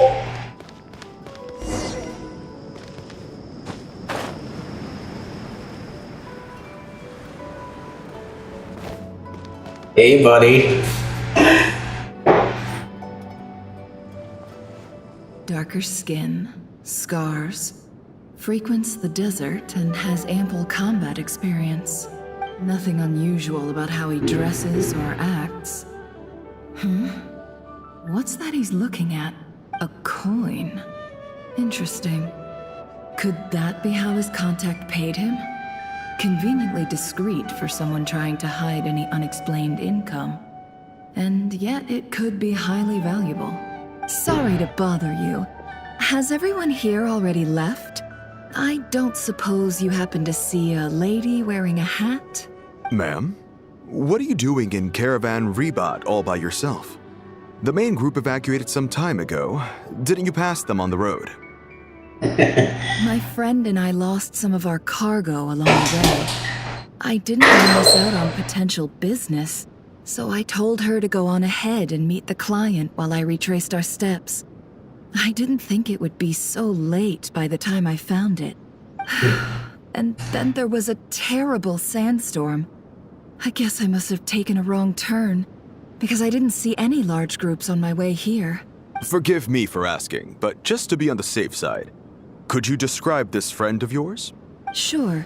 She has blonde hair, and she was wearing a hat and a white dress. You'd definitely know if you'd seen her. Yes, I think that does ring a bell. Ah, my apologies. During this exceptional time, the Core of 30 are under orders to be extra cautious when dealing with unknown people, whoever they might be. I understand. Well, sir, is there anything else you need to know? If not, I'd better try and catch up with them. Hey, wait! They left a good while ago now. You'll never catch up with them on your own. Why don't I give you a ride? I'm here to collect the last few people anyway. We have plenty of carts, so one more won't be a problem.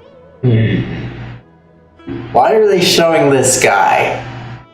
Is this an ambush for kidnapping? That would be amazing. Traveling with a group will be much safer. I'll have to pay you for your trouble. Hey, let's not worry about the money for now. Wait here a moment. Once I'm done packing up, I'll take you to join the rest of the group. All right, thanks. Let me know if you need a hand carrying anything. No need for that. I'm strong enough for both of us. You don't know how strong she is. Okay.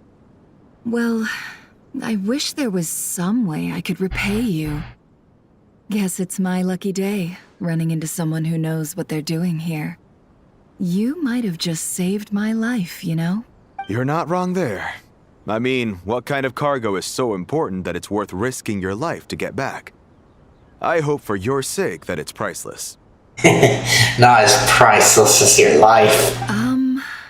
Actually, I suppose I can tell you, since you've been such a big help. But be sure to keep it to yourself, or we could both be in big trouble. Is this how you're gonna be? You could always say, I killed your family. Oh, really? Sounds mysterious. We're in the antiques business. You understand? Some of our goods aren't acquired through the most legitimate means. We have to be very discreet when we're selling them. That's why I had to go looking for the missing cargo alone. Ah, no wonder. Well, ma'am, in that case, it turns out that maybe there is something you could do for me. I'm all ears. But to be clear, our commission isn't cheap. Think carefully before you ask. We don't want to ruin our relationship before we even hit the road. Yeah, I wonder what your prices are. Now, for you to say your commissions aren't cheap, but hopefully it's nothing like Dory. I'm sure that won't be a problem. My issue is, I have something that's a little difficult to sell on as well. Take a look at this. Mercenary reveals the old coin in his hand. Thanks to her dealings in Nod Krai, Nefer has seen plenty of antiques in her time and recognizes it as a very rare, high-value item. The ancient coin used to pay off the mercenaries made up of gold, pure gold. At first glance, it's hard to discern its country of origin. If sold to an astute collector, it would fetch a very high price. Kind of interesting that they mentioned gold. I kind of learned recently that Rome, and its currency being close to pure silver, it was quite valuable. And then closer to when it fell, it was almost nothing because it reduced the amount of silver in the coin. And this kind of reminds me of that. Pure gold. That's quite something. How'd you come across it? Dig it out of some ancient tomb? If you look hard enough, there are many treasures to be found in the mausoleum of King Deshret. Ooh, you've been there, huh? It has no distinct Snezhnayan markings. That'll be why he's going with that story. And he clearly doesn't want to arouse suspicion, so he's on the lookout for an opportunity to make a quiet trade. Surely you have an existing business partner.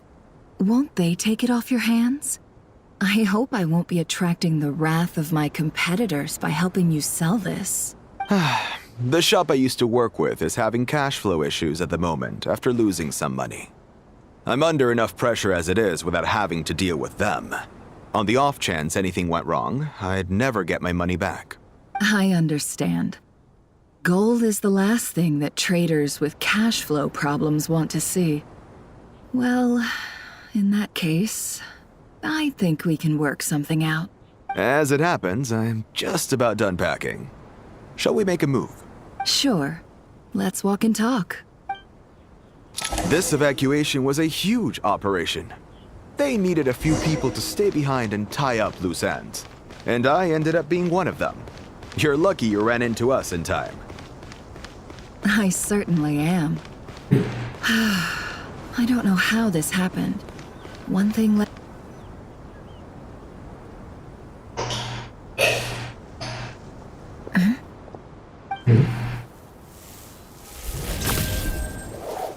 Hands where I can see them. General Mahamatra! No, wait! What are you doing?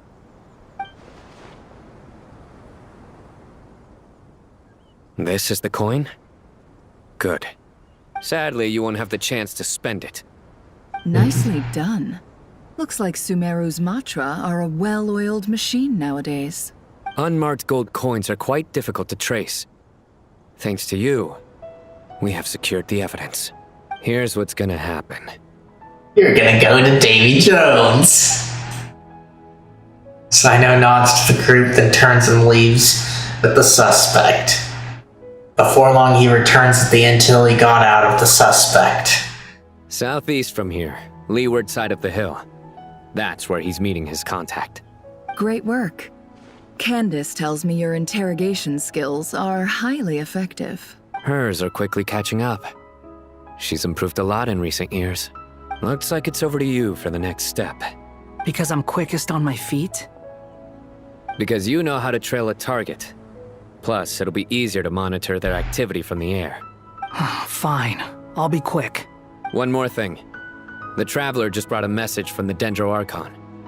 Once you're done with this, we're to meet up at the mausoleum of King Deshret. Got it. Will do. Are you sure you'll be okay on your... Gee, I don't know. Maybe you should come with me. Okay. Then Paimon's coming with you. Really? You do know this is a stealth operation, right? Meaning, you have to be quiet? Paimon? Are you sure about this? I don't like stealth. Well, Paimon at least wants to give it a shot. Like everyone says, if you never try, you'll never know. Besides, being the best guide in Teyvat has to count for something.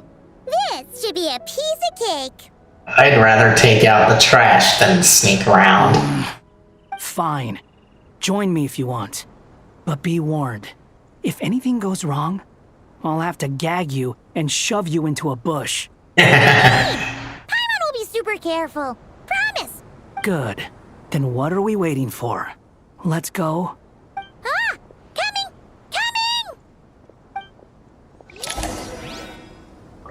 And alive. I do not want to have a stealth mission, people. I'd rather have a fight.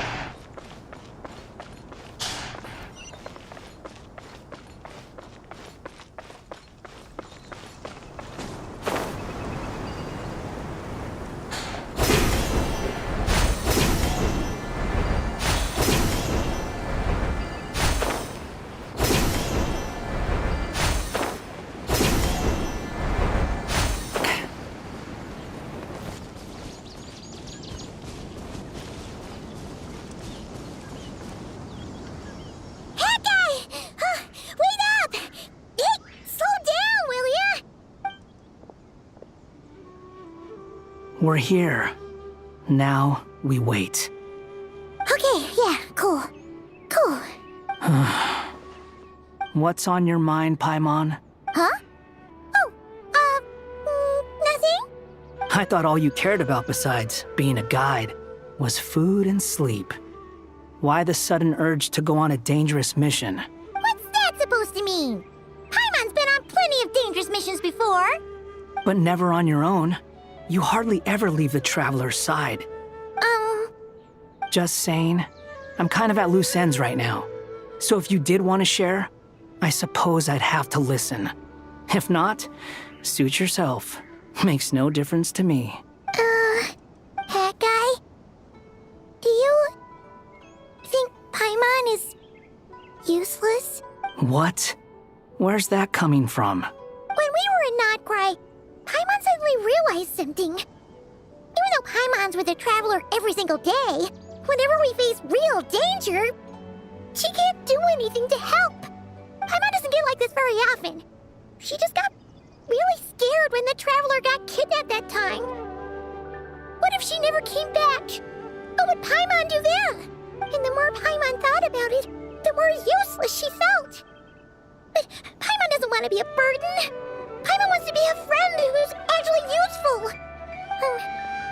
Does that make any sense? You know, that feeling of just being completely useless and... Paimon probably sounds so ridiculous right now. You asked the right person. Boy, do I know that feeling. Oh, that guy. I'm not gonna try and encourage you. What I will say is this. When you start doubting yourself, you have two choices.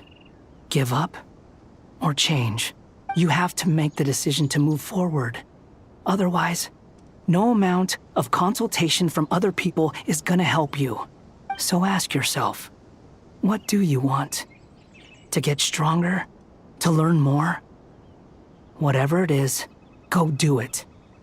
You won't have any regrets if you can at least say that you tried. Oh, all right. Something's not right. Shouldn't they be here by now? Paimon, is it just me? Or is it a little too quiet around here? Should Paimon take a look? We'll give it another hour. If nothing happens, we head back. Okay. Time ticks by, but still nothing happens. How strange. We've been here for ages. Where the heck are they? Have we been stood up? What is it? Did you think of something? Something feels off about this whole situation, but I can't quite explain why. We know for sure that the guy Sinocot had something set up, yet somehow his contact is a no-show. So, either the handler got caught, or, more likely, they decided to cut our guy loose. But how would they know to do that? Wouldn't they at least send someone here to check things out? That's the problem. They couldn't possibly know what's happening here. Unless... This feels all too familiar. Come on, let's head back. Okay, good. Glad it wasn't real stealth. Even though this isn't a formal meeting, I'd still like to start by saying how grateful I am to each and every one of you. Thank you all for coming here and standing by our side. Shesipank and Bennu are currently assisting the scholars with the maintenance of Aru. Please forgive their absence. As for Hermanubis, may he rest in peace. We remember him with great fondness. There have been times when I imagined what it might be like to meet you all. Now that it's really happening, I feel quite emotional. Time has taken many things away, but that which remains is all the more resilient. I must say, there is one thing that rather surprises me. You appear to be in good spirits, Lesser Lord Kusadali. But even so, I can sense that the life force given to you by the Dendral Dragon has far from fully resolved the problem of your vitality. Oh no!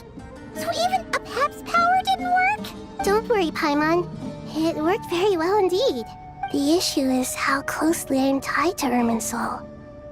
Until the problem with it is resolved, there is no way I can fully recover.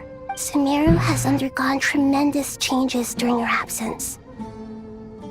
When gods pass away, inevitably, people's faith in them grows weaker. You must have sensed it already. Your power is not what it once was.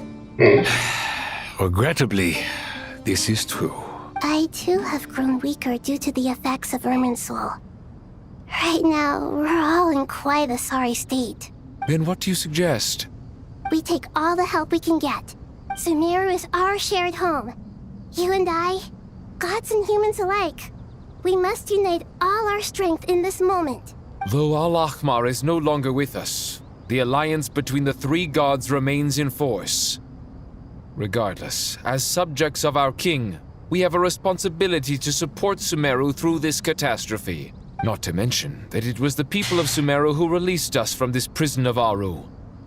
Times have changed, and the people of today possess greater wisdom than those of the past. You really know how to give a rousing speech, Goti. Now then, let us learn more about your plan. The brightest minds of the Sumeru Academia are busy opening and renovating Aru. They claim it has something to do with Irminsul? Correct.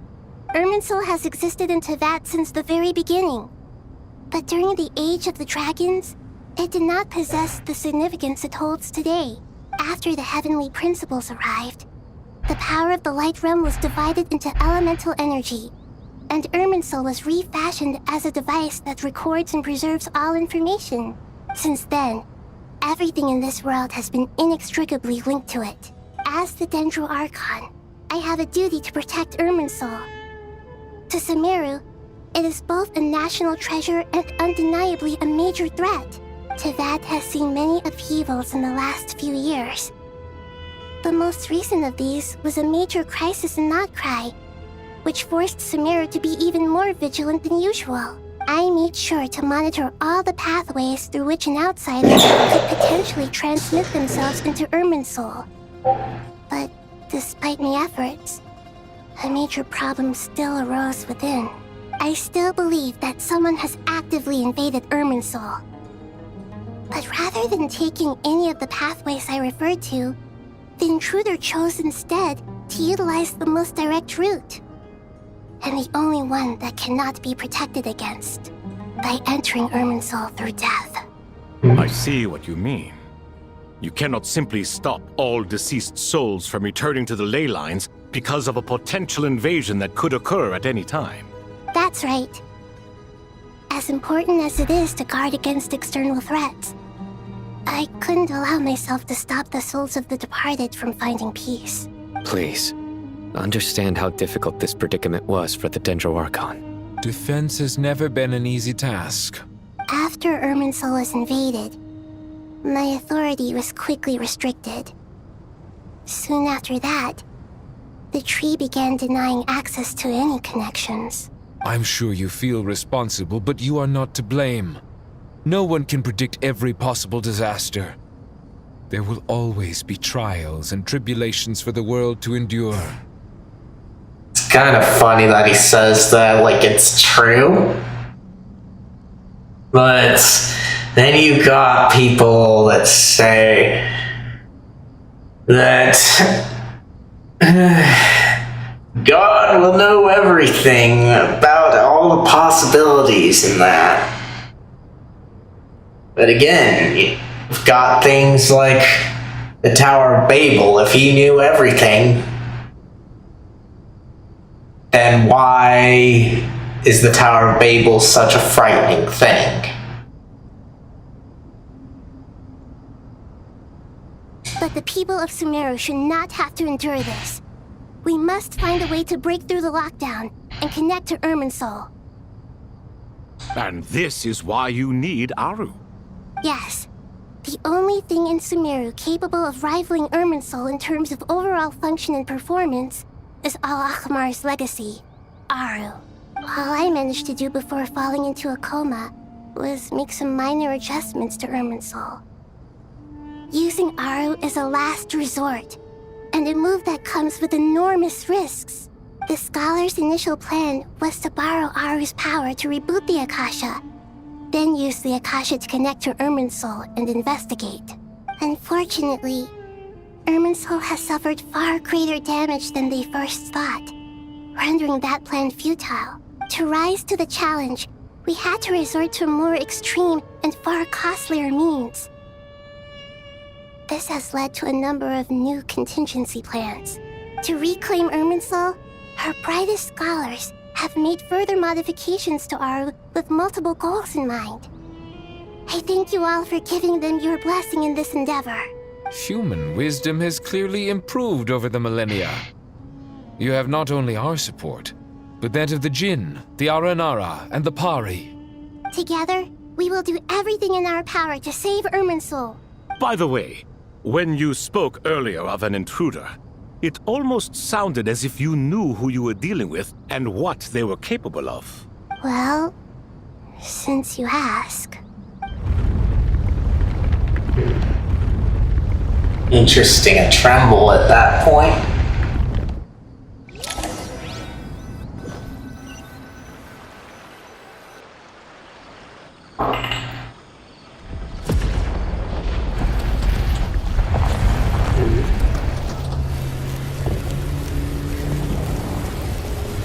Wait, what the? We see it?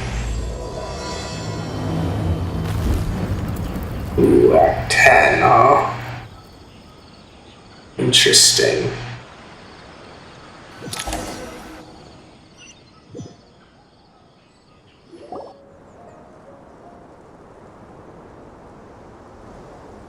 Master Tainari! What is that? Alright.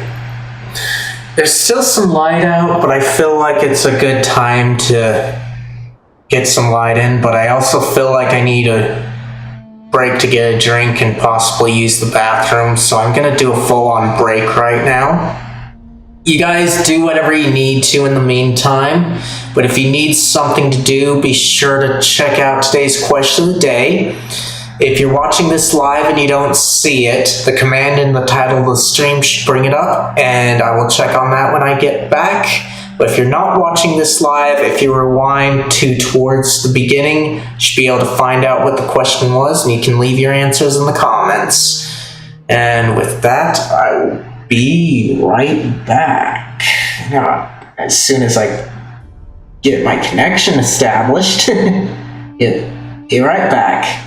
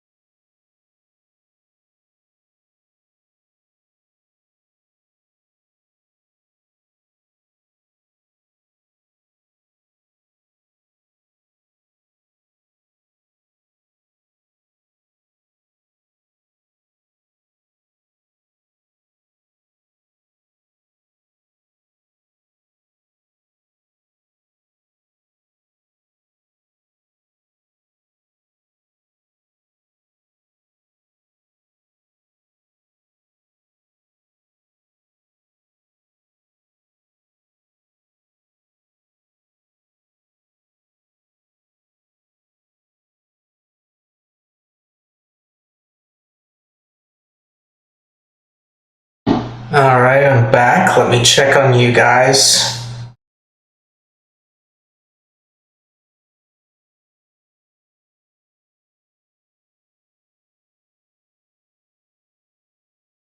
Okay, it doesn't look like I missed anything there.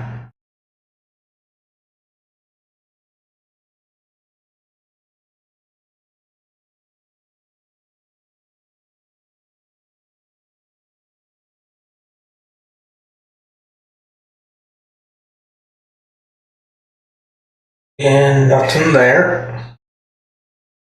Let me check on my controller too. And we can get going. Okay, we're still good controller-wise. So here we go. Got some light in so we don't have to worry about things getting dark other than the story.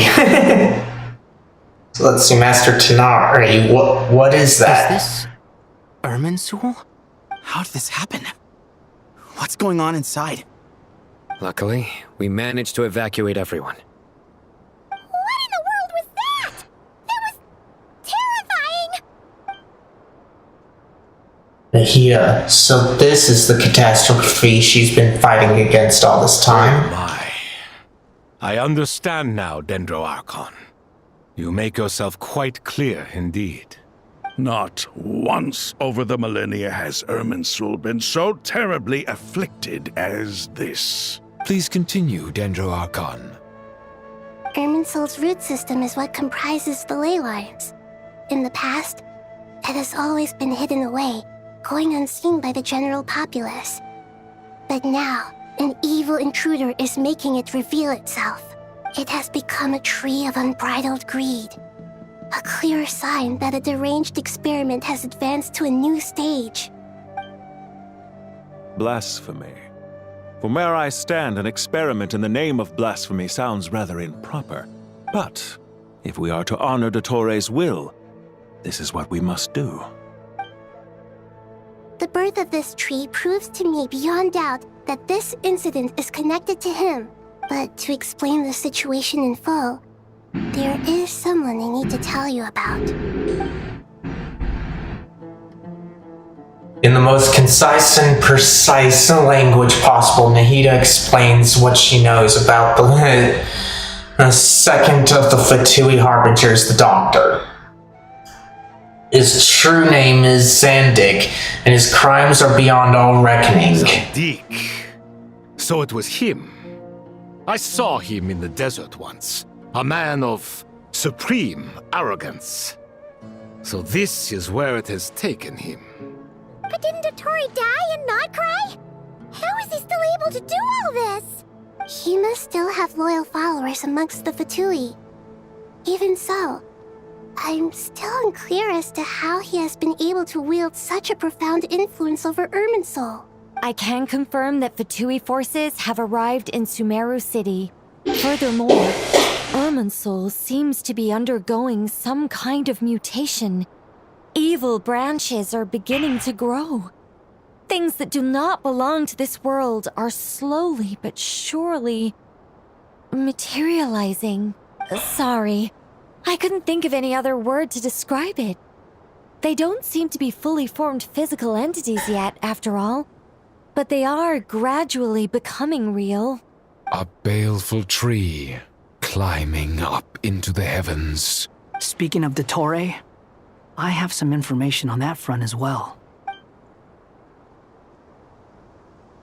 Wanderer recounts how he and Paimon went to the meeting spot only to find no one waiting for them. I didn't think it was wise to state this out in the open. But my theory is, the mole wasn't cut off after he was caught. They wrote him off from the beginning. You mean, the Fatui never intended to follow through with him? Then why plant a mole at all? It's hardly a conventional strategy, and the rationale behind it is pretty twisted. But as it happens, I know someone who works exactly this way. And when it comes down to it, his goals are very simple. He just wants to confuse people, so they can't figure out what he's up to. He's been a collaborator of Dottore's from the outset. That fact alone confirms that Dottore is involved with this somehow. Some people gasp upon hearing this name, while others fall silent. Clearly, there's more going on here than anyone realized. Nahida proceeds to summon all relevant parties for a lengthy and in-depth meeting. Nahida gives a detailed explanation of the enemy and the potential scale of the crisis. After further intel provided by Nicole Nefer... Hold on, guys.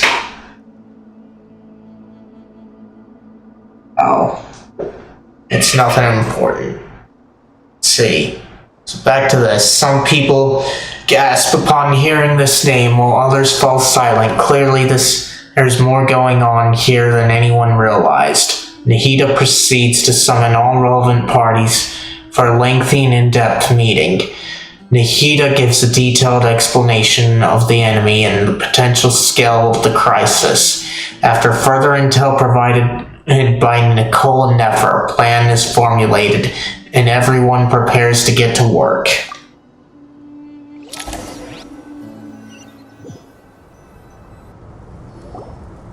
There is still much to be done.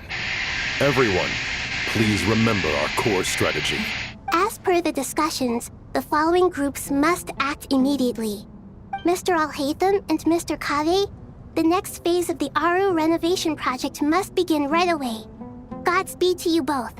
We'll give it everything we've got. The plan looks feasible, but the implementation will require certain resources. General Mahamatra Sino and his team will help to procure the materials required for modifying the terminal. No problem.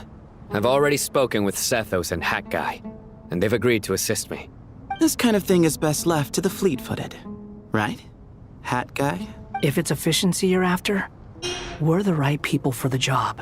Following up on the elemental energy amplifier we discussed, Ms. Dory, I assume you're the one most familiar with the status of this project. Aside from the Dendro Archon, of course. Yep, that's right. Leave it to Lord Sangama Bay. Got it. Well, I'd like Madame Farazan, Kale, and Nicole to support Dory on the technical side. You can count on us. Will do. Rest assured, I'll take good care of Kale. Dia, Candace, and Nefer, you'll be in charge of negotiating between the various parties. I trust you remember our goal. You bet. We can handle it. Good. I believe that covers everything. Tainari will provide ad hoc support as needed, if that's okay. Poor Tainari. Must be tough being Nephis' student. Getting bossed around all day. Hey, don't try and drive a wedge between us, you old rascal. All it says to me is that Master Nephis has faith in everyone's abilities. While I'm nominally here as backup, I doubt there will be many situations where my help is needed. Exactly. Finally, Traveler, you and I will head to the border between Sumeru and Natlan. Once that task is complete, I'll be asking some of you to accompany me to the Eternal Oasis. The Eternal Oasis? I thought that was just a legend. So it does exist after all. Yeah, but we've been there, but you weren't with us, Kale. Regarding your trip to Natlan, under normal circumstances, a meeting between our two nations would be a far more formal affair. Unfortunately, Sumeru is all but completely cut off from the outside world at present. So regretfully, we won't be able to give the Pyro Archon Mawika the grand reception that she deserves. My apologies for the inconvenience. Not a problem, we'll do our utmost. No point putting too much pressure on yourselves. That goes for everyone. Right. Especially you, Dendro Archon. I'm sure you're still feeling quite weak. Don't worry about me. The Dendro Dragon's life force will sustain me. Plus, we'll be there every step of the way. Nahida will be just fine. Yes. I believe in myself. And I believe in every one of you. Well, time to get going. Okay. This way.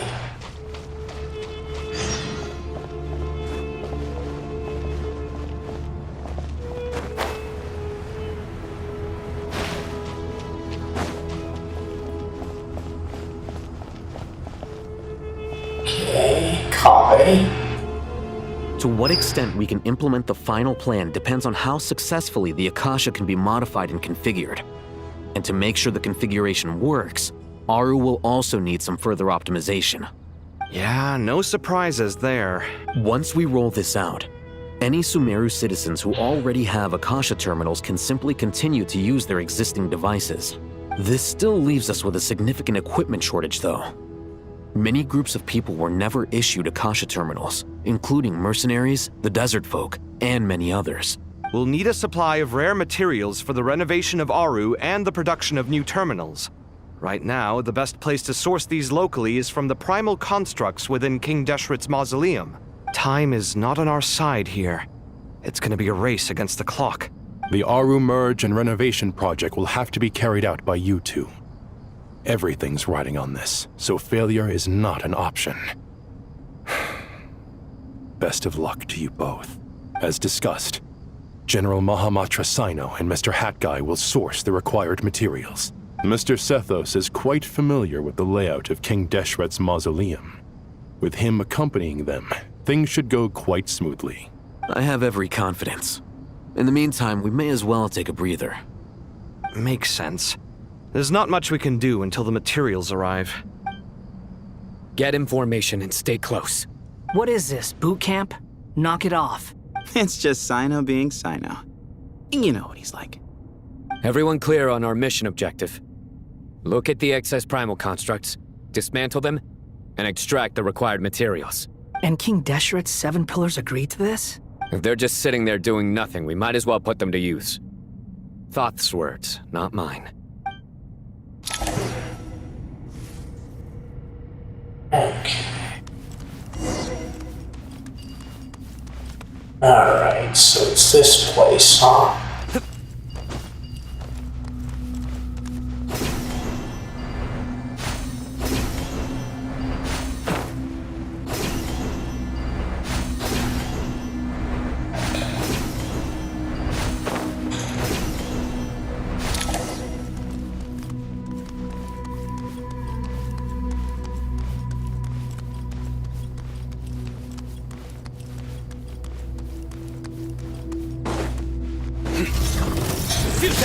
Through me, justice is served.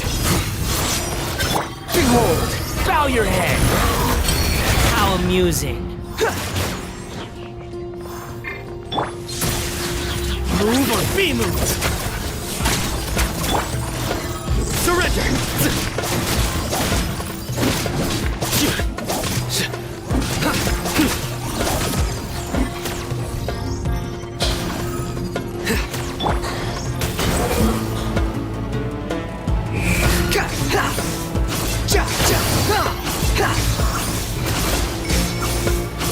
Search for it. Into space. Nowhere to run. Tough crowd. Futile. Your sins weigh upon your soul.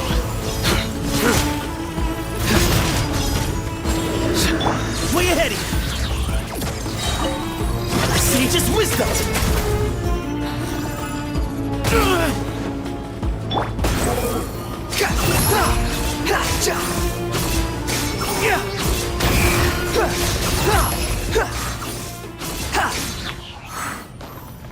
Okay.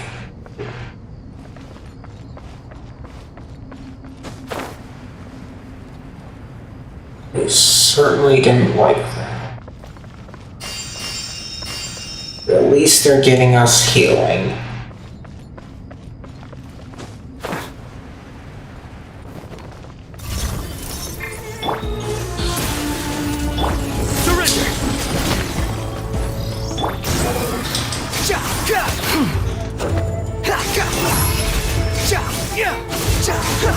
You dare to gaze upon me? Into space.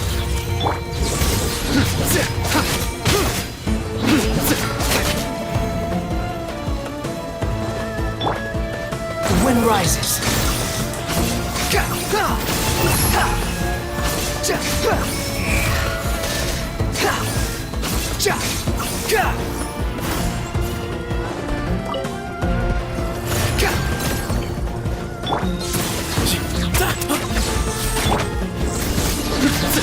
Judgment is upon you. Behold.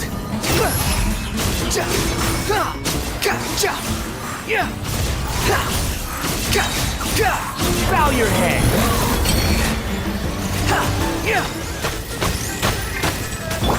Excuse me, move or be moved.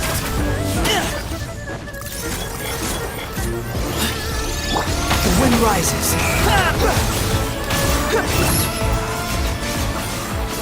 These devices should still be usable even though they're broken down. Let's take them back for the others to review.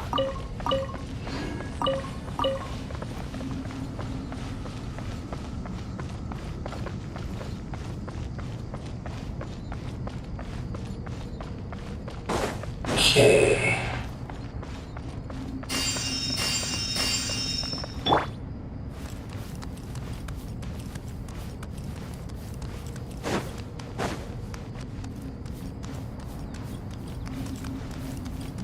There they are, so wish that these would do Party Hill.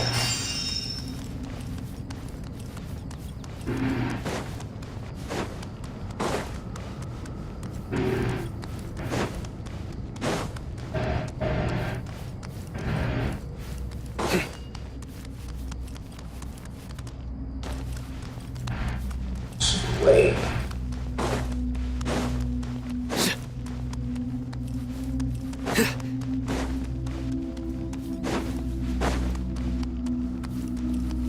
This is just confusing me. Because something tells me I should be able to get there. Okay.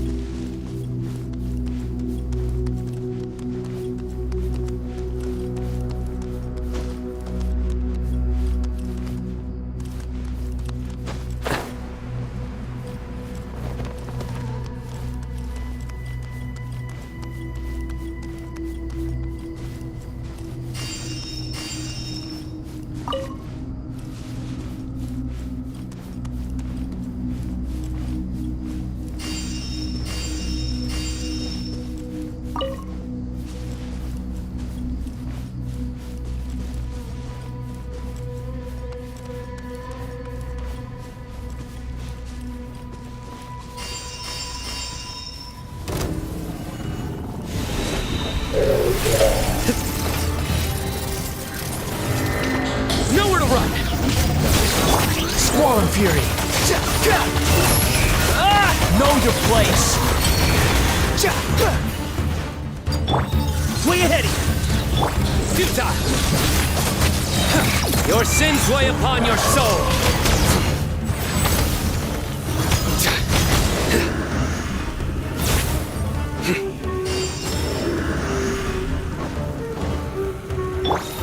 Into space! The wind rises!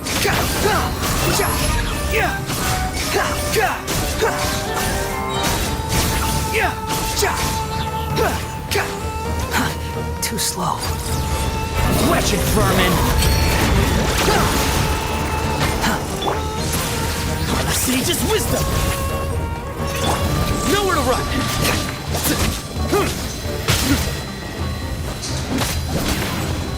Squall and Fury!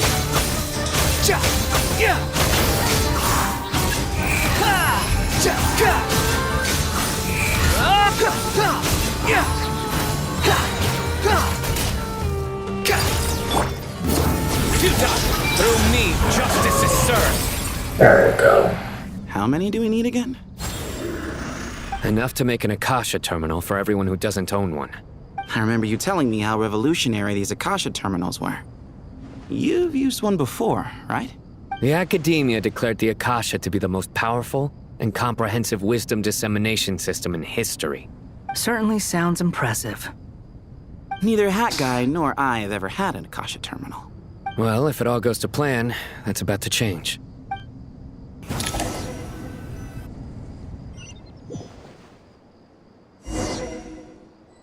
Okay. Talk to everyone, huh? Oh, goody! Thank you so much for handling the delivery. What a long way it was. You've really outdone yourselves. I'm well aware what a bumpy, dangerous journey it must have been. Now, I would have loved to oversee the process myself, but of course, those of us who know the plan can't leave the mausoleum. Oh, trust me, I'm patting myself on the back for my assembly work here. Simply flawless work. Let me check my phone here. Alright. Not complete yet. But will you really be needing all of this? According to our plan, yes, this is the quantity required. I have no complaints about the quality either. Only the price. So expensive. I heard you covered a lot of the funding out of your own pocket. Oh, that's an exaggeration. The academia provided most of the funds. I just offered a small token of my goodwill.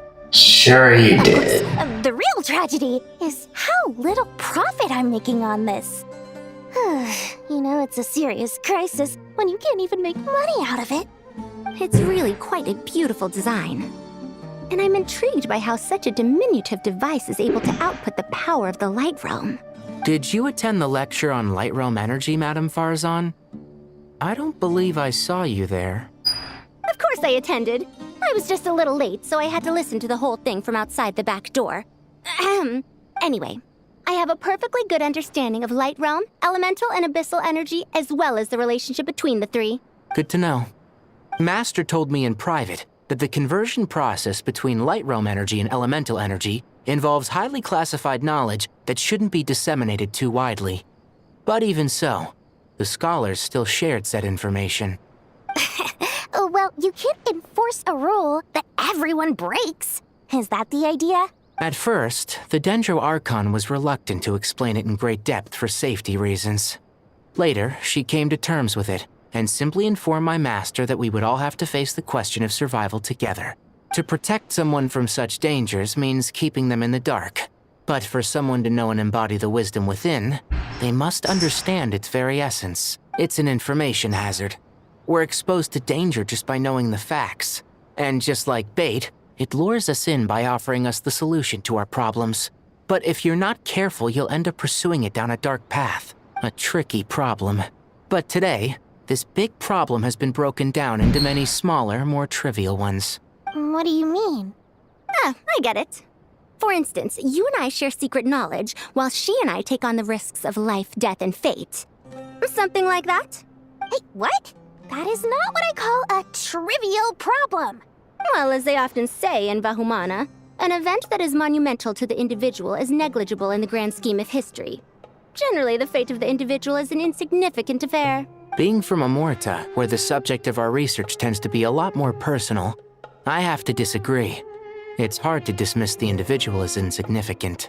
In other words, the big problem of survival has been broken down into many small, interconnected factors, and each one of us represents one of those factors. Pretty much, Dory. That's how a lot of things are. When the same secret is shared with a group of people, the same fate binds them together.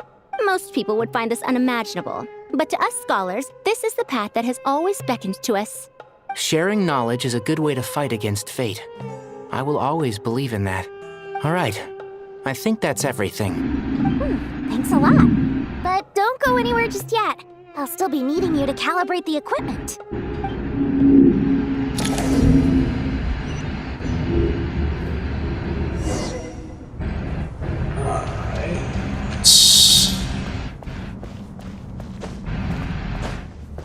Yes.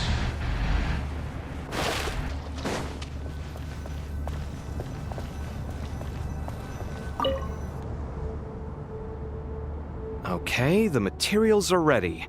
We can proceed with the next phase. Al-Haytham, how are you getting along? Most of the information in Aru is written in ancient desert scripts.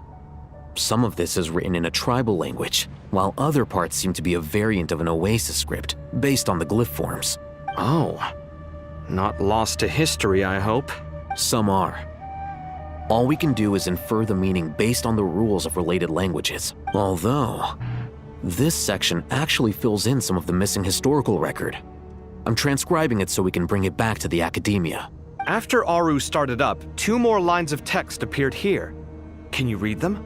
Humans may not read what is written by the gods, except by not reading.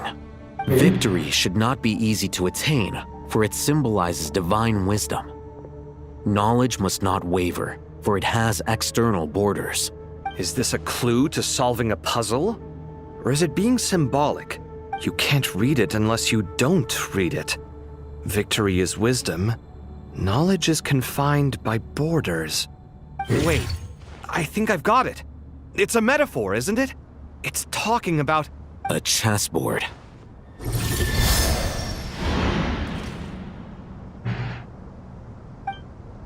You were right. The youth of today are skilled at solving riddles. Have the secrets buried in the desert not been unearthed over the years all the same? Since Aru is a place reachable through wisdom, this day was bound to come sooner or later. Oh, I've always been against overly cryptic sentences. Don't you get tired of reading and writing all that? Ah, it's you three. Just in time. We've been delving deep into Aru, and now this board has appeared. I've heard this was how you'd while away your free hours. You must be quite the experts by now in that case. It is true. King Deshret's chess games are some of the most well-loved of all his wonderful creations. If you have ever been to Safhe Shatranj, you may well be familiar with the chess pieces you see here. Is this chessboard supposed to be another visualization of the interior of Aru, then? Naturally. Visitors, everything is ready. Only by completing the challenge on the board in accordance with the rules will you be permitted to overwrite Aru. 1 second. It's not dangerous, is it? Dangerous? Why, yes, of course. I should be the one to go, then. Wait for me here. Sounds like the self-confidence of our present company has rubbed off on you. Don't be ridiculous. I'm your upperclassman, and that means I have to look out for you. I appreciate the sentiment, but a game of chess typically requires 2 players. Besides, I'm sure they won't let things get out of hand. Keeping things relatively safe is in your best interest too, isn't it? Fair enough. I mean, you guys are controlling the difficulty, so please don't go too hard on us, all right? Ah, but Bennu said he wanted to put some respect into these whippersnappers. All right, all right. Thank you. Obviously, we'll still try to be careful. This doesn't seem like ordinary chess. Is the goal to defeat the opponent? No, you must enter the board and pass the trials we have placed there. Ready? Let's do it. So we've got trials, huh? Okay, let's see. During the chess trial, Al-Haytham and Kaveh must move separately, consuming actions as they do to traverse the obstacle-strewn chessboard. The trial can only be passed once both Al-Haytham and Kaveh reach the end. The areas that Al-Haytham and Kaveh pass through will be marked. Al-Haytham is unable to enter an area that Kaveh has marked, and vice versa. Returning to an area that has already been marked will remove the mark, and return to the actions previously consumed. Kaveh can move some of the pieces on the chessboard, but he can only push them toward empty areas. Al-Haytham can activate some pieces on the chessboard to unlock certain areas. These areas then become passable. The first trial is posed by me. I don't think this is gonna stop us. Ah, but the key to this game lies in working together. Otherwise, you will be deemed to have broken the rules. Looks like it's up to me. Marak, can you open it? King Deshret's favorite primal construct. Living on in suitcase form, of all things. Amusing. Ho ho! Excellent work.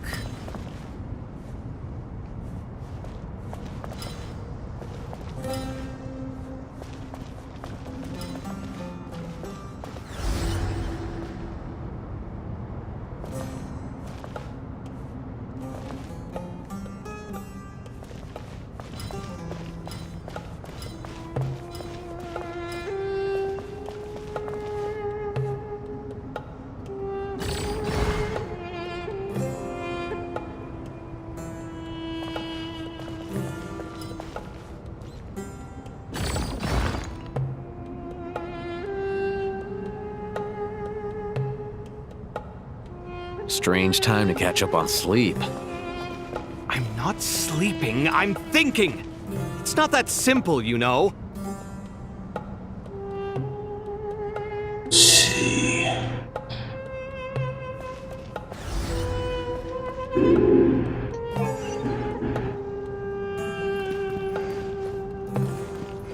Okay, so they both have their own thing.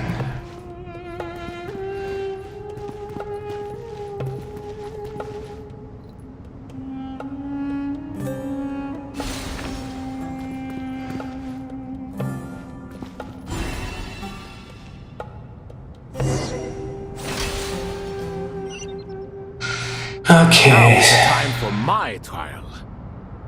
Now, don't be nervous. I'll make it nice and easy for you. Really? Thanks in advance. We appreciate it.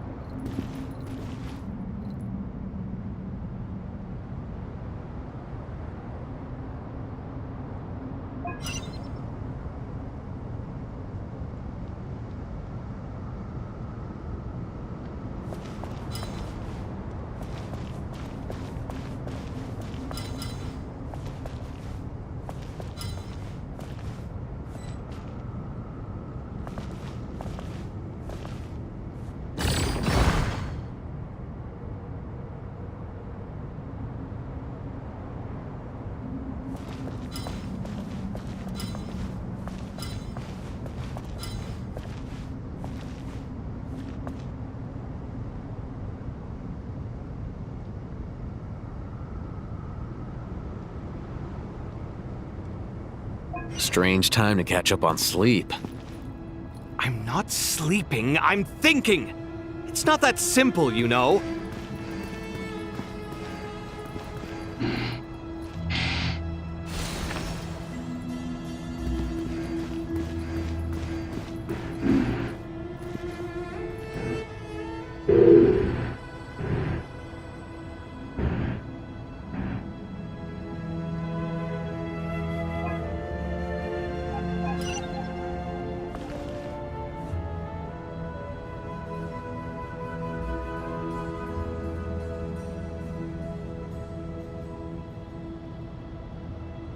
Okay.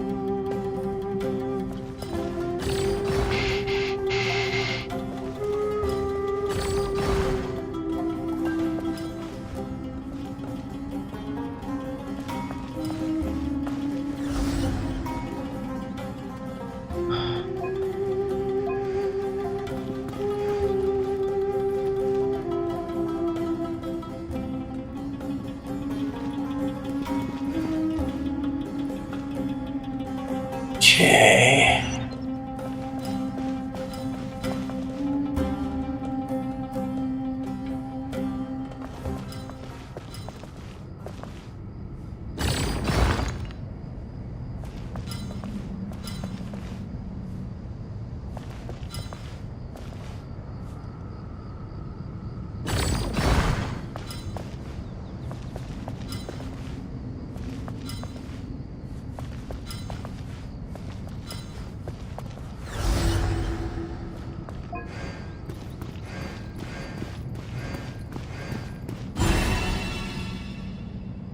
Okay, there we go. Ibis King, don't you think this all rather inappropriate? You may as well be handing them victory on a silver platter. Do not expect me to follow your lead. Ha! Suit yourself.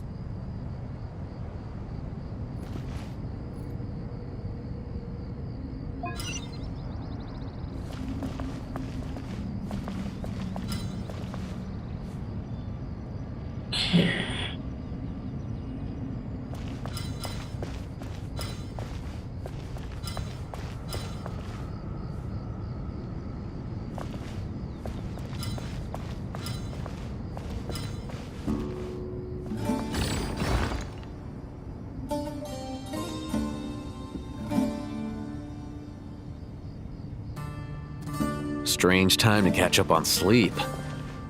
I'm not sleeping, I'm thinking! It's not that simple, you know.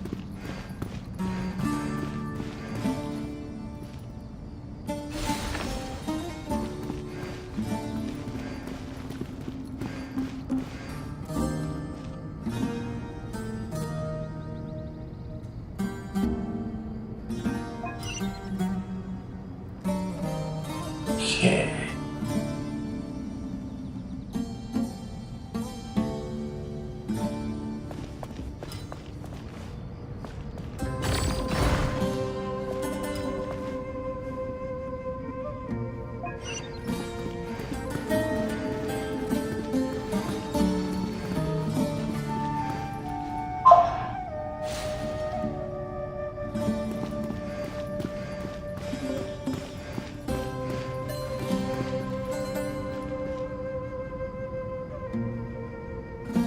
Let's see here.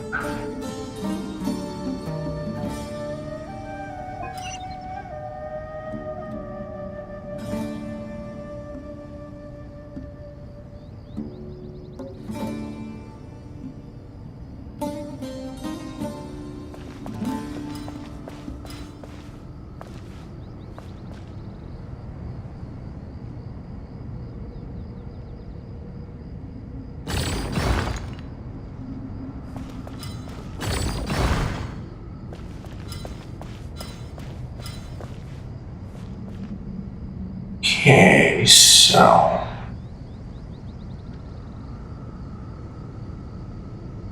Strange time to catch up on sleep. I'm not sleeping, I'm thinking! It's not that simple, you know.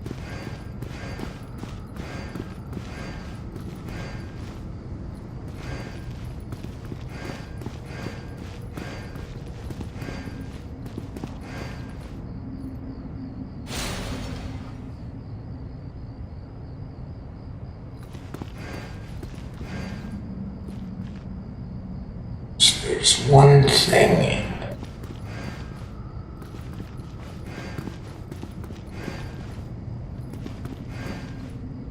Alhaitham, what are you thinking? If you don't want to wait, you're free to leave. I never wanted to wait in the first place! Chessboard gave me no choice. If you say so.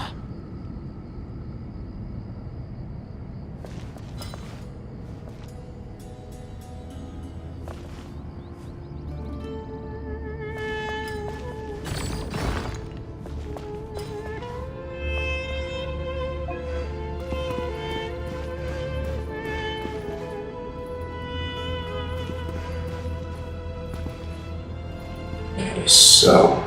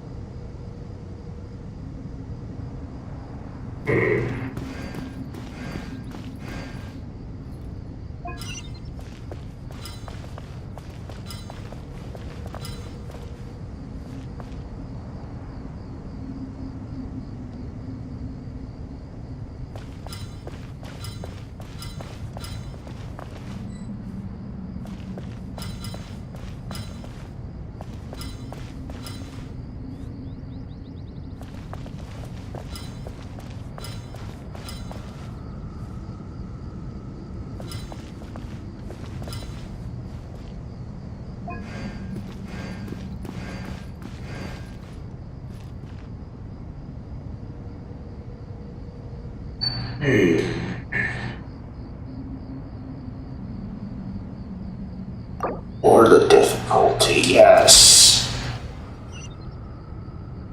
Ibis King, don't you think this all rather inappropriate? You may as well be handing them victory on a silver platter. Do not expect me to follow your lead. Ha! Suit yourself.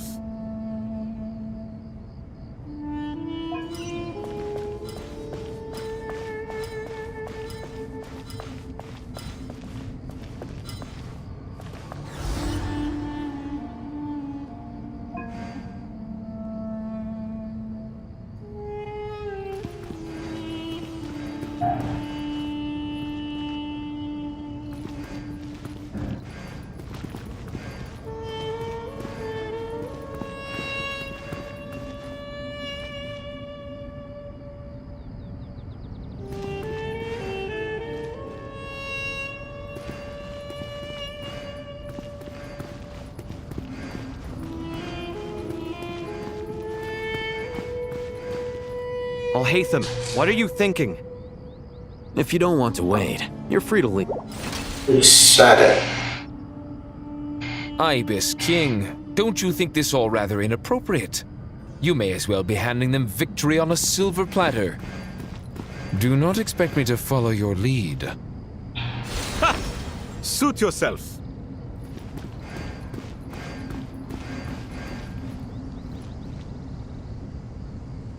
Okay, so they have that number of moves.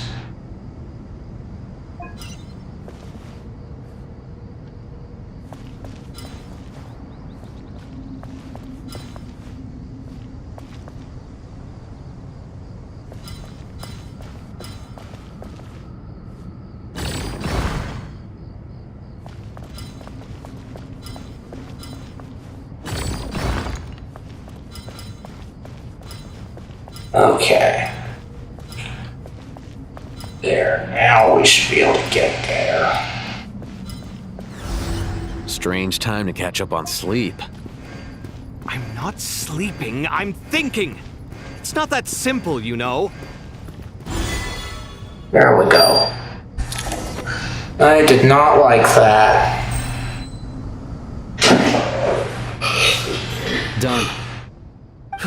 Finally. It's over. But seriously, that was incredible! Standing on the chessboard felt completely different from standing on solid ground. And also... Oh, sorry. I'll save my thoughts for later. Thanks to the three of you for helping us out with this. Is it just me, or were you giving us quite a lot of guidance along the way?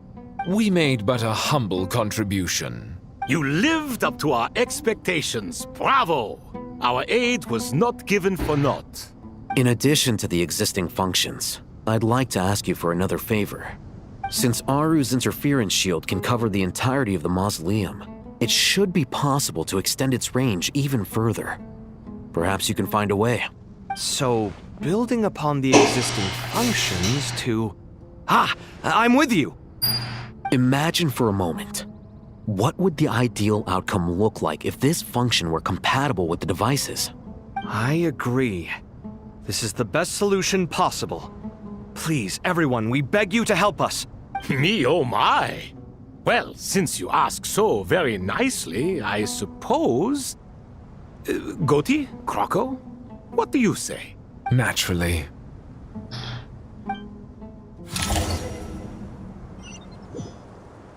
Time to go! Let's go find Nahida! Okay.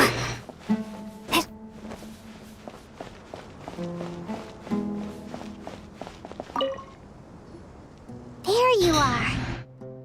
Miss Nicole truly is an angel.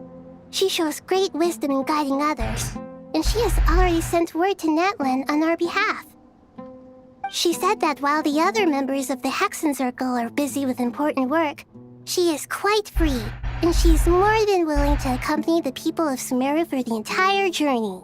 Oh, there's Nicole, all right. Always super patient and loves to help everyone out. She's the best. She is.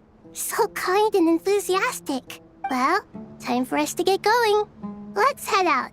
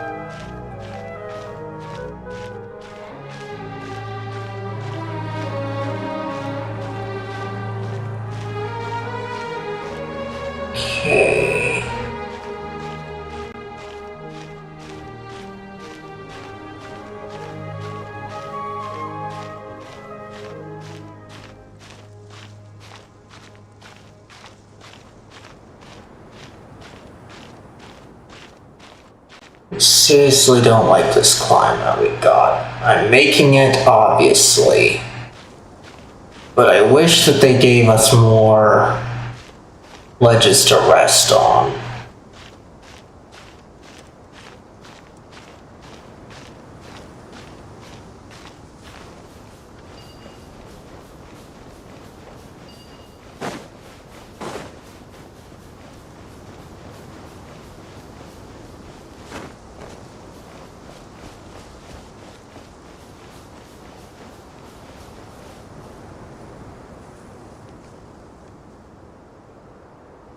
This should be one of the closest places to Natlan in all of Sumeru. There's the barrier Nicole and Nefer mentioned. It completely cuts this nation off from the others.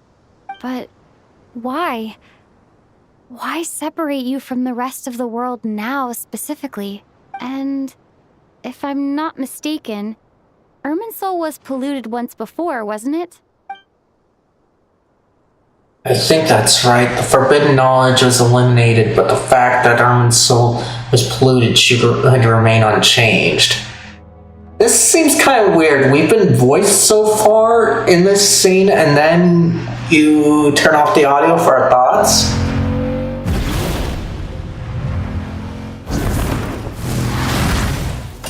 Good question. I'm wondering the same thing myself. That voice. Muika! You got here pretty quickly. Hello, traveler. It's been a while. Hello there. Hello, Dendro Archon. Malika, I apologize for asking you to meet at the border on such short notice. I also apologize for not being able to greet you in person. The form in which you see me now is one carried by the traveler. The real me is inside the mausoleum of King Deshret, and I am reaching out to you with my mind from here. Irminsul has been infiltrated by the Doctor. We must be on our guard, as he can spy on information in the world from within the tree. Fortunately, there is no record of the Traveler in Irminsul, and you are still within Natlan's borders. My records will be preserved in the Night Kingdom, rather than the ley lines. As long as the Night Kingdom remains disconnected from the ley line cycle, the Doctor has no way of knowing my movements. Exactly. So by meeting each other in this way, the meeting essentially never happened. No wonder Paimon didn't come. You were concerned that her activity would be recorded by Irminsul. The Natlanese have heard about the situation in Sumeru. With the borders sealed off, merchants have been forced to stop their shipments. It's pretty serious, and you're the ones bearing the brunt of it. I'd like to address the question you raised at the beginning. I can offer a brief explanation, although it will sound rather cruel. I don't reach this conclusion gladly, but Irminsul predates the heavenly principles. It existed long ago, when the dragons of Natlan were at the height of their power. Let's see, hold on, guys. My phone's charged up, so I'm gonna put away its charger. Shouldn't take too long, so I'm just gonna mute.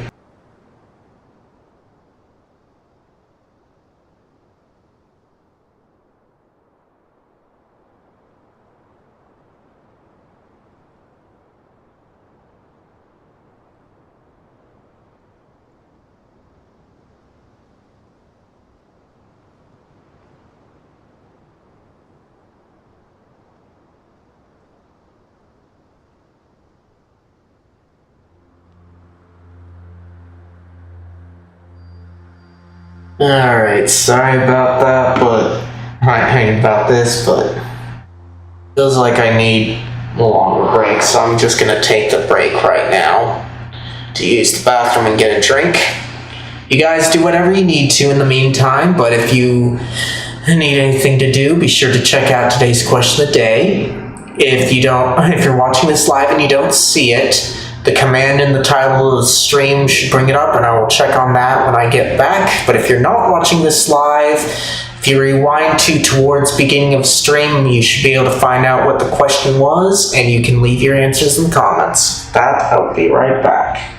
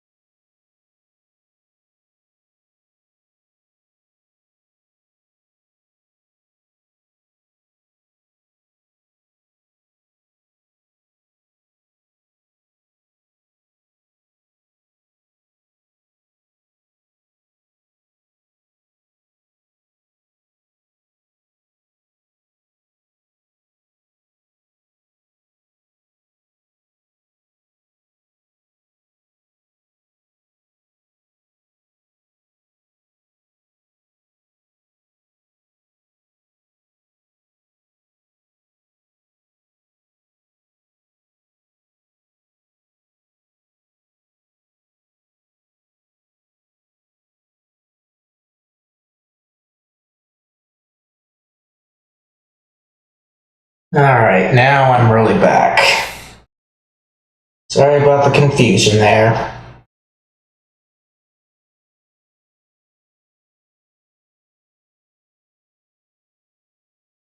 Let me check on you guys here. Okay. Nothing there.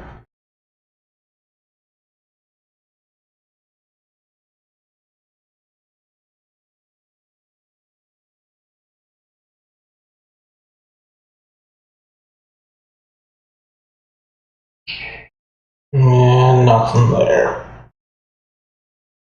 Alright. I'm ready to get on with this, so hopefully you guys are too. Hopefully that didn't take too long, even though I just confused you guys a bit. So even when the people of Sumeru became ill because of pollution, it was not a critical issue from the perspective of Irminsul itself.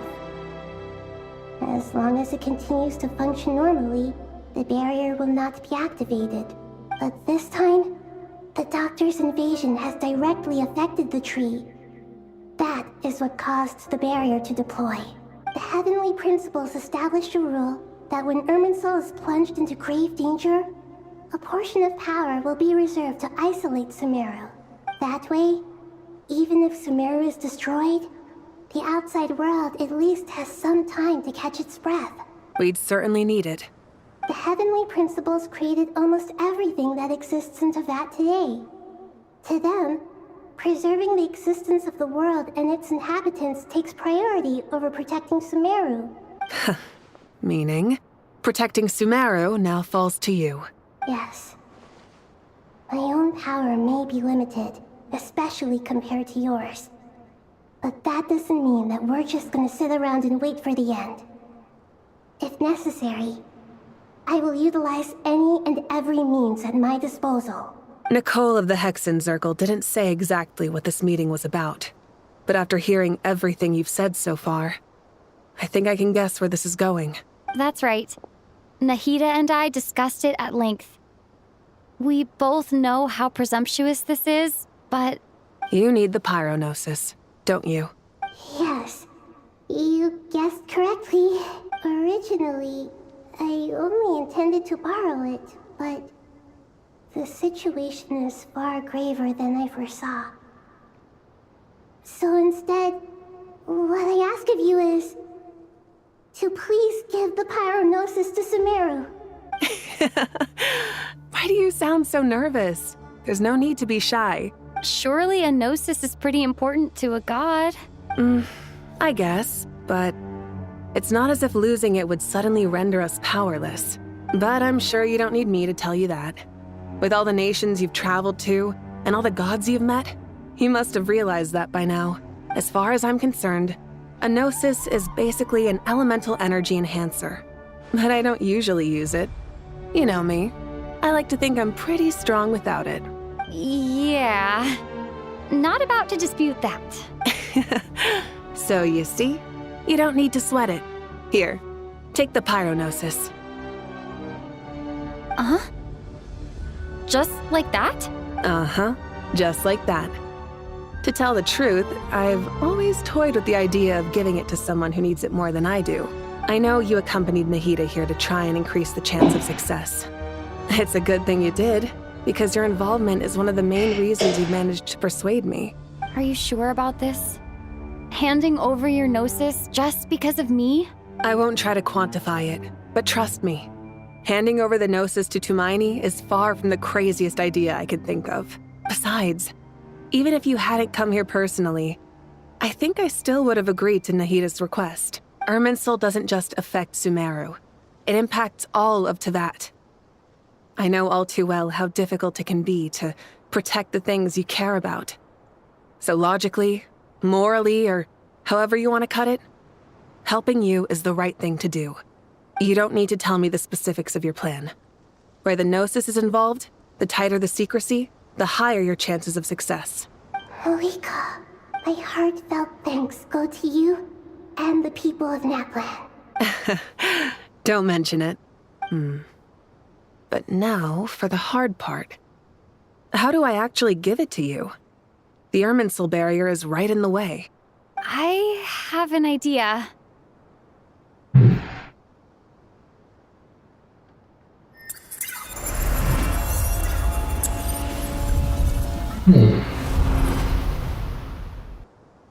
Just as I thought. Incredible. What did you do? Just made a lucky guess. This seems to happen quite a lot. Things that apply to everyone else don't seem to apply to me. I figured the same might be true here. Irminsul usually produces effects based on the records it holds. Since the Traveler is a Descender, Irminsul contains no records of her, and thus has no way to impede her. Is that right? You really are full of surprises. Catch. Whoa!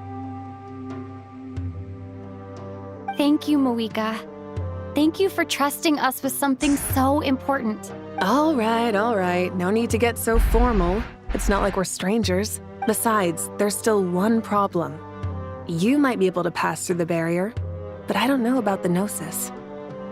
Any other surprises for us, Traveler? Let me try something. I have the Pyronosis in my hand. It feels strangely ordinary. Not particularly heavy. And yet, this tiny thing symbolizes the mighty authority of a god. I need to think hard about my memories of Pyro. My memories of journeying through Natlan. All those important experiences I've had.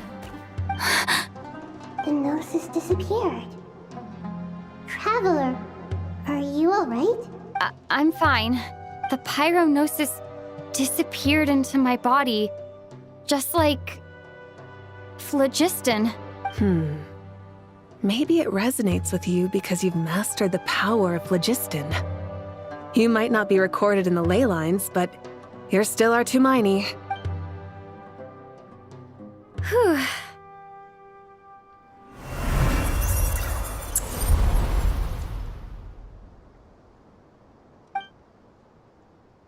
Amazing, I made it back through with the Gnosis. I want to express my gratitude once again, Malika. Pleasure. Well, I've given you all the help I can. The rest is up to you. Good luck. We won't let you down. Yeah, we aren't about to lose.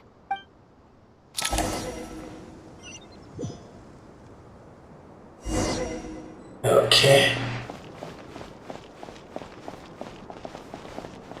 To Nahida. Traveler, Paimon, how are you feeling? Paimon's a teensy bit nervous, but only a teeny tiny bit. Seems like she's gotten way braver over the last few years, huh? Of course. After all the adventures you've had with the Traveler, I'm sure you've gained a lot of experience and grown as a person. I'm doing all right. What about you, Nahida? How are you holding up? With the negative effects of Irminsul, I am a bit like a piece of fruit that's been burrowed into by hungry insects and left to rot. I'd be lying if I said it was nothing. But please don't worry. We all know what we're getting into, and we've prepared as well as we can. I believe in everyone. I believe in you. And I believe in myself. Stoking the fire inside oneself is certainly one way to live. But knowing when to rely on one's companions is also a form of great wisdom. I've been quietly learning little things from everyone, like plucking tufts of fur from a sumpter beast. Me too. With the constant traveling, I'm always learning and growing. That's the journey of life. I think there's someone else here who would share that sentiment. Don't worry about what I think. I was just passing by and happened to overhear your conversation. What are you talking about, Hat Guy? This is the top floor. No one passes by the top floor. Says who? You can fly just like I can. I would have thought it makes sense to you of all people. I don't know why, but I feel a little more relaxed now. It shows that you feel comfortable laying down your burdens in our presence. It means that Sumeru is a place you can trust, where you know we have your back. And we feel exactly the same way around you. That's what it means to be friends.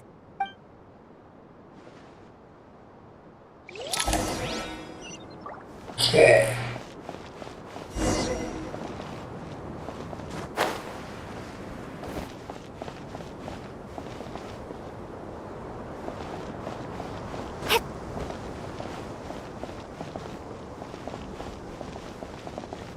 I don't like this talk to everyone.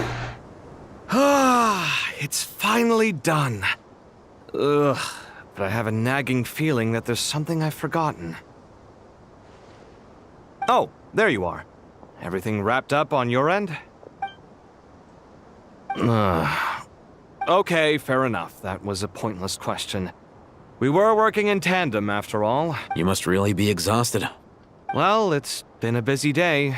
For both of us. When work ends, you clock out. No looking back. Yeah, we're definitely due a break. Probably a little late to start drinking now, though. I'll stick with water. Here, this one's for you. Thanks. You want a bite to eat? I can grab us something. Or wait, I think there's a stove nearby. Let me take a look. Are you nervous? A little, yeah. Unlike you, it seems. Because Everything that happens next is beyond my individual control. I don't worry about things I cannot influence. What do you mean, cannot influence? You're the one who came up with half of the strategies we ended up using. There's only so much I can do. I was only doing my duty. Was it like this last time, too? You mean with Azar and his accomplices? Yes and no. The situation back then was easier to control, but we weren't as prepared as we are this time. So the enemy is stronger, but so are we. I still vividly remember the way you interrogated me in the library after the fact. Where were you when Sumeru needed you most? If your memory is so vivid, you might also recall that it was you who came looking for an argument. You're often the one who initiates these things, you know. I came for a conversation! I didn't know it was gonna turn into an argument! Anyway, at least I showed up this time. So, what do you think? What do I think? I think we're certainly better off for it. It's good having me around to help out, huh? Absolutely. As a citizen of Sumeru, you displayed a remarkable sense of responsibility in the face of disaster. Certainly feels that way. I just shudder to think how the world would have ended up if we hadn't gotten control of the situation. So, do you think this is what impending disaster looks like? The sky is so clear, and there isn't a whiff of decay or destruction in the air. It's hard to imagine that the fall of humanity could happen on an ordinary day like this. Awful things happen all the time. Sometimes people can stop them, and sometimes they can't. What you and I have done is increase our chances of stopping this one. Lofty ideals may provide no defense at all against nihilism, but perhaps little decisions can. Oh, nothing. It's nothing. I hope everything works out tomorrow. It will. As long as we stick to the plan, our chances of success are good. It's really strange. You're my junior, yet you always seem to act more like an upperclassman than I do. I think it's mostly a matter of temperament. Ugh. Walked right into that one, didn't I?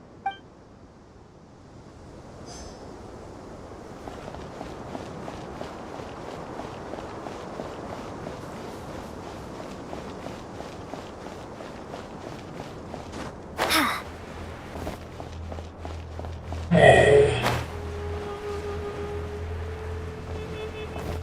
I'll bring up the map. Yeah, I can. So the two left are down there. Okay, good thing I can bring up the map.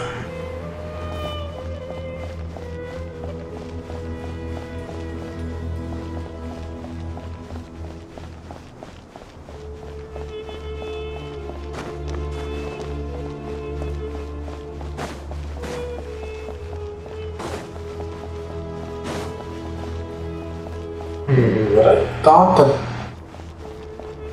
place down there would have been it.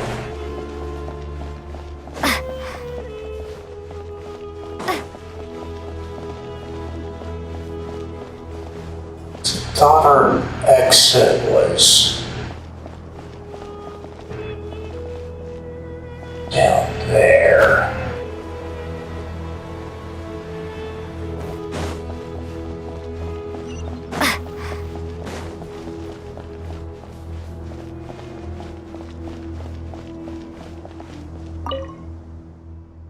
Where to next?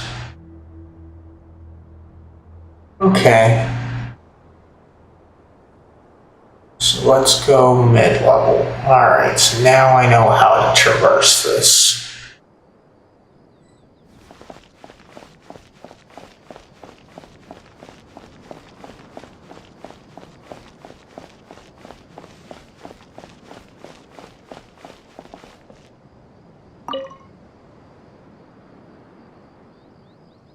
Oh, we should just have this montage. Good. Is everything ready? As much as possible. That'll be enough. Don't let the pressure get to you. We'll take things one step at a time. That's how we've always done it. Master Tainari! Mr. Sino! So this is where you were. I brought some juice and some water. Would you like some? I know how easily you get dehydrated in the desert, so you should definitely have some water. In which case, I'll have to juice. I gotta ask, though. Who's on juice-making duty at a time like this? Madame Farazan said she was feeling a little nervous, so I told her about the automatic juicer my friend invented. A juicer? Did Sucrose send that to you? Yeah. I hadn't had the chance to try it out before this incident occurred, but I couldn't bear to leave it behind in Gandharvaville. The juice is very sweet. I think so too. Kale, how are you feeling? Physically, I'm okay, but it just still feels strange to me. Why would a great power like this come to someone like me? I know the feeling well. That same question ran through my mind every day as a kid. At least now, you have someone who can relate to you. All the more reason that you should apply for Spontamod. Tainari fiercely opposes the idea, though. Those two things are completely unrelated. What are we all chatting about, Would anyone like any juice? Oh, you have some already. I had some earlier, ma'am. Maybe give the extra to someone else? Very well, very well. I shall be off then. There's this enormous power, and then there's little old you. You feel like there's no connection between the two. And that sense of dissonance is difficult to get used to. Yeah. But after all this time, I can't believe this stuff still gets to me sometimes. Makes me feel a little childish. Kale, just because we normally keep the conversation light doesn't mean we can't discuss deeper issues. I don't think it's childish at all. You were the victim of a terrible crime. It's normal to struggle with the fallout from it. You have absolutely nothing to be ashamed of. My professor once told me that no incident can be considered truly resolved until the victim says it's over. Your rage and your pain are completely justified. Thanks. Miss Nicole said that. The same god remains which were once used to inflict so much pain upon me have now become a weapon with which I can protect everyone. It's like my own personal kind of evolution. Every innocent person who's been hurt needs time to realize that it wasn't their fault. I was the same, but it's all about to be over. Tomorrow, it ends for good. I don't know if you've noticed, but you rarely stumble over your words anymore, and your outlook has become much more positive. It's a big change from how you used to be. And since this isn't over, you can settle the matter on your own terms. It's time you seized back control. I believe in you. Yeah. Sumeru is my home. And it's so important to me. I have to protect it. No. I will protect it. And once you're done, how about you come back and apply for Spontamod? Stop it with the sales pitch, would you? Hey, excuse me. There are still 3 unclaimed cups of juice here. Why don't you take one each? Ugh, my arms are getting sore from carrying them around everywhere. Madame Farazan, why are you... Here, let me take them off your hands. Thank you, Madame Farazan. Drink up and enjoy my handiwork. I think I'm going to make something else now instead. Please, try to relax, Madame Farazan. Your nerves are starting to get the better of you. I know, I know.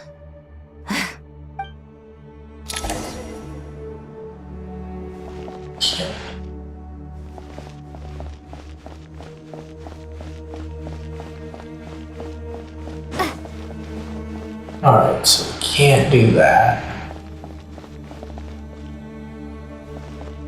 We have to go one more.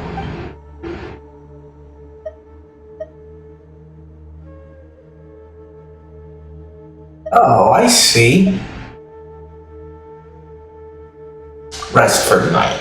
There we go. That's what I want to do.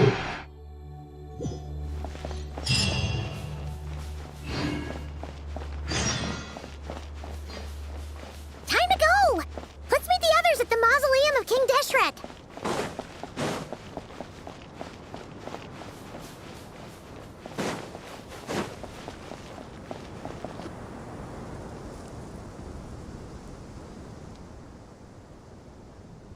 I have not felt this way in a long time.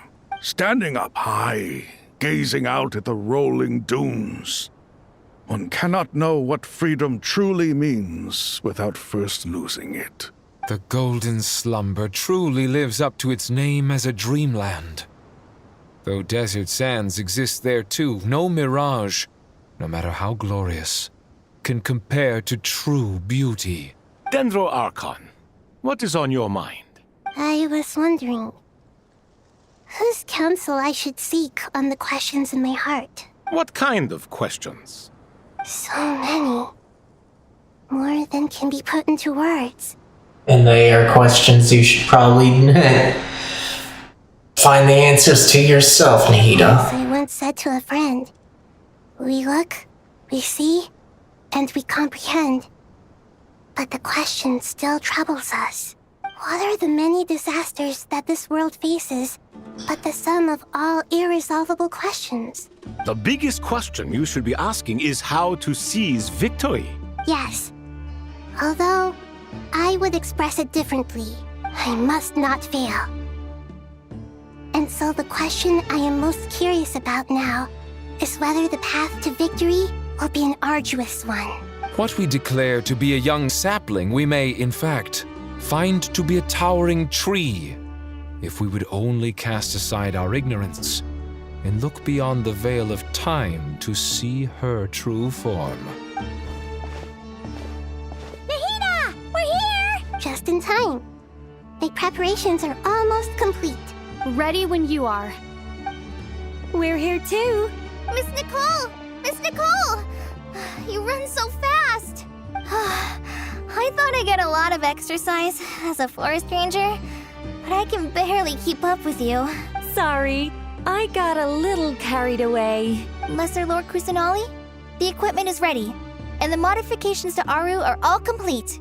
As discussed during our meeting, Accessing Irminsul via the Akasha is no longer feasible at this stage. There are other options, it's just they're a little more extreme and more technologically demanding to implement. Maybe you should take it from here.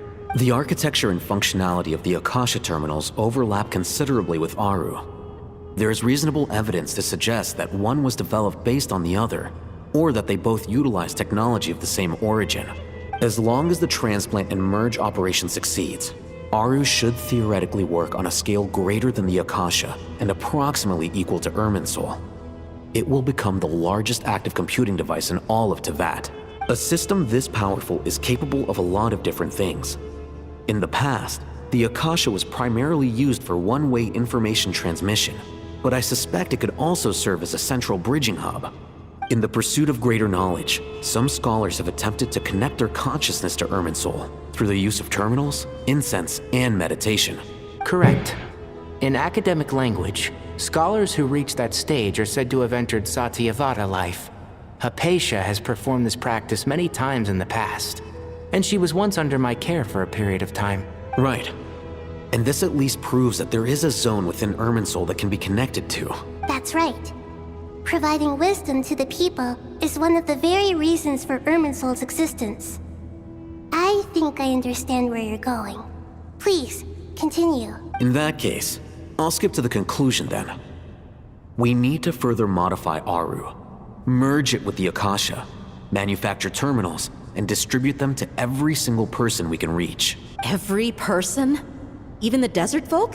Yes, everyone. I've already calculated the amount of raw materials we need. So you mean we're going to get new Akasha terminals? Yes, but this time the people of Sumeru won't be using them to acquire knowledge, just to connect to Irminsul. That's the key. When we evacuated the city, we brought all the important assets from the House of Dana, in case we ended up needing them. Fortunately, this included the Akasha system's main terminal. We've checked all the relevant records, and one thing is certain. Nothing like this has ever been done on this scale before, so... Everyone in Sumeru is part of the plan. Whoever controls the people controls the situation. Since this function of Irminsul was introduced, it has only ever been made available to scholars, who don't constitute a particularly large group of people. But by expanding the scale to include all the people of Sumeru, all the individual connections will stack up to create a significant load on the system. Under normal circumstances, Irminsul would be able to cope with the additional load. But with it already being under strain from other activities, its remaining capacity is limited. Thus, it might be possible to shut it down completely by overloading it.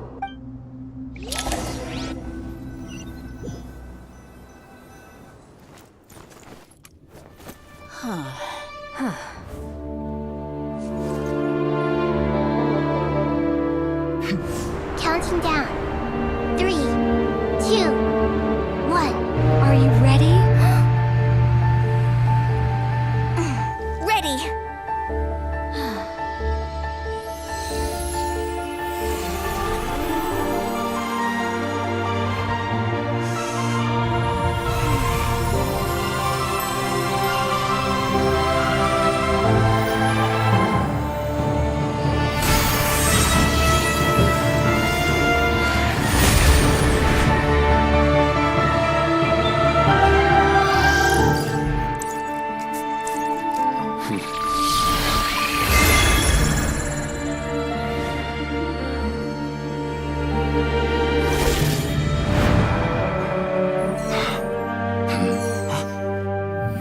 In the past, when people sought knowledge, they turned to the Tree of Wisdom.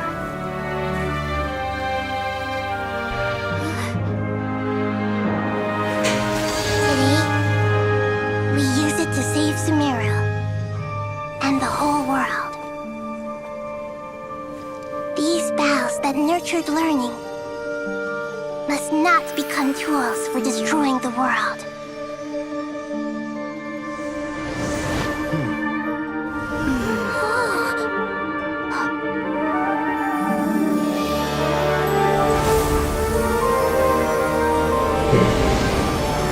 Very beautiful there.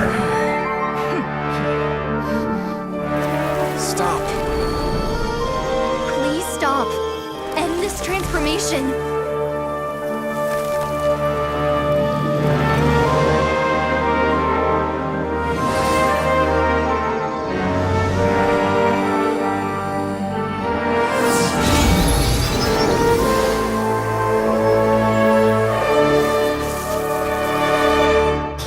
You would shut down Irminsul just to stop me?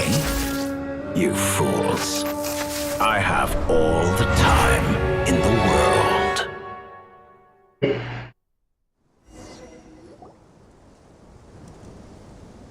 Success! The evil Irminsul tree has stopped growing! Great.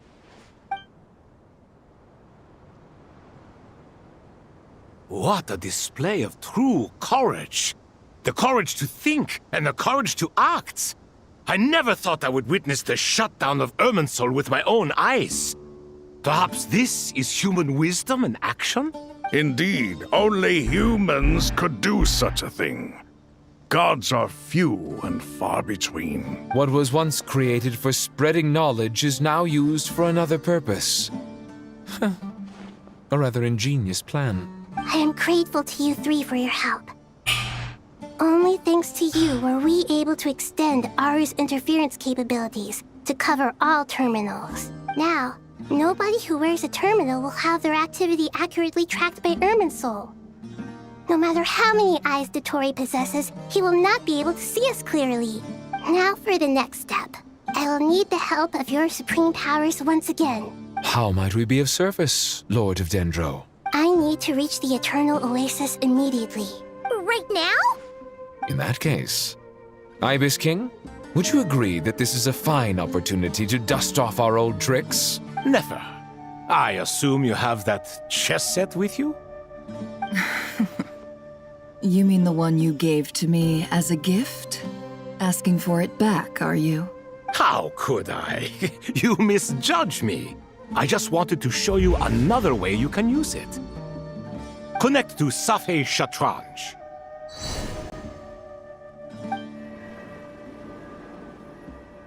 Safei Shatranj? You mean that place in the desert? Thoth's chess set gains its power from the chessboard laid out in the desert by King Deshret and ourselves. All ceremonies conducted using the chess set must be activated via Safei Shatranj. In other words, the chess set is an extension of the chessboard. In the past, Moving a chess piece was a sacred and momentous act. Transfer initiated.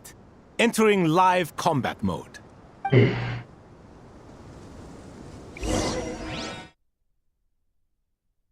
Live combat, huh?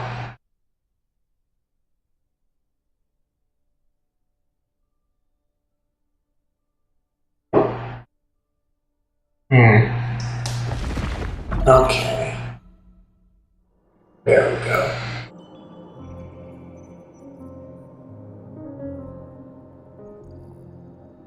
We haven't heard a single word from our spy in the desert. I'm afraid he might have been captured. Never mind. But we spent years turning him. And a lot of Mora. Nothing comes for free in this world, but the loss is not without its purpose. For a small price, we have wasted a precious amount of the limited time they have. Quite a bargain, if you ask me.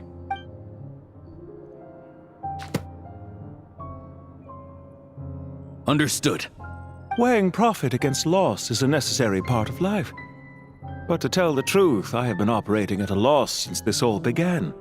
Since many centuries ago, in fact. For instance, why would a banker act as the executor of a will? If you hadn't deposited your personal belongings at Northland Bank, I would have no reason to be here right now.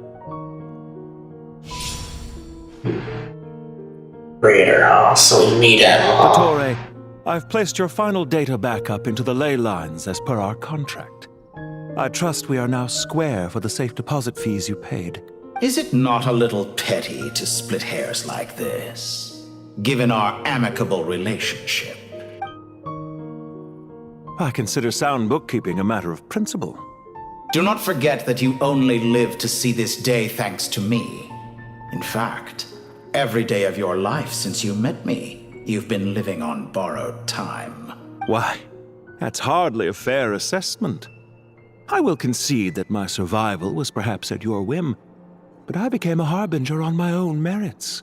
Managing money is not like other professions. Mine is not a role I could have acquired based on your recommendation alone, and certainly not one I could have lasted so long in without genuine ability. The information stored in the ley lines is quite comprehensive. Rest assured, I have not forgotten how strong your pride is. Well, I presume you have no sense of fragmentation while talking with me. How could anything possibly go wrong with such strict measures in place? The remainder of your soul was split in two, with one half sent to Nod Krai and the other stored in the most secure vault of the Northland Bank. Though I must say, your disdain for the other segments is quite amusing. Zandik is you, and you are Zandik. Zandik created the segments, yet you, a segment yourself, reject him.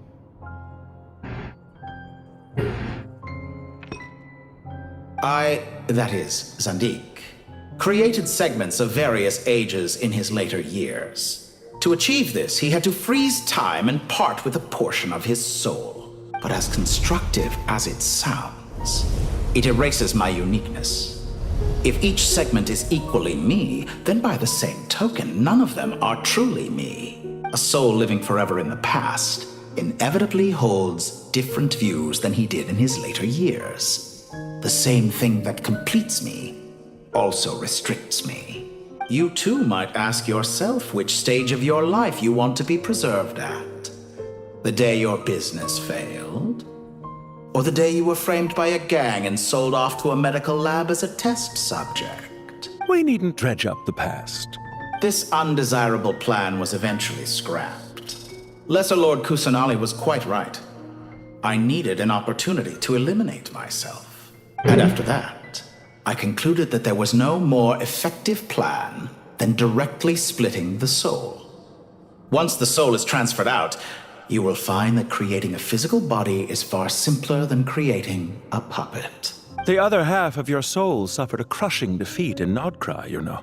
And yet in the process, I obtained the information I always wanted, did I not? Because now we finally know where the best testing ground truly lies. I once thought your ultimate goal was to ascend to godhood. But as it turns out, that was merely one of your experiments. Experiments take many forms. Most people are too eager for success, too fixated on the end goal. They forget that the experimental process itself is just as important. A suspiciously vacant seat, a new face. I trust you can put two and two together. The reason it doesn't exist is because someone tampered with the record. What can I say? After all your efforts, you really did uncover the world's secrets. So, is the new world you promised a lie? No, it never was. I am glad to be able to control Irminsul from within.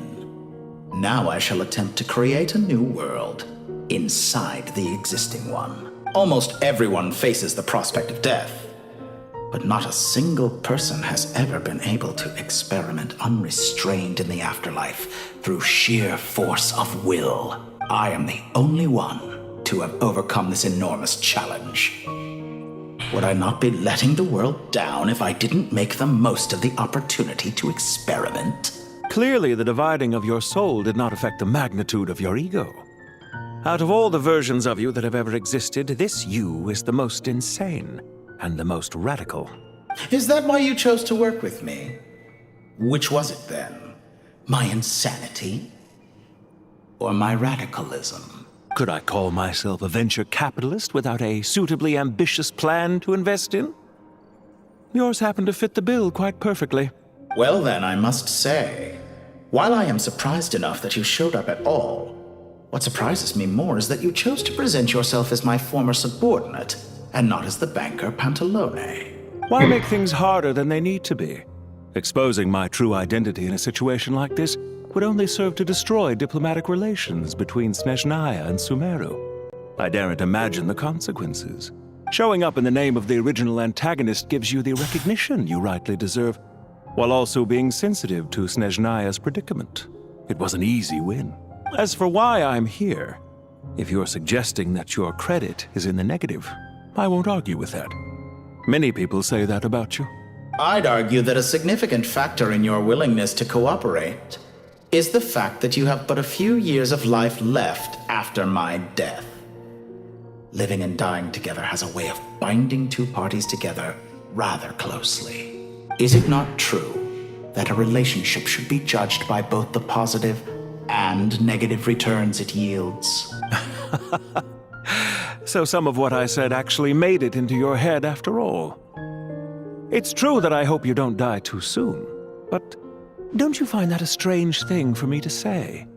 After all, you've already had quite a long life, especially for a human being. Let's not pretend that you're any more innocent than I am. Are we not the same in this regard? We both despise the existing laws of this world, and neither of us enjoy being under anyone else's control. Is it really so greedy to want the world to operate by a new set of rules? Of course not, my dear friend. And as I've said before, mutual interest is the foundation for the most reliable of relationships. You can attest to that. I just hope there never comes a day when I have to work too hard to prove that. Regrader, sir. People have been spotted approaching Sumeru City. How strange. Despite your access to Irminsul's data, it appears the soldiers noticed before you did. They must have found a workaround. Well, Dottore, I trust you know what this means. The fact is... They're coming. They'll breach the city gates any moment now. But even so, I would say Irminsul is a wonderfully convenient thing on the whole. If you do manage to create a new world, perhaps you could plant one outside my office, too. I'll consider it. What do you need me to do?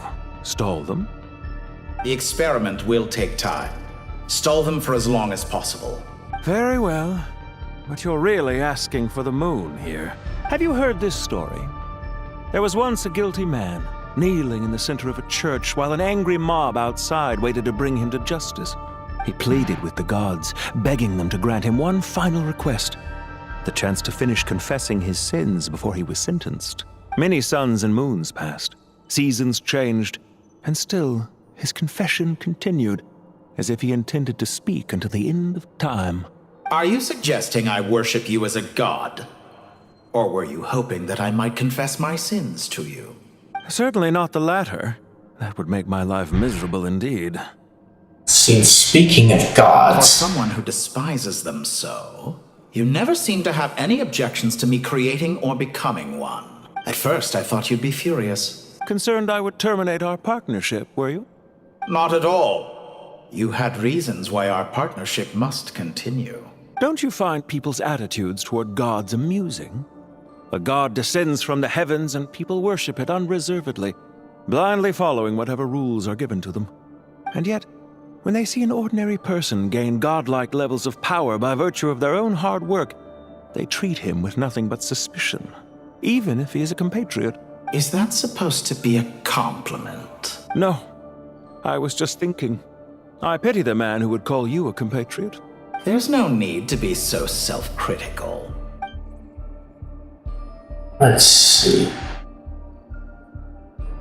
Also about your recent situation. I know it's a little late in the day to be asking this, but how have you been keeping? I'm flattered that you would take the time out of your busy schedule to consider my well-being, Doctor. The part of your soul that went to Nod Krai caused quite a stir, sending our organization back to the drawing board on numerous fronts. It was quite a headache for everyone involved. Dear me. I must have caused you no end of trouble. You certainly did. I had the rare honor of being summoned before the Tsaritsa with Pulcinella to answer for myself. A terrifying ordeal. Don't worry, I pulled through. At most, it's a public relations nightmare. I made sure of that. Now I'm curious. How did you explain yourself? Oh, it was quite simple. I just pinned the blame on someone who wasn't there to defend himself. I could hardly be expected to defy the demands of someone as insistent as the Second Harbinger, now could I?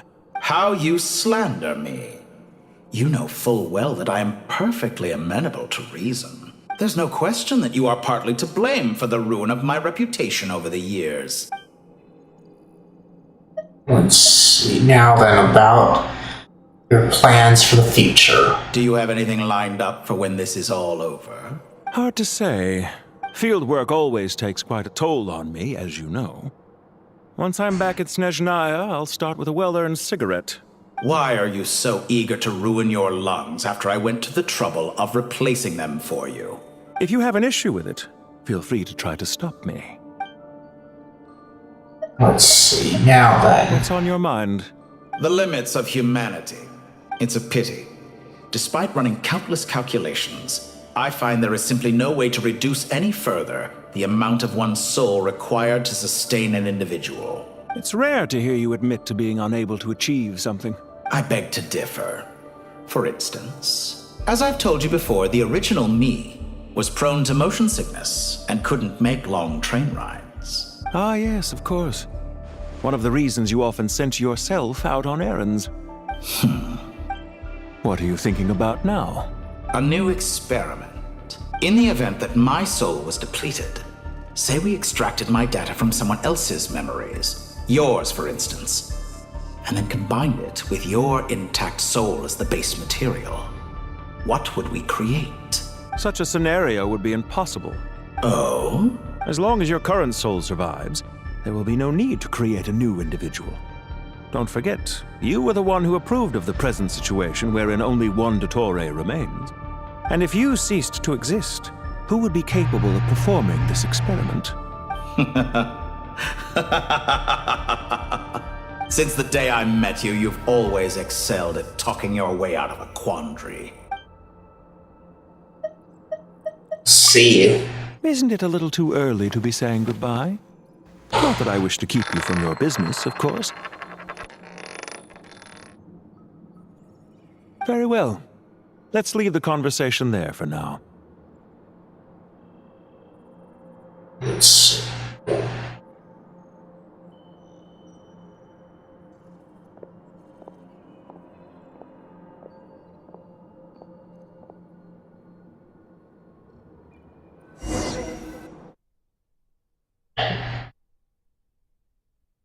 Alright, there we go.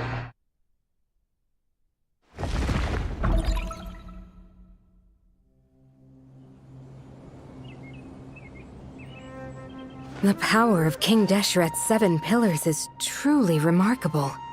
With just a chessboard, you can move an entire unit across the material plane. hold on, guys. Feel like I need another break for a drink for sure and possibly the bathroom. You guys do whatever it is that you need to do, but if you need something to do, be sure to check out today's question of the day. If you're watching this live and you don't see it, the command in the title of the stream should bring it up, and I will check on that when I get back, because I intend to finish this tonight. And if you're not watching this live, you can rewind towards the beginning of the stream, and you should be able to see what the question is and leave your answers in the comments. And with that, I will be right back.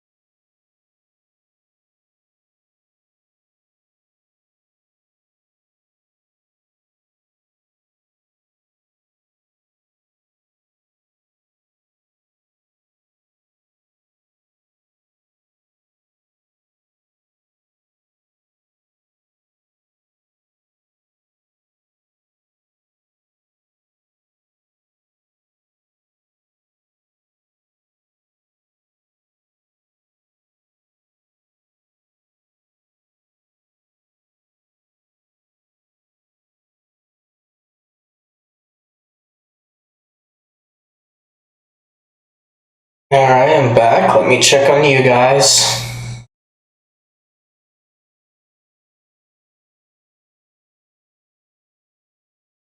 Okay.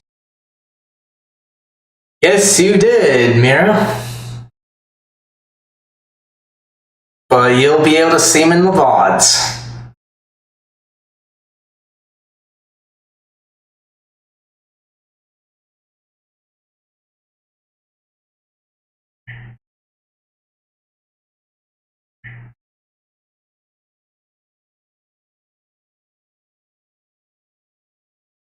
And then nothing there. Alright, let me check on my controller.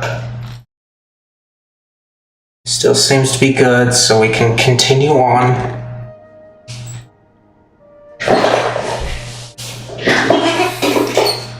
Alright. Power, Desert's pillars. Alright, so it went through this one.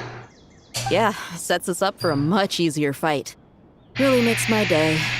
The last time we stormed the city, it involved a lot more running around. I wonder how many people can say they stormed a city twice in their lifetime. I was just thinking that. I've definitely had more than my fair share of unusual experiences in my life. This is my first time here, actually. We never usually leave Gandharvaville. I hope this will be my last time. Wasn't Rana the person we saved? Does everyone have to chime in? Can't we just fight? But I'm with you right now, Jet. I want to get to the fight. What an amusing comment, my dear lady. Yet humans often alleviate tension via small talk, do they not? Whoa! Why is Candace's shield talking? Because the image on her shield is one of me. And I, of course, can appear wherever I wish to. Well, la-dee-da. Isn't that fancy? Could I get in on this? You wish for your gauntlet to speak? Ahem. I think you'll find that it is I whose image is carved hereupon. Thanks. Definitely feel stronger now. You're welcome, my lady. I am glad to lend you my power. Sino, what's the situation? There are troops stationed at every entrance. As we expected. A frontal assault will suffice. Everyone, stick to the plan. We'll take the main entrance. You head for the House of Dana's side door. Move out.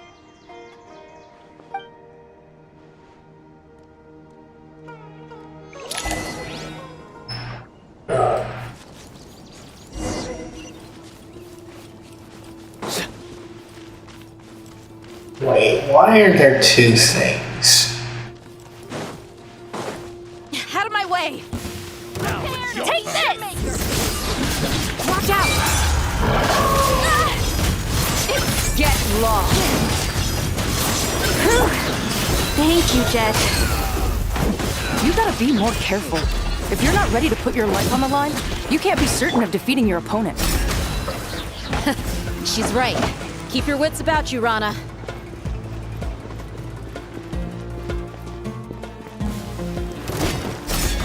Grant us your blessing! Nowhere to run!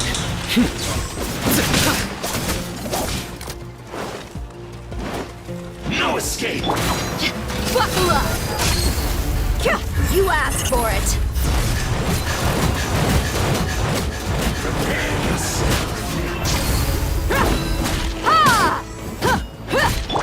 Yield!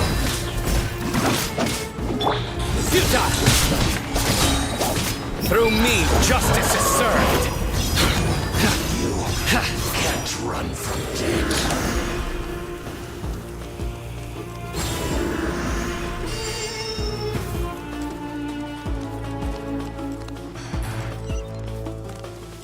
Take them out and secure the harbor. Reinforcements will arrive by water. Consider it done. Show no mercy.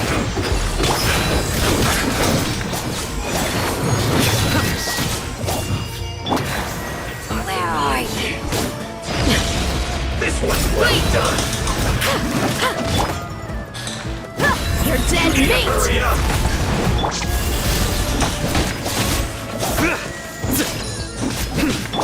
Do your roast! You need to hurry up. Grant us your blessing! Feel caught. Flee! Your sins weigh upon your soul. Out of my sight. Winter shall eventually come.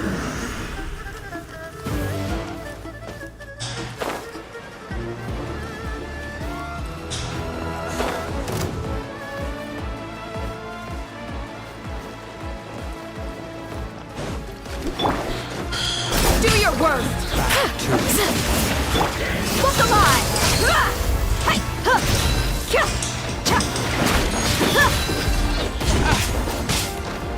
Leaving so soon.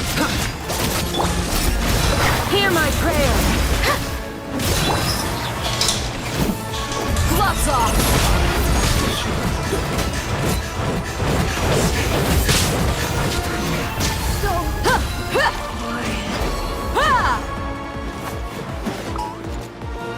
Use of force authorized.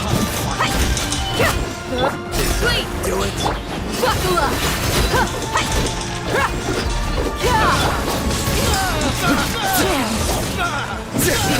Futile. Save yourself. Judgment is upon you.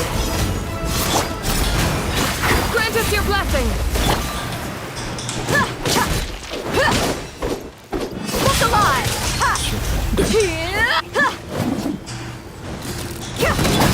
Surrender. Intel. Send.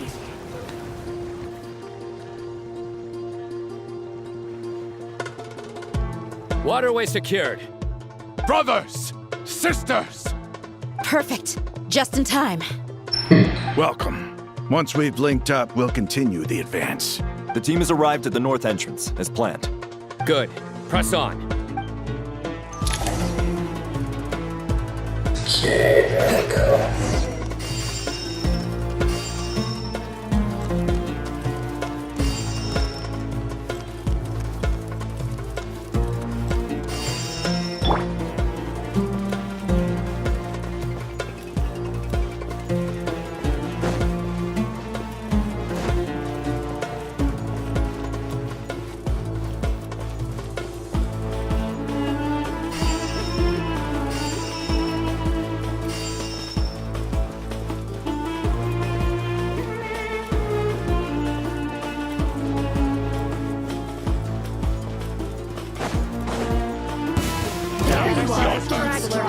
Buckle up! You're dead meat!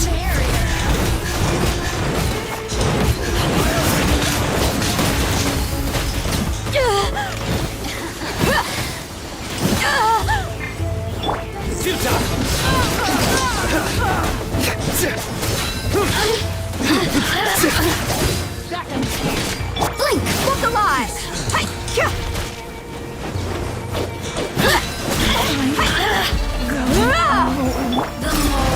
We shall prevail! Nowhere to run! Your sins weigh upon your soul! Over here! Look at You asked for it!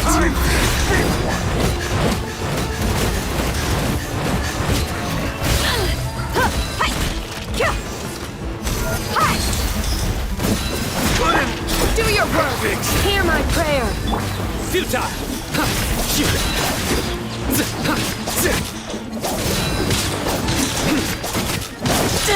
Didn't take too long.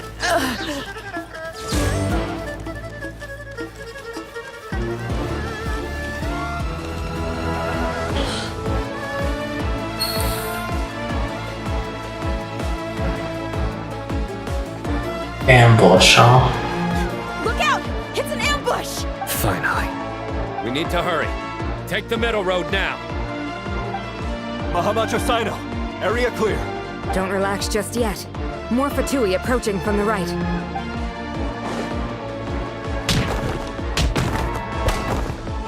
Irminsul cannot track our movements. If necessary, we could split up. Don't worry. We'll wipe them all out. As you can see, our people came raring to go. Good, good. How are things with the Traveler? Can Tainari keep her safe? Don't underestimate Tainari just because he's a forest watcher. He can handle it. All right. You know that's not what I meant.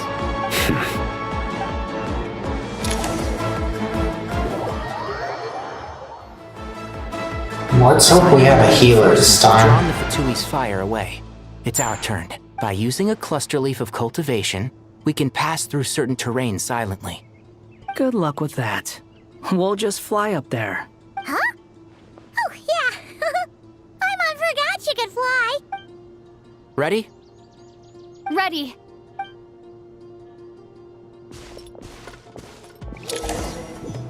Okay, you'll sometimes come across other leaves of cultivation Sumeru, which will scatter 4 leaf sigils around when they come into contact with General Dendro, huh?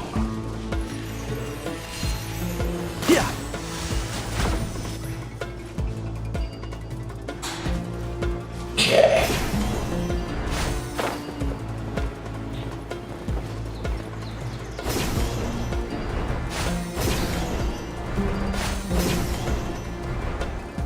Come on.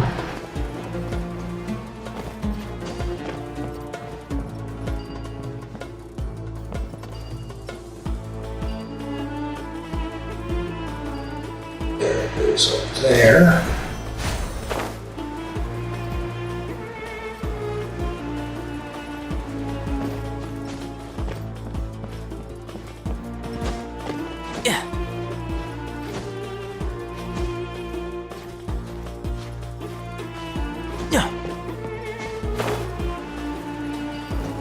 Okay.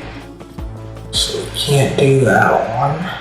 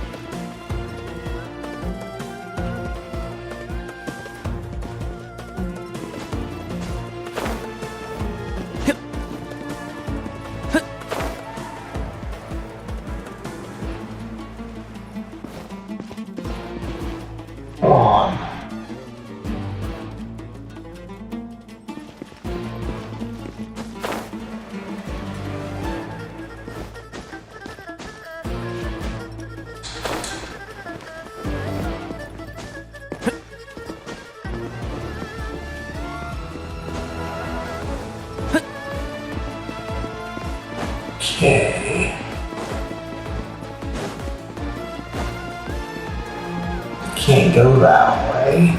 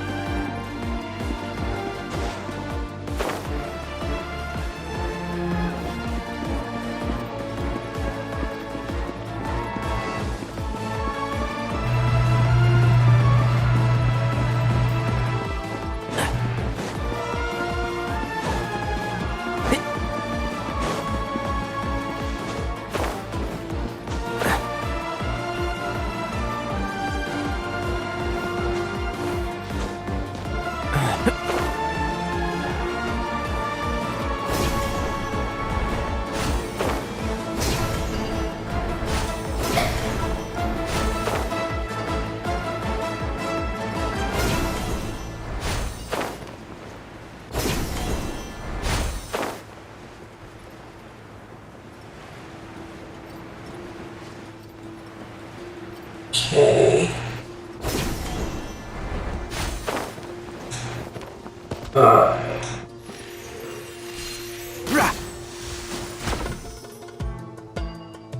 Okay, there we go.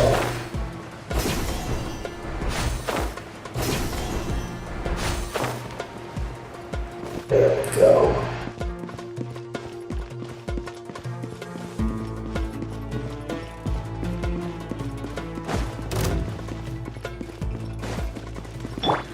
Wind rises. Bow your head.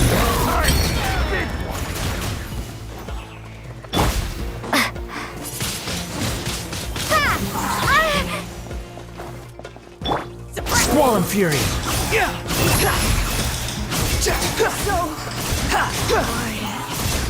Couldn't fix it.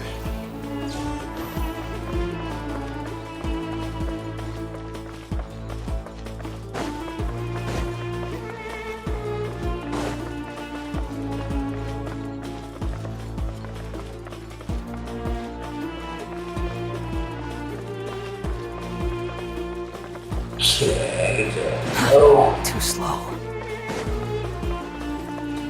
There we are.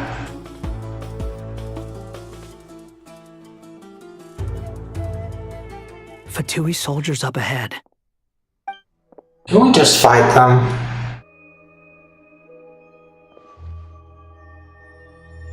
Careful. Prepare for battle.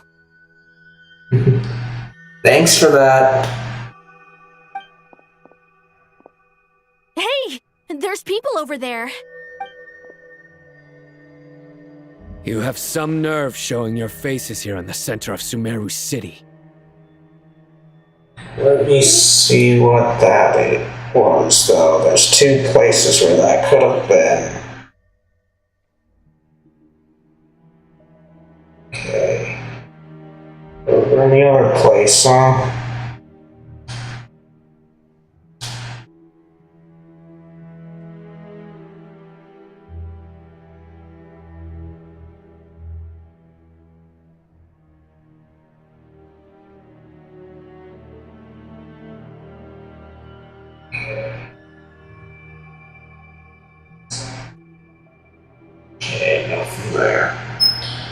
Alright.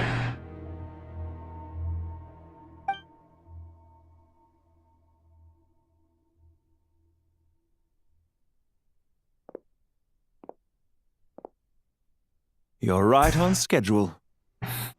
Well, this guy sure as heck isn't your average Fatui sergeant. They've stationed quite a few people nearby. It definitely looks like they were waiting for us.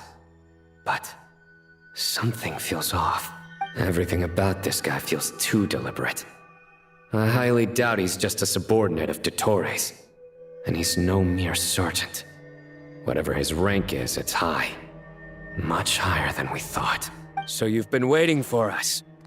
But it looks like you're geared up for a conversation, rather than a battle. Very clever, General Mahamatra Sino. I know you're the one in charge of this siege, and I look forward to making a deal with you. A siege? Sumeru City belongs to us! Historically, yes. But things can always change. We have quite a sizable force with us, you know. For instance... There's a Fatui ambush at the north gate. Can you handle him? We can for now. Yes, I'm quite sure both sides can hold their ground for the time being. The battle has not yet reached its climax. But what happens next? Do you enjoy watching bloodshed? Surely some of those here are people you count as friends. Once a war begins, some people must die. I doubt you wish that fate upon anyone you know. Wait a second. It's a trick. He's not even there. Silence! He disappeared. What was that? A ghost? Curses! He was never there to begin with. That was just a shadow projected there to lure us in. Enough talk! Attack! I apologize for being unable to accompany you at this crucial moment, but I am compelled to leave for reasons beyond my control. Please excuse me. Sumeru's General Mahamatra is quite ruthless. It's a good thing I wasn't there in person. Your illusion held them up for a time just fine. But now that they have seen through it, they will realize you were just a decoy. Decoy or not, what matters now is that they will be heading your way imminently. Not imminently. They are already here.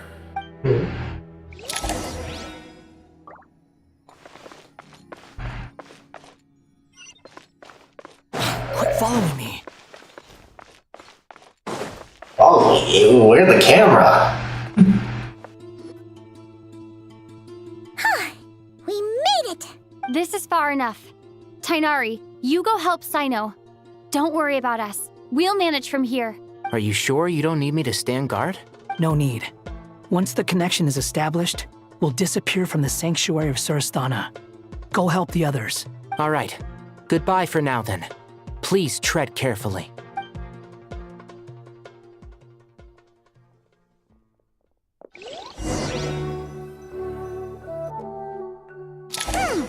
Now where's the interface Nahida mentioned? Come on, where's it hiding? Found it. It's over here.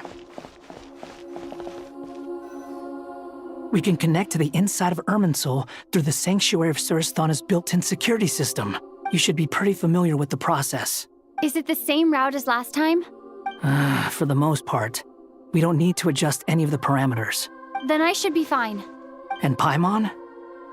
Once you're both ready, we'll set off. Wait, the stakes are way higher this time, right?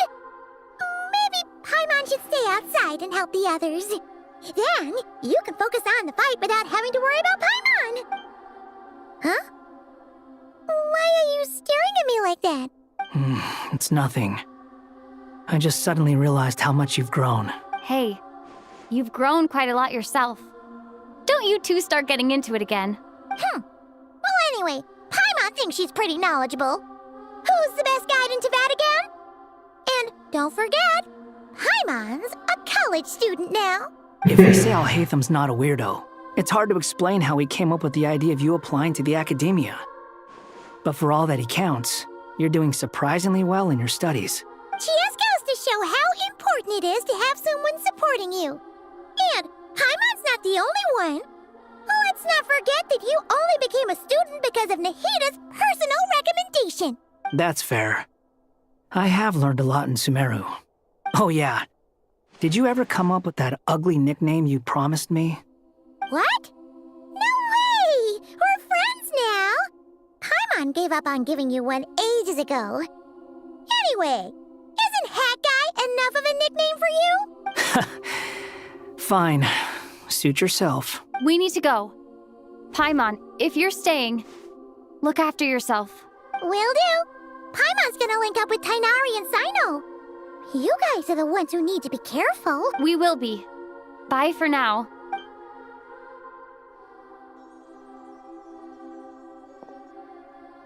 Initiating connection.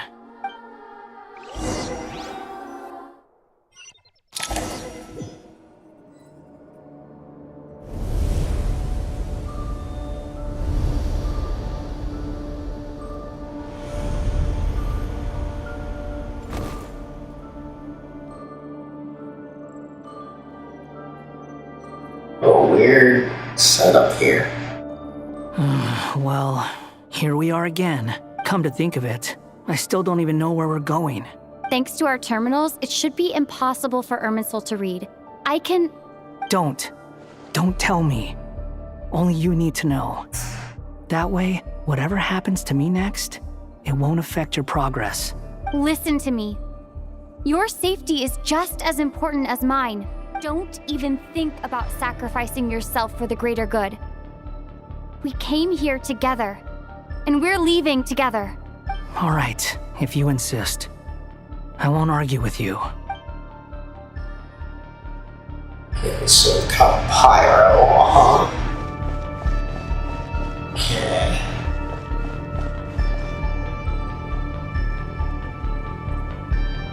This place looks so different from how I remember.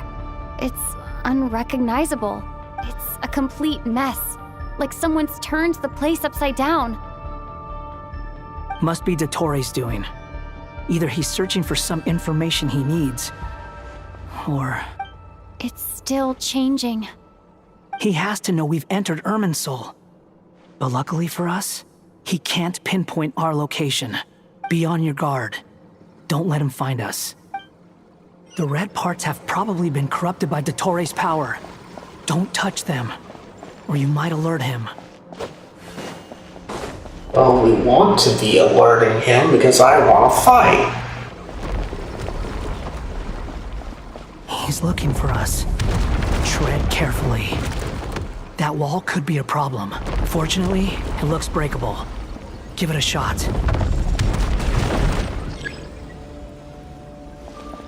Time to ignite! Hip.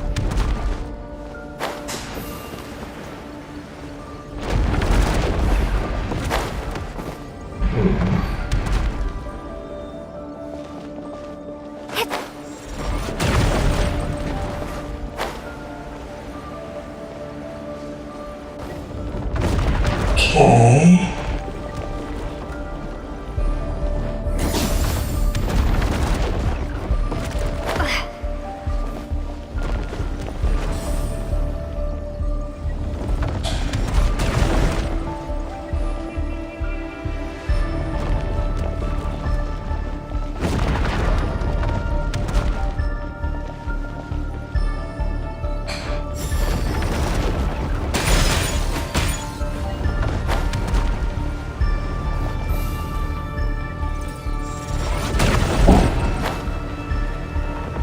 Okay, so that's not gonna work either.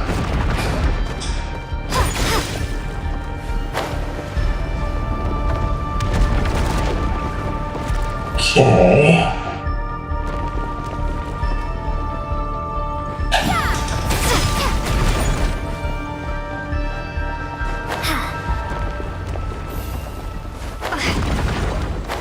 Got it.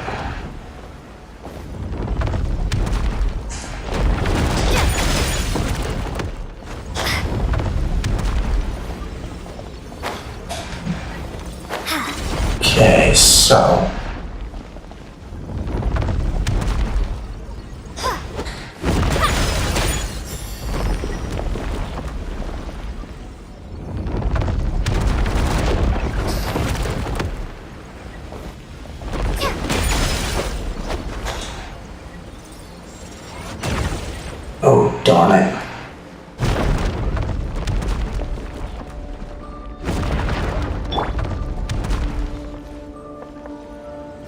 rises.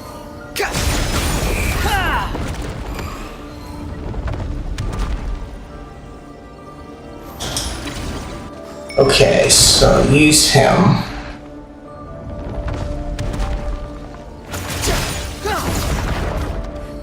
Behold.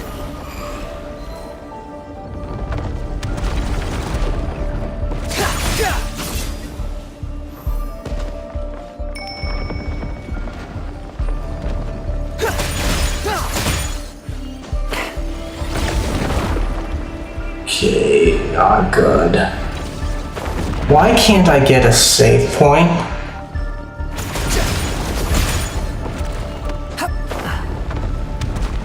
The wind rises.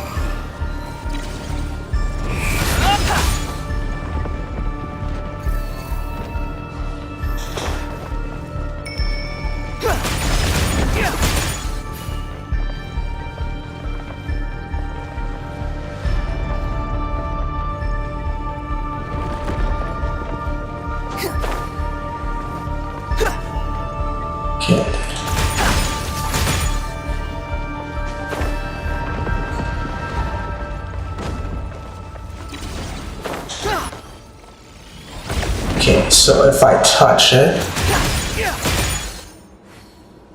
Squall Fury.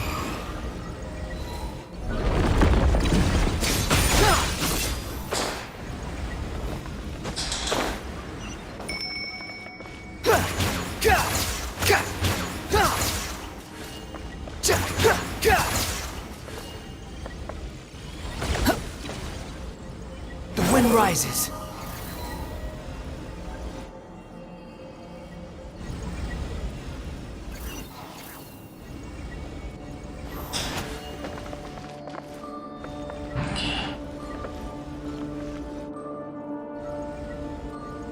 Squall Fury.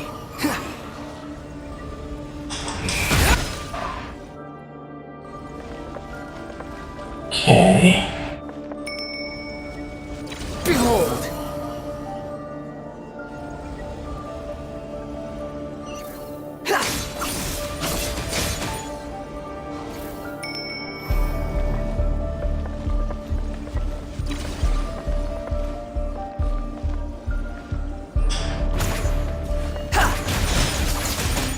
The wind rises.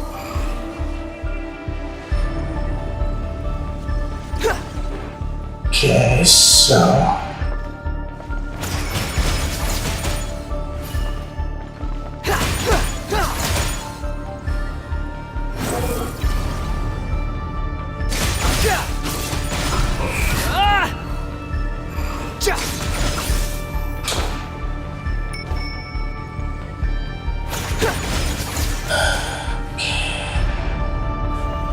Behold.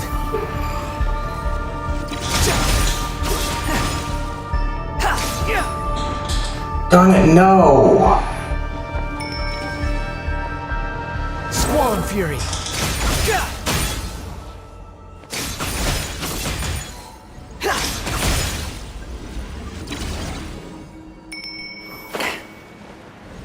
Darn it!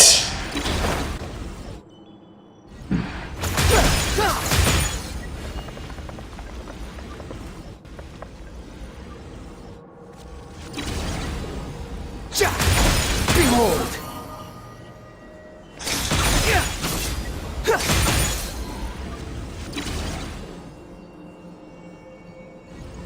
The same old trick again? Are you kidding me? Let's handle it just like we did before. This cheap trick isn't gonna stop us.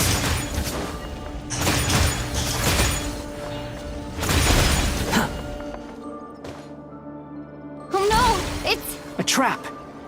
Is that why he was using the same trick over and over again? To get us to lower our guard?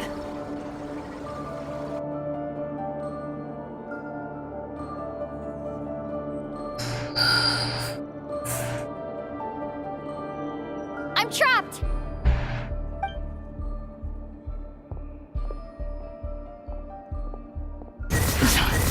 Why won't this thing budge? Hello? Hello? Can you hear me? Nicole? Is that you? Yes, it's me. I'm monitoring your progress from inside the Eternal Oasis, and I have to say, this terminal is simply marvelous. It makes tracking you Yeah, so much did. easier. I couldn't see anything at first, but now that you two are inside, I can Well, use you your can only location see with the support from VODs. terminals to get a partial view of the situation inside Irminsul. It's not the clearest image, but it's better than not being able to help at all. So, here I am. I want to toss him into Davy Jones. I can't intervene directly, but I can help to guide you out of the jam you're currently in. So please, just follow my lead. Dottore in his current form is a blight upon both Irminsul and the ley lines. Pay attention to your surroundings. There must be sources of his contamination nearby. The corrupted information is that one of good work. But we're not done yet. Stay close, and let's see if we can find any others like it nearby.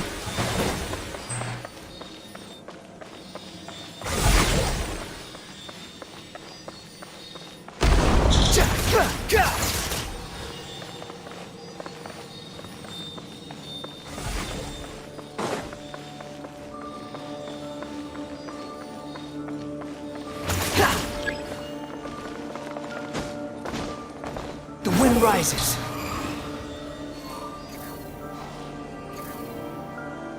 This must be another one. Agreed. Now... Oh, wait! Watch out! It's Dottore. I think he's found us. The seal is broken. Quick! Get out of there! Too slow. And where exactly do you think you can run to? Wait, what is that? Pursuers! That's gotta be it! Run! Don't let that thing touch you. Dodge that attack!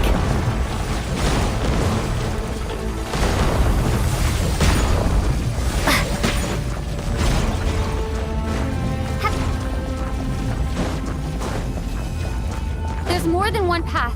Which way do we go? To the left! Trust me!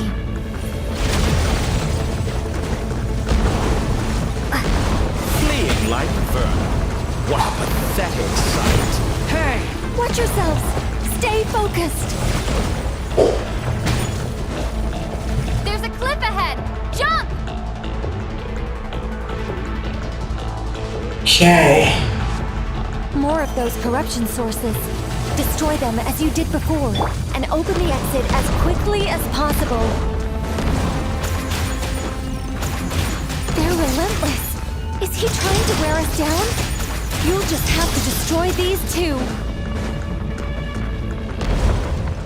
I've got to heal up, but I certainly don't like what they're dealing here. It's here. I think the pursuit is over. Hard to say. Stay alert. Can we just get to the fight? That's all I want.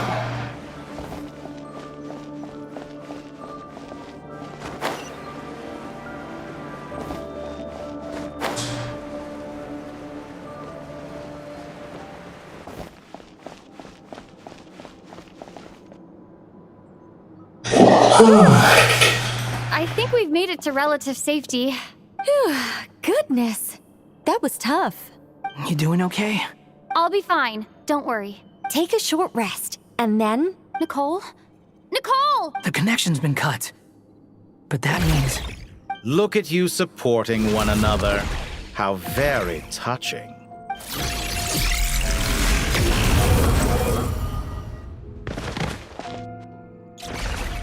Dottore! Took you long enough to find us. You're more useless than I thought. Oh, really? I think I deserve a little more credit for my methods than that. Rather than hunting you down, I chose to let you roam free. I indulged your presumption that I was unable to track your movements. Played along with your clever little plan. Fleeing is for animals, but I rather enjoy watching you flee. Some things lose the will to run altogether as soon as you put them in a cage. If that's true, then why did you come looking for us? Because I wanted to observe you up close, of course. Don't misunderstand me, I'm not here for a fight. Is it so unusual that I wish to greet my old acquaintances in person? After all, it's been a while. Scaramouche. He remembers, no, that can't be it, it's impossible. Why are you so afraid? I have done nothing unprecedented in discovering the truth. Nor did I go to any great lengths to uncover your story. You made a bold series of moves in deciding to erase yourself. And with the power of this great chronicling device called Irminsul, you were able to achieve something quite remarkable. Once most people form an opinion about someone, it tends to imprison their mind. Yet you managed to erase every trace of your existence. A novel take on death indeed. However, this meant that you stood out to me all the more when I saw you in Nod Krai. I didn't even have to go looking for you. Just the sight of you was enough for me to intuit the truth. For someone in my position, connecting the dots was a trivial affair. It would have been more surprising if I hadn't managed to piece it together. You seem very pleased with yourself for figuring it out. I'm sure you'd even be more delighted to learn the full extent of your crimes. That would hardly be necessary. Besides, isn't there something that concerns you more right now? Something that fills you with dread? Let me put your mind at ease. I have no intention whatsoever of restoring any of the records you deleted. For one thing, it would be exceptionally difficult. But more to the point, I doubt that the prospect of losing your current life is all that frightening to you. Because in your case, the cruelest twist of fate is that you'll never again have the chance to make up for any of your mistakes. Isn't it? Dottore?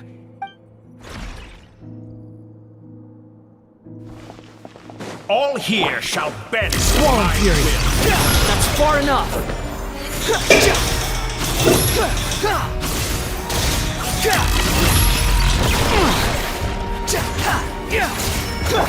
Scorch and burn!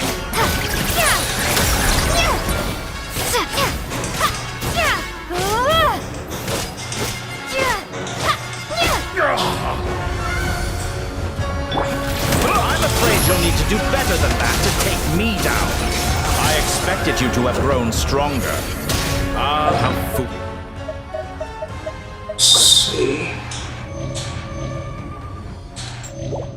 foolish of me. I forgot that you lack any means to increase your power. You will pay for everything you've done. Oh, will I now?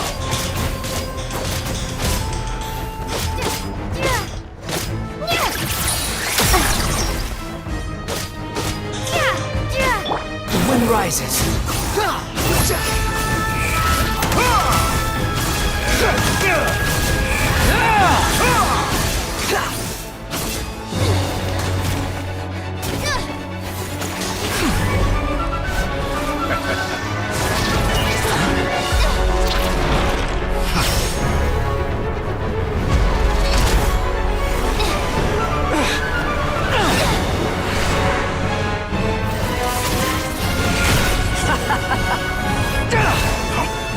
Does the prospect of death amuse you? I could ask you the same question! I'll distract Dottore. You focus on the mission. Got it.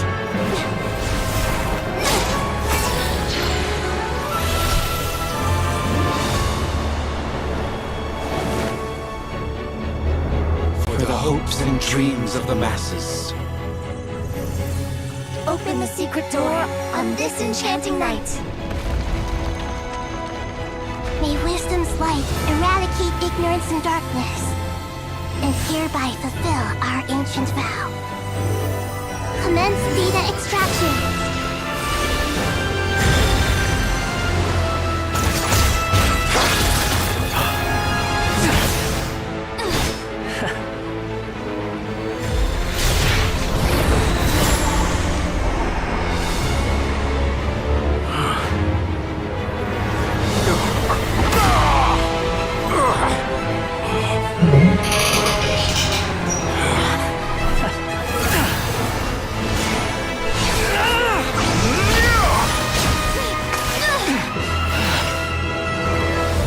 cling to outdated ideals and stand in the way of progress. You will pay for interfering with the grandest experiment of all time.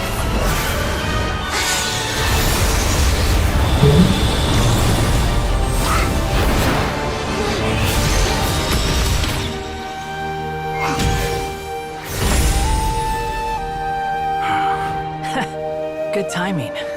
Dottore, as clever as you are, you fail to understand wisdom. Wisdom takes many forms, but the path you have chosen eschews them all. Huh.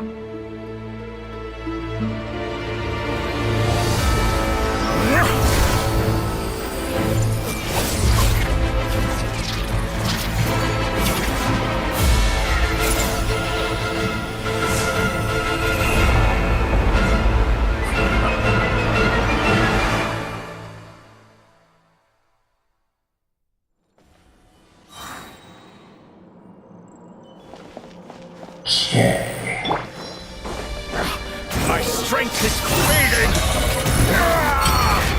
Since you are within Irminsul, it stands to reason that any power you wield comes from it. You're extracting the information from Irminsul just to strip me of my power.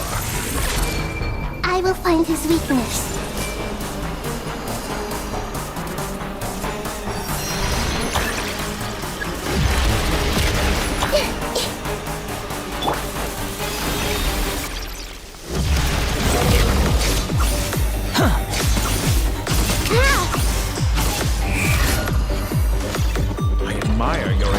Introduce a new variable, but it's nowhere near enough!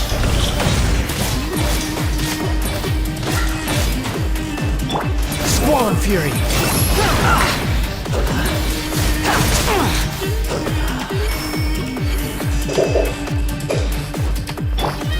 And what we do need... A petty trick! Time to ignite! Roll! Behold! I'm used to this.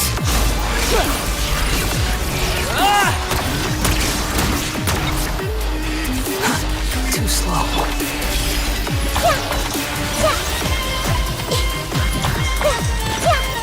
Burn all before you! Blade of the primal blade!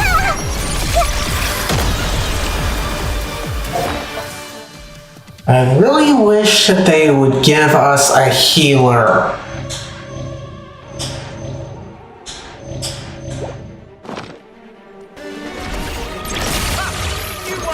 We're so close!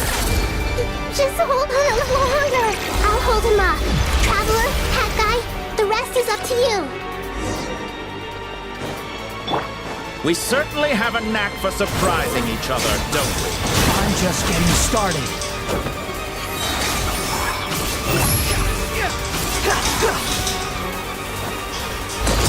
It's time! Say your prayers! Stay on the defensive, but watch your back.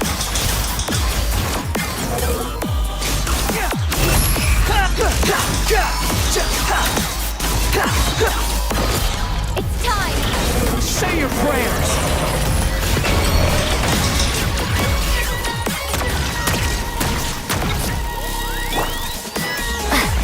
Let's try Watch and burn! Muso no Hitotaki!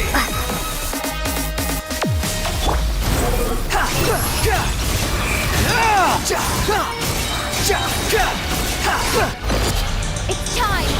Say your prayers! All before you! Time to Blade attack! of the primal blade!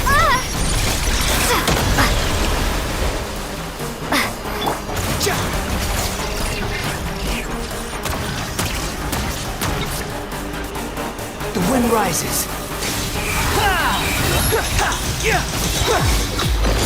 It's time! Say your prayers! How amusing. Yeah!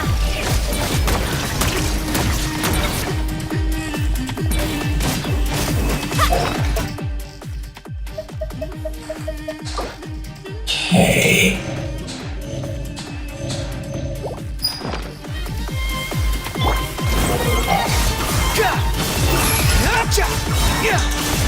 Burn all the... It's time!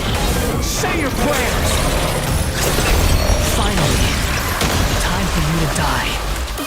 Excited? Time for me to die?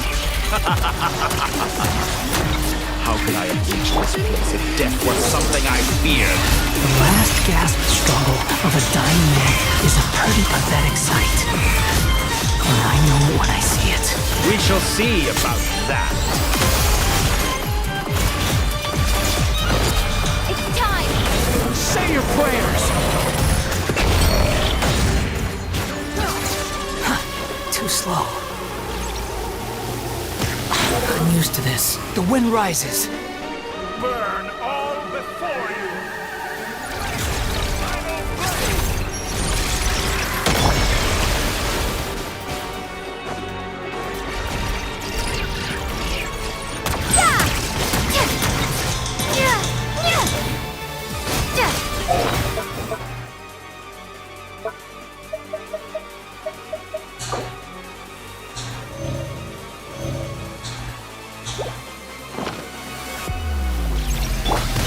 Behold!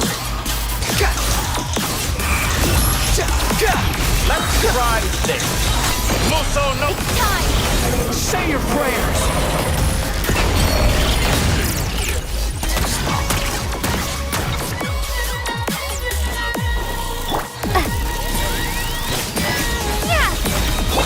Squall Fury! Burn all before you! It's time! Say your prayers!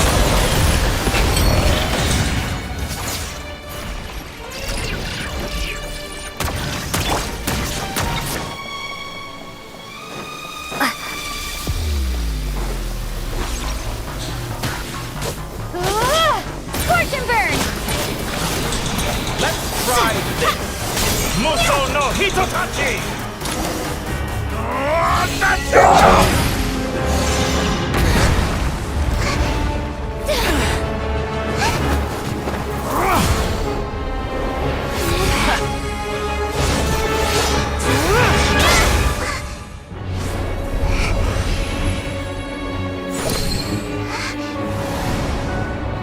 It's all yours. Do with it as you see fit.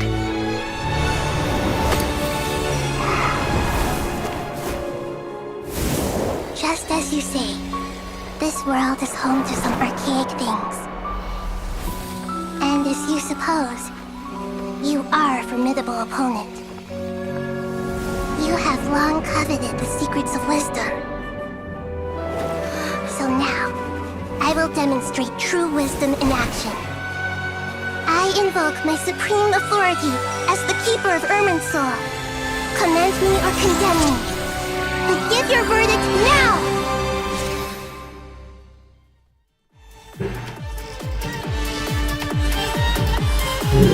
Blessed One of Wisdom, Mahakusaladhama, are you certain that you wish to exercise your authority to destroy Irminsul?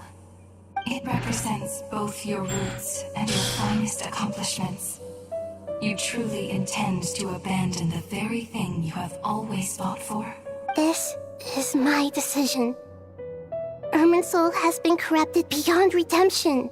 Irminsul is the original tree of Teyvat. It is the means by which the heavenly principles maintains fate itself.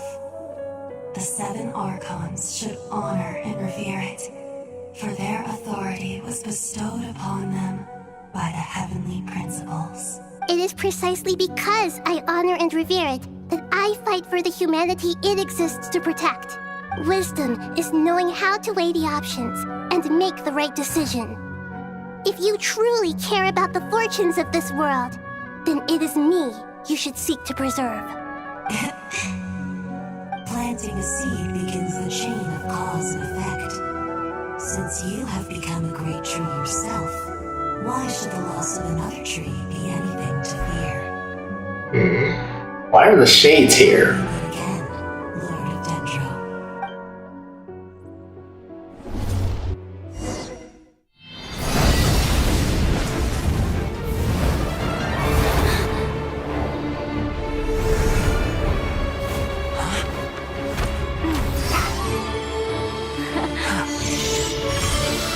The first flame. The pure, cleansing fire.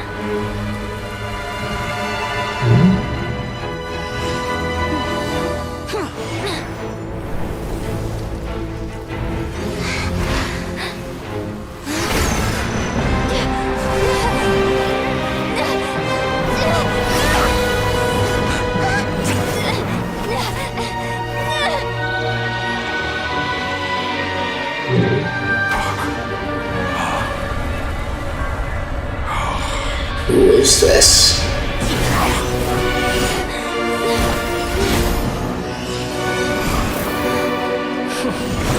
So we got the Wanderer.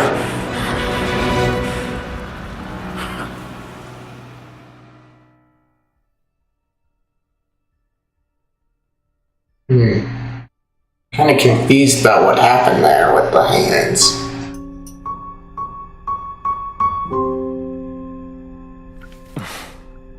Shall we? Where were we? I was suggesting that you needn't perform when signing a contract.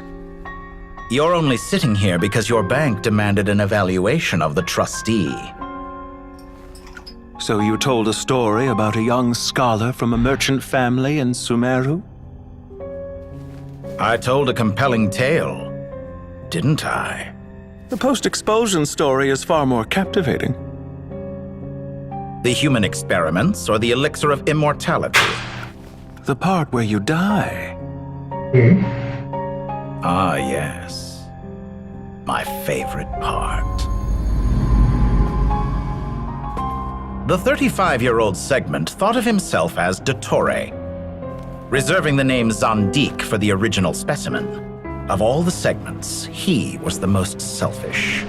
After his expulsion, Dottore searched for a new direction. He joined the Fatui, studied Elazar in great depth, secured resources. He was rather fortunate in his career. Zandik turned to Conrian technology and successfully created his segments. But this was not immortality. Even with backup segments, his body would still age. Still, thanks to Snezhnaya, Zandik found the ideal base for his experiments. Then a perfect partnership materialized at a crucial moment. The year that both parties realized they needed more time. Fortunately, Zandik succeeded. In a miraculous turn of events, he gained the extra time he needed. I seem to recall it differently. All right, it's true. No matter how much elixir he took, Zandik remained human and continued to age. Then, on the morning he turned 85... Help me up! Call for help! Surely he would be rescued, Zandik thought. But to his surprise, no one helped him. Zandik was too selfish for that. Don't forget, you're one of us. Yes. And we're all waiting. Waiting for me to die. Pantalone arrived for a meeting and happened to witness what followed. He found it unsettling. I never said that. But the Zandiks were unfazed. It was a rare opportunity for self-dissection. This is crazy. What does all that have to do with you depositing your data at Northland Bank? It has made me cherish my time in this world all the more. Fair enough. So you do have a sense of self-preservation.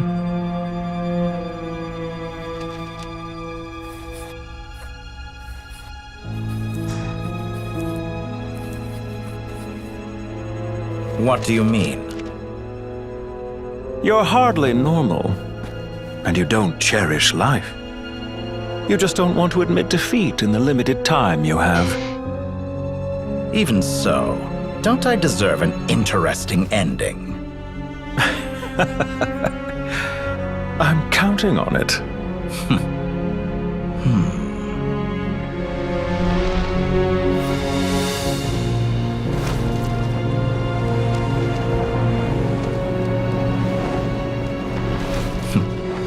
If nothing else, I expect my funeral will be a grand affair indeed.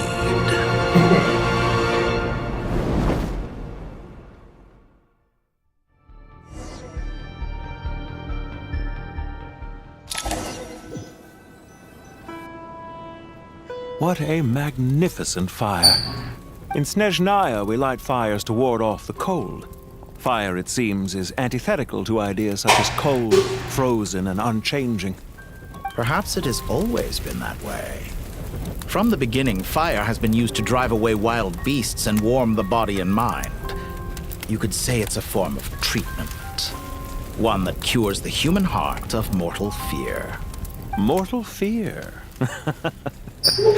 Something you haven't been acquainted with in a long time, by the sounds of it. Whereas you, I'm sure, must know the feeling quite well indeed.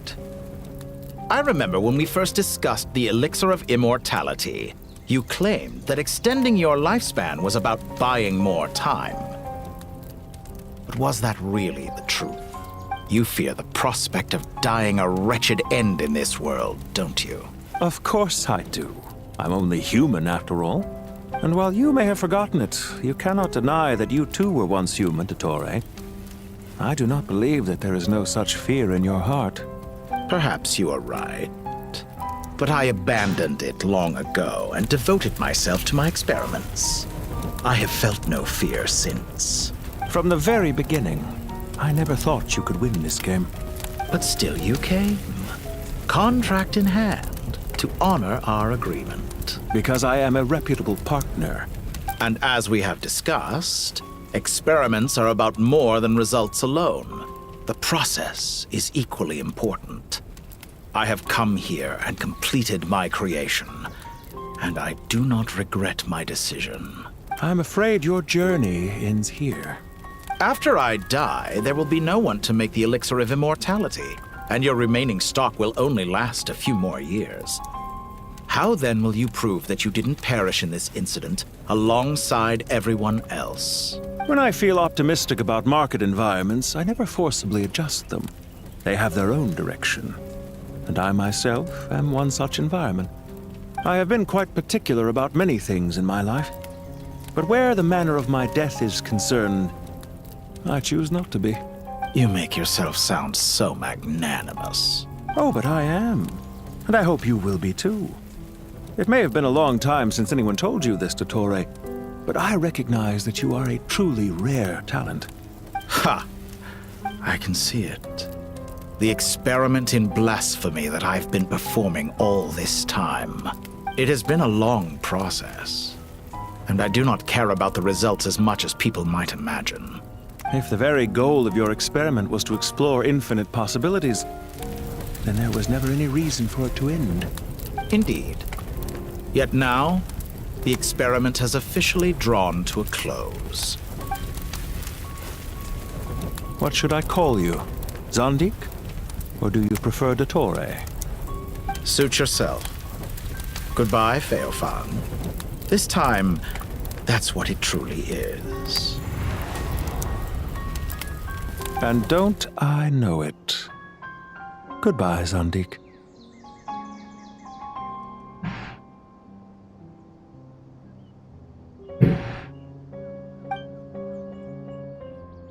I could have carried out many more experiments.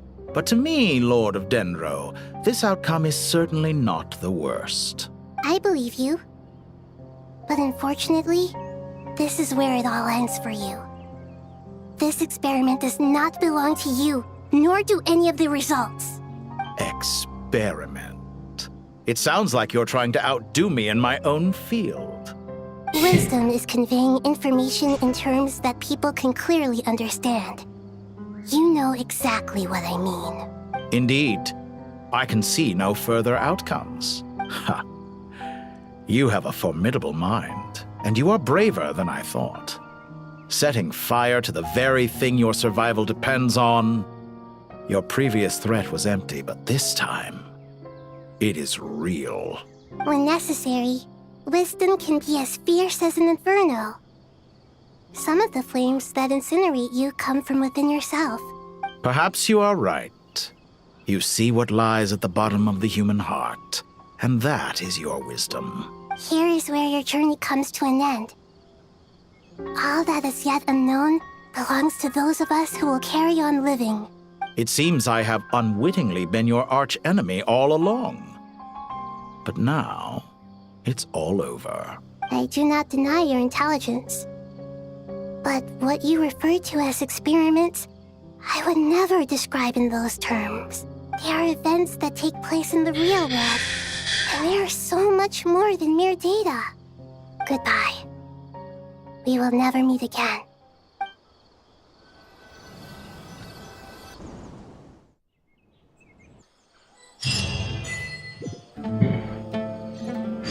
Alright. So at least take care of some things and then get this out of the way.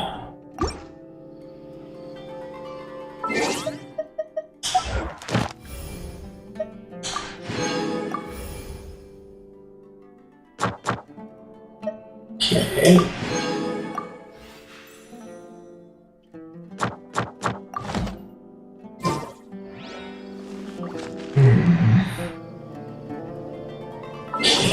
What about... Okay, thank you.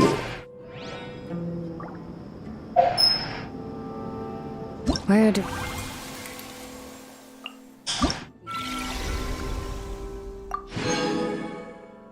Okay.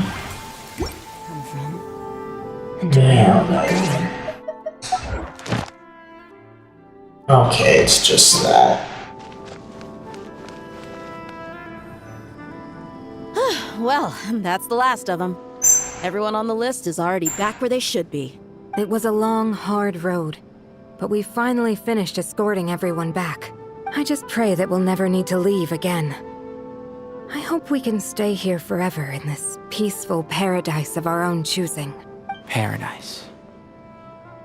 In the annals of the Temple of Silence, that word carries great significance.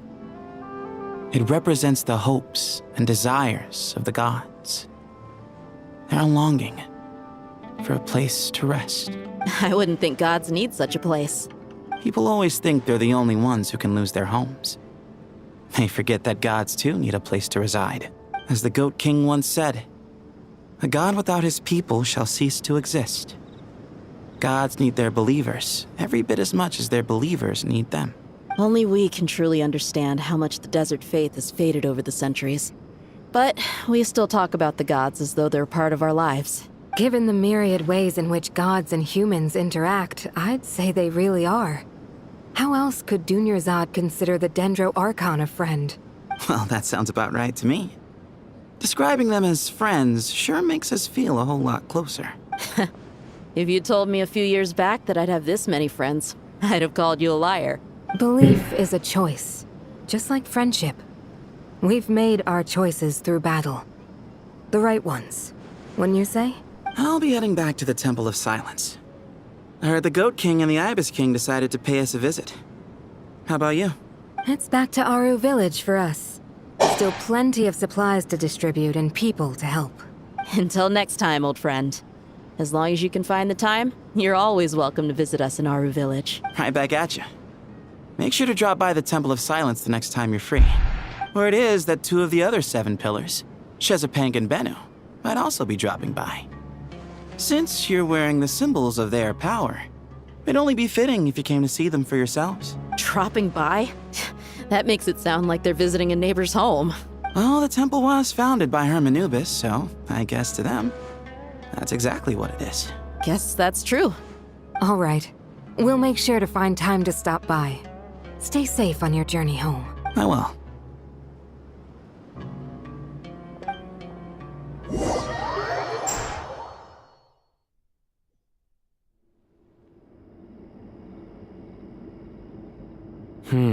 You do have a point. See? Retirement has always been a problem, especially for old-timers like us who've been locked away all these years. You finally step out into the light, and bam! You're face to face with a whole different world. Naturally. What do you think, Layla? Huh? ask me? How could I possibly be qualified to decide where the servants of King Deshret should live? Sorry if my question was unclear.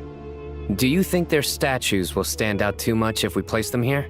Hey, I never agreed to this. How could we possibly allow our statues to be left in Irminsul home? That would be like breaking into someone's house, then pretending it belonged to you in the first place. Different beliefs can coexist. We still need to respect one another. By which you mean, you two plan to stay at the Temple of Silence, for a while at least.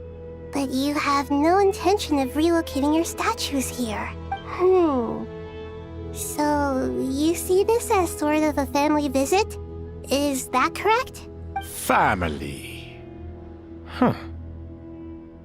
You could say that. In a sense, Irminsul would view this as his home. Just look at this place. Magnificent, is it not? The sad truth is, in the past, all three of us invested so much into misguided ventures. We failed to build what we should have, and wasted so much time instead. And what do you mean by that? I mean that for the most part, time spent associating with the likes of Sobek, and, let's say, Thoth, might reasonably be considered wasted. Why does that not surprise me?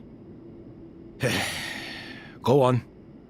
Right now, this feels like it's a bit dragging. Given how much time we'll all be spending together, I'd say that the bonds we built will end up proving to have been a sound investment. Once Sethos, the current leader of the Temple of Silence, returns, you can discuss the matter of staying here with him. But judging by the expressions of everyone here, I imagine you'll receive a very warm welcome. This sacred ground houses untold knowledge, after all. What better place for the servants of King Deshret to appear in the mortal world? How about we share a meal together first? I imagine it's been many years since you last tasted fresh food. Oh, that sounds wonderful! After so many hundreds of years, I can only surmise that desert cuisine has become a lot more varied. Are we having a get-together? If you'd like, I can help prepare some food. After all, Lord Thoth, you helped me so much in the desert, and I still haven't properly thanked you. Oh, my, that would be wonderful. I'm touched that you still remember. How the times have changed. To the people of today, it seems the Ibis King has become a kind and passionate god. And you, Mr. Herreshoff? What kind of god do you wish to be? To be honest, I haven't given it much thought. How about you, Dendro Archon? Do you have any hopes for your future? Me? I'm very happy with my current life. Forgive my bluntness, but you do not seem to derive your authority from majesty and might, like Lord Al-Ahmar. Clearly your approach has its advantages, but also its dangers, don't you think? I do, but projecting a majestic front doesn't really suit me. Besides, my relationship with others isn't simply one of a god and her people. Not putting on airs might earn you more adoration. Exactly. Besides, I really like parties where everyone brings their own food, and we all come together to share. You should join us. I'm sure you'll find it fun. Last time when we got together for a picnic near the Avidia Forest, it was quite the occasion. Seeing as you're already here, how about we hold the next one in the desert? Can we do that? Wouldn't Tainari have to transport a ton of drinking water? Don't worry, I can help out. Layla, would you like to join us next time? Me? Sure. The more the merrier. That way we... Don't take this the wrong way. I just think you should know. When it comes to passing the time, chess is more our thing. In that case, Dendro Archon, what do you say? If I were to compete against you, I can't say with certainty I'd win, but I certainly wouldn't mind giving it a shot. Where's Sobek? I'm sure he'd be good for a few rounds. Cards, cards, cards! I'll always prefer chess. I wonder what variant of chess we're talking here. Mr. Thoth, is there some sort of astrological significance to this game? Probably not, but this is starting to feel like it's dragging. I'm glad you brought that up. As long as the leader of the Temple of Silence agrees, we can search Hermanubis' place for books to teach you how to play.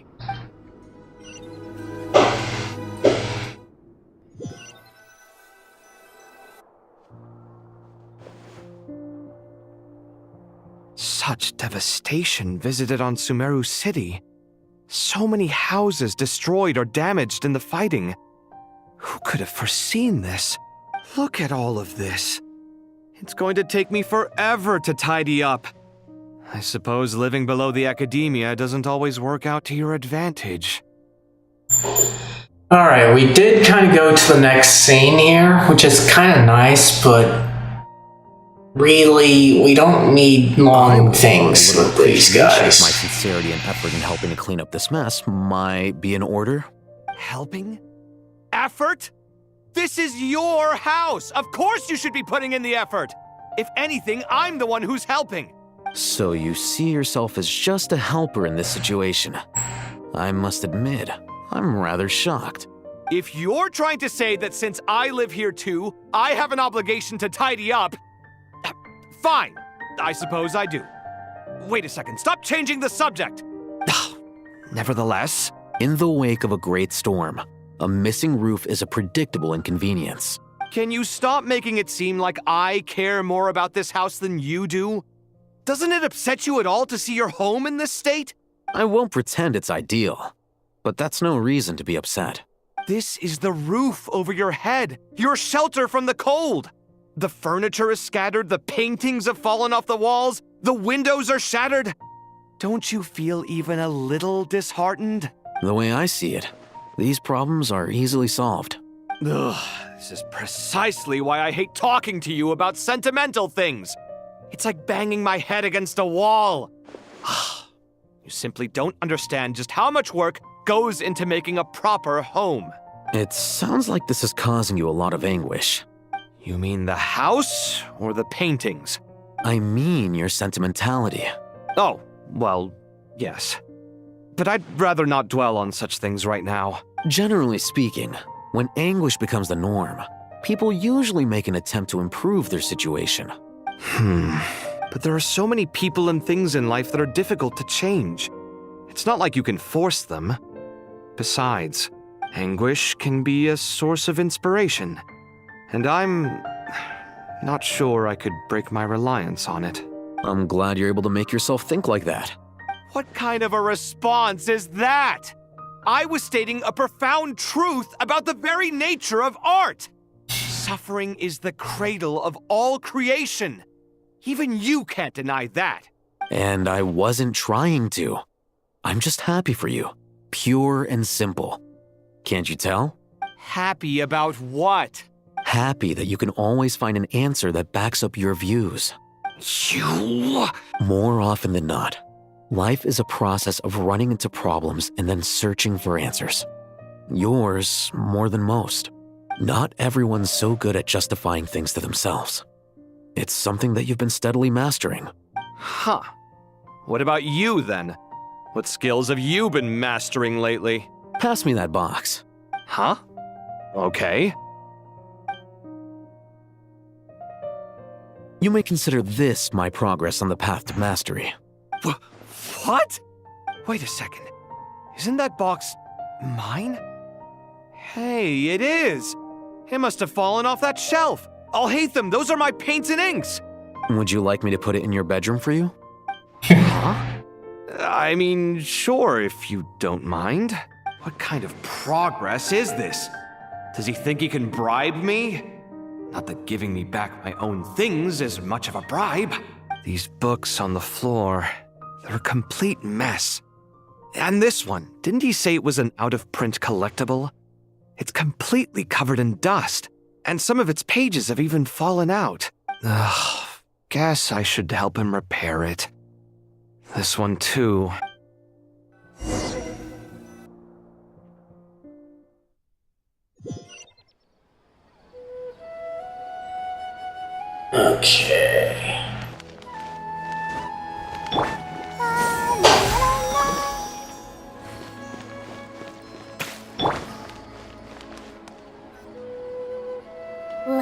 masterpiece.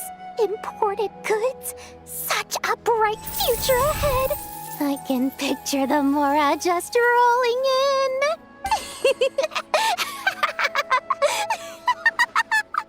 You do realize you sound like a choking cow? It's called being imposing. Can't you feel it? Are you not intimidated? Not in the least. I still want to punish you for fleecing kids. Oh, I'm positively shaking in my sandals. What commands do you have for me, oh mighty Lord Sangamabe? You've got a lot of nerve, Nefer. You went and told Candace and the others everything, didn't you? Seriously, do you have any idea how differently they see me now? Surely that's a good thing. I presume they're more disposed to actually like you now, maybe even view you as a friend. You traded my secret for sympathy! Thanks to you, I've lost every last shred of my mercantile majesty. How am I supposed to make anyone think I'm a big, scary investor now? The dark days of Lord Sangamabe are behind you. Why not take this chance to make a few honest friends? Speaking of friends, since when did the notorious Lady Nefer gain such an admiration for holier-than-thou types? A moon chanter here, an angel there? Who'd have thought it? A coming together of fates, nothing more. No need to throw around accusations of admiration. Forget it. You're right about one thing at least. Making friends is never a bad thing for a merchant. So, I really took a loss this time.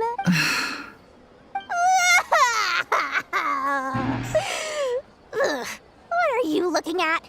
I'm trying to see if you're really crying or if those are just crocodile tears. A little birdie told me that when Lord Sangamabe makes money, the tears flow from the center of her eyes. But when she loses it, they flow from the corners. Which is it this time? You are so annoying. I'm not talking to you anymore. Nefer, thank goodness you're here. I've been looking everywhere for you. Huh? Well. If it isn't the House of Dana's very own librarian. What can I offer you today, Miss Katayun? Oh, no. I'm not here to buy. I'm here to bring Lady Nefer a book, and a fascinating one at that. We agreed to meet at the entrance to the mausoleum of King Deshret. One more thing. I bought this copy with my own money. It's not borrowed. Reasoning knows not time of day, but suspense always follows a blizzard. That's quite the mouthful. Huh? Isn't that the one that... It was all the rage for a while. People throughout the city were clamoring to get their hands on a copy. The names inside were all circled. Everyone thought it was a riddle. Don't bring up that book in my presence. I don't even want to hear its name. That thing was nothing but a scam. Surprisingly enough, I've actually heard of this book, though it doesn't seem of much consequence. So, what truth lies behind it? You're from the Vahumana and you're asking me what the truth is? I'd say the actual truth was about the least important part of the whole episode. I brought you this book because it probably has the most interesting backstory of any in the House of Dana's collection, at least in recent years. As for its quality, well, you can judge that for yourself. Don't tell me it's actually any good. You may not know this, Lord Sangamabe, but Lady Nefer has a fondness for books with... how should I put this? Mixed reviews? No eye for good literature, huh? Well, I can't say that I have a good eye for literature either, but I like what I like. Perhaps she feels that bad books hide interesting secrets? But I shouldn't put words in her mouth. It's probably fair to say she prefers the conversations that books can spark over the substance of the books themselves. Suits my style as an intel broker, wouldn't you say? Very interesting, thank you. I'll return it to you once I'm done reading. And as it happens, I have something for you, too. Incense? I imagine you've already used up the incense I gave you last time. Here's some more. This batch is from Nod Krai, so the scent won't be quite the same. Well, actually, I've been saving the incense you gave me. I couldn't bring myself to waste it without a special occasion. But I'll gladly accept this too. And I promise I'll use it this time. Katayun, you haven't changed a bit.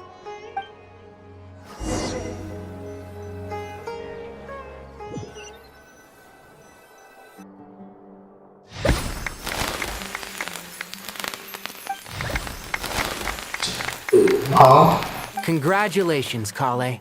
Well done, Kale. After studying for so long, you've finally become a full-fledged ranger. Sure hasn't been easy for you, huh? This really is fantastic news. All grown up.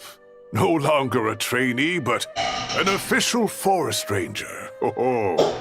The next step is to secure tenure in the academia. Thanks, everyone. It's true. I'm an official forest ranger now. Master Tainari, thank you for your guidance and support. I wish Mr. Sino were here so I could thank him too. Sino had a matter to attend to at the Temple of Silence.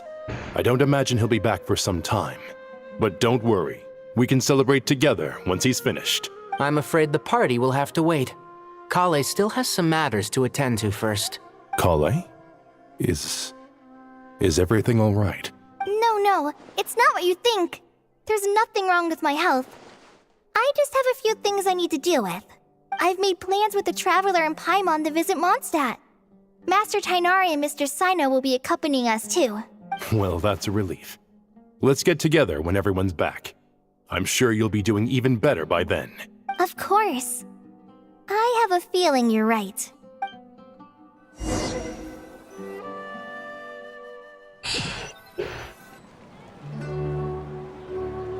Few days later. After all that catching up on sleep and food, Paimon's feeling full of vim and vigor again. For someone who spends so much time resting, your recovery routine is surprisingly simple. Hey!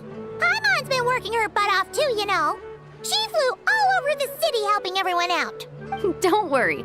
I saw how hard you worked. Alright, we all know you're the most hardworking person in Teyvat. As long as you're rested and full, that's what really matters. Paimon's been looking around the place, and it seems like the city's already on the mend. But Paimon's been wondering how Nahida's doing. We should check in on her. Okay. Alright, so apparently we cannot... Oh, we can, okay.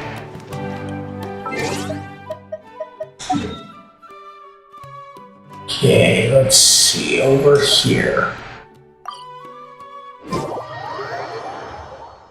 Alright, there we go.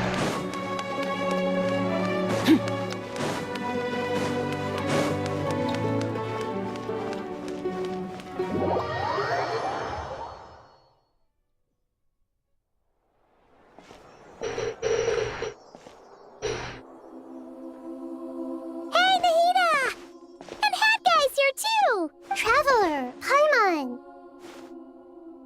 What's going on here? Nothing much. Nahida was just expressing concern for my physical and mental well-being.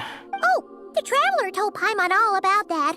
We've both been very worried about you. Are you feeling alright? You make it sound like I'm on the brink of some kind of breakdown. Truth is, I'm doing much better than you might imagine. If we can just get to the bottom of Dottoro's intentions, we can minimize his negative influence. That's the sort of thing I excel at. Just listen to that newfound optimism. It seems like having you enroll in the Vahumana was a truly inspired move.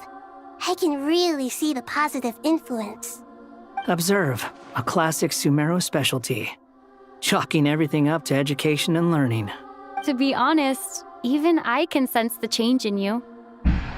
Everything Dottori said to you was a way to manipulate your mind.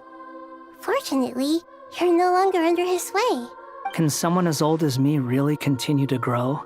If it helps, just think of yourself as a late bloomer. It's all a matter of phrasing, and it comes down to what standards you measure yourself by. For a puppet, developing at such an age is perfectly normal. But if you choose to call yourself a late bloomer, it sounds more like You consider yourself human. However you see yourself. Well done. All right. I see what you mean. Anyway, what's your next step? What else can I do but complete my current courses? Everything else can wait. Anyway, that's enough chit-chat. There are still things in the city I need to help out with. I'll be heading there now.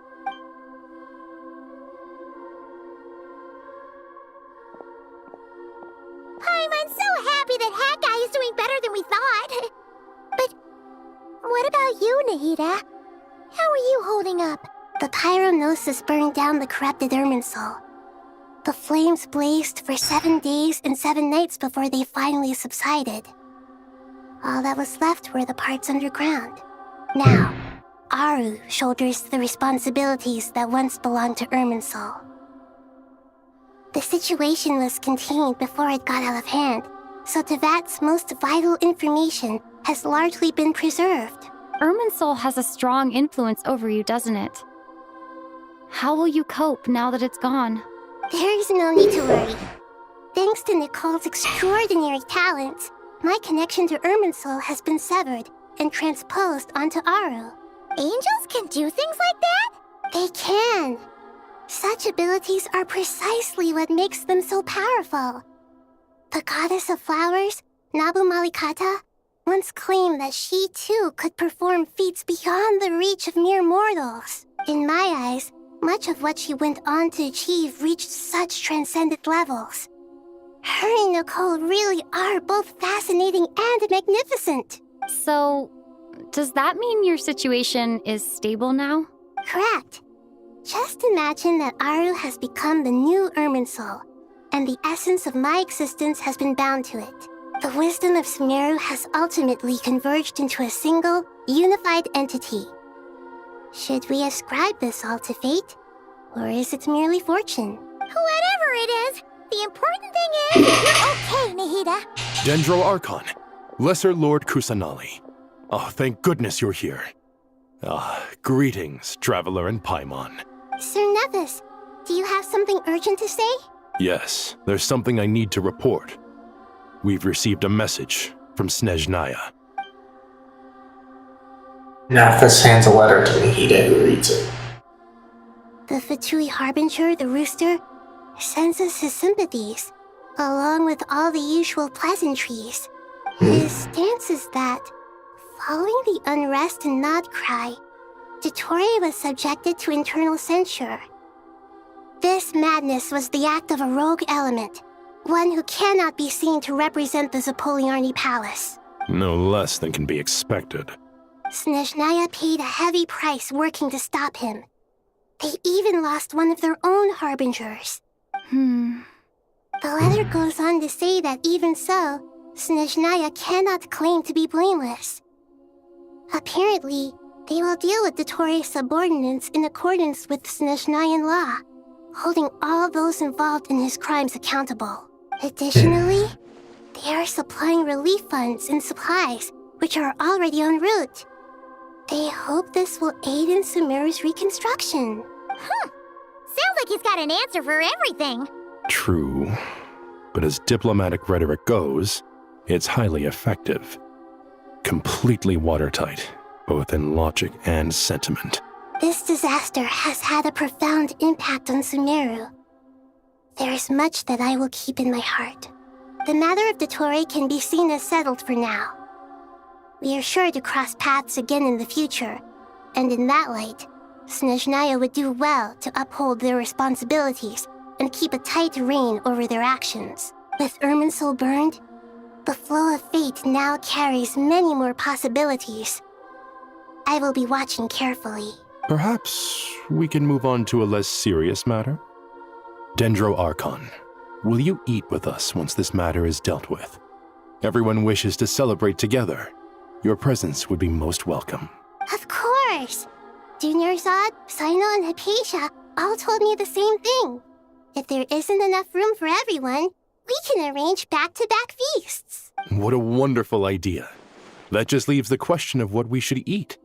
Not more tomatoes, surely. More? Dendro Archon, what do you mean by more tomatoes?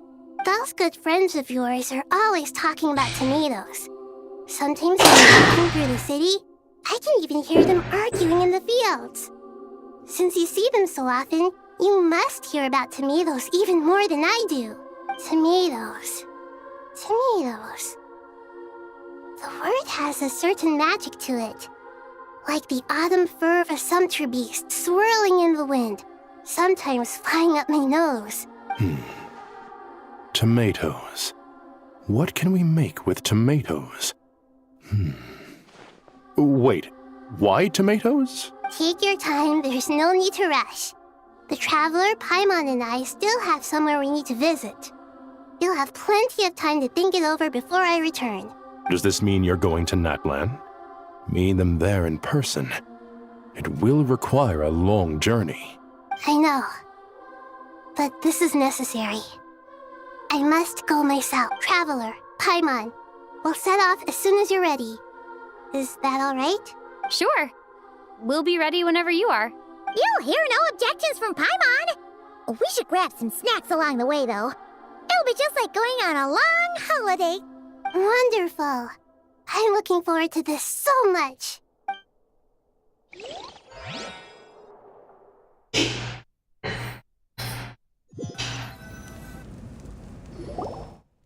Natlan is such a lively place. It's super cheerful and positive, too. I can see that. There are people outside exercising at all hours. Such a healthy way of life. You came. Welcome, welcome. You must be hungry from your journey. Would you like something to eat? Something to eat? I think you guys should have ended the story already. We've been eating the whole way here. We had a mushroom platter, sap's meat stew, butter braised chicken, hot sour pudding. Paimon's positively stuffed. All right. No need for all that detail. I'm starting to get hungry myself. Maybe later then. We can wait till everyone's got an appetite. Then I'll head out for a meal together. Sounds like a plan. Let's find somewhere to sit down.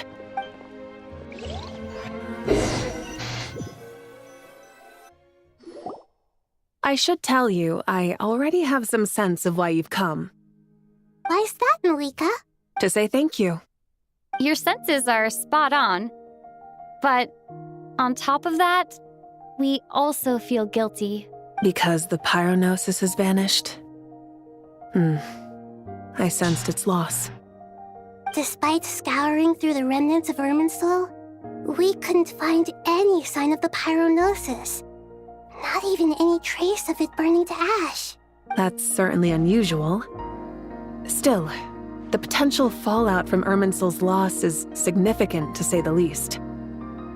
Perhaps the pyronosis's disappearance is simply a knock-on effect of the impact it's had on a certain strand of fate. There's no need to feel guilty. We were clear that this time, there was to be no returning, only giving. Pure and simple. Thank you really is a fascinating phrase. We use it to express gratitude for the smallest of things. Yet, when faced with a kindness too immense to describe, we use exactly the same words. It's not that we lack other means of expression. It's that when we truly need to express our feelings, the simplest and purest words are always the most powerful. You're right. In Natlan, we prefer simple expressions too. Companionship, friendship, support. They might not sound fancy, but the sentiment behind them is sincere. That's wonderful to hear. Sincere feelings are often a vehicle for the deepest wisdom of all. Irminsul's destruction doesn't seem to have done you much harm. I'm glad to see you're doing well. There's still a lot of work to do, but before we begin, we felt it was important to come here and speak with you. Partly to express our gratitude, but also because we felt that seeing you, in a sense, is like basking in warm sunlight. That's a nice way of putting it. I like that. To tell you the truth, though, I'm not a fan of somber meetings. So, since there's nothing more to say, why don't we go bask in some actual sunlight? The weather's beautiful today. What a great gonna lie back and soak up some rays.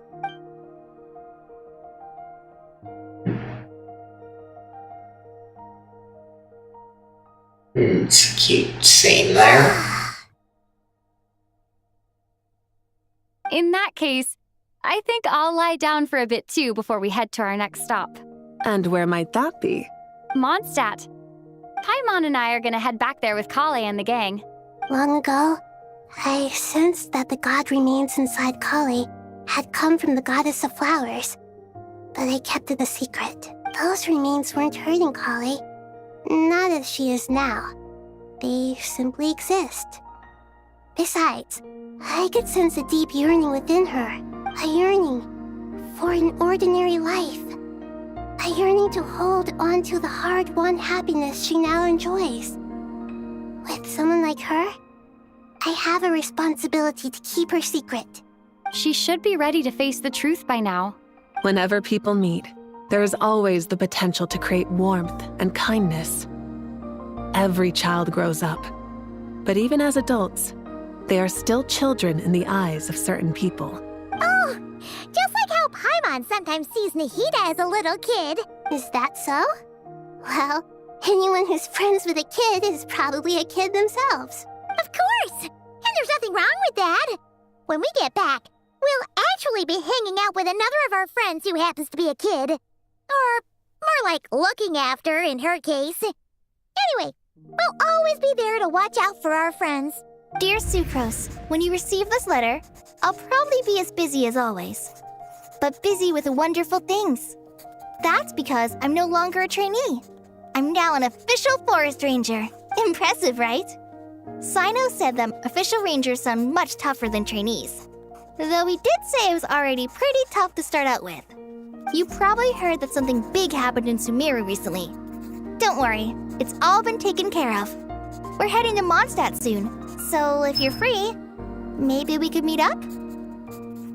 They could have done everything previously as a montage and led us to here without all the talking. Plus, it's not just me. A few of us are going.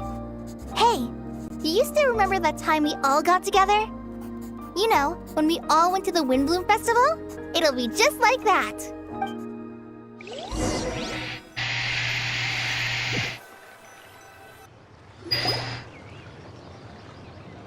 2 days later, by the gates of Mondstadt. Is that... Don't you say it! Is that the great Vayu-Vyastra? Behold, the great Vayu-Vyastra, General Mahamatra. How times have changed. I wasn't expecting you to beat me to the punchline. You've changed. Or he knows you so well. You've really upped the aggression in your battle against Sino's jokes. Kale, how did you know what I was going to say? For the love of... Hey! Traveler! Paimon, you're right on time! I hope we haven't kept you waiting. Kale! Sucrose, it's been so long! How have you been? I've been well. Everything's going great. What about you? Are you still busy? Not at the moment. Oh, right! That juicer you gave us works amazing! Farzan loves it. Seriously? That's wonderful.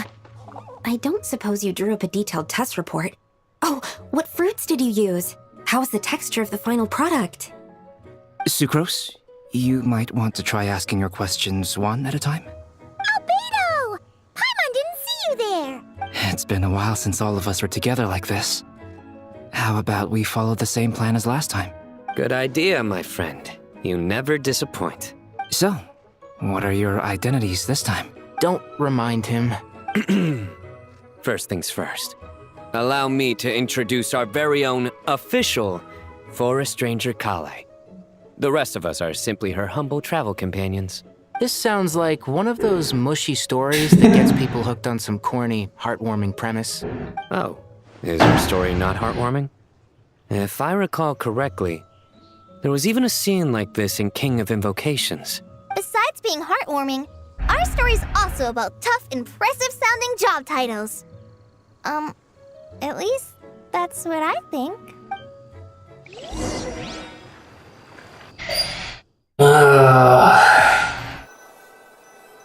They could really cut out a lot of this epilog. You, Kale, and the others go meet the knights, huh? You're here already?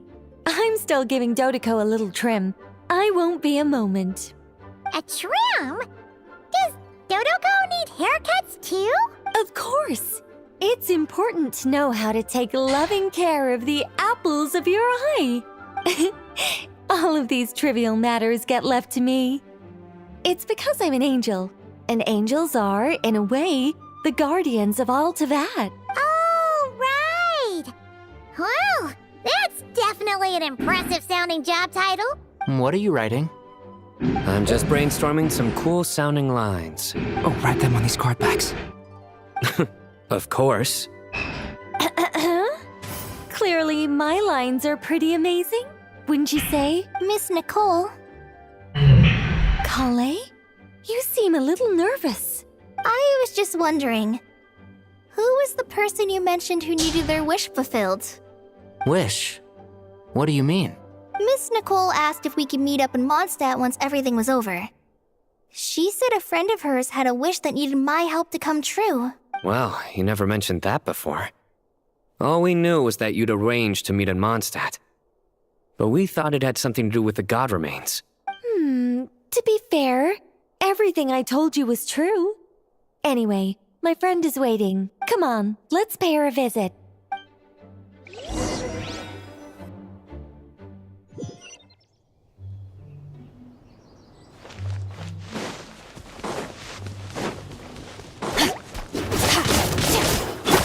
A little emotion.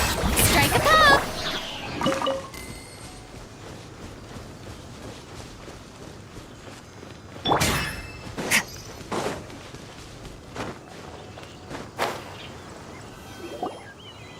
Huh? You're...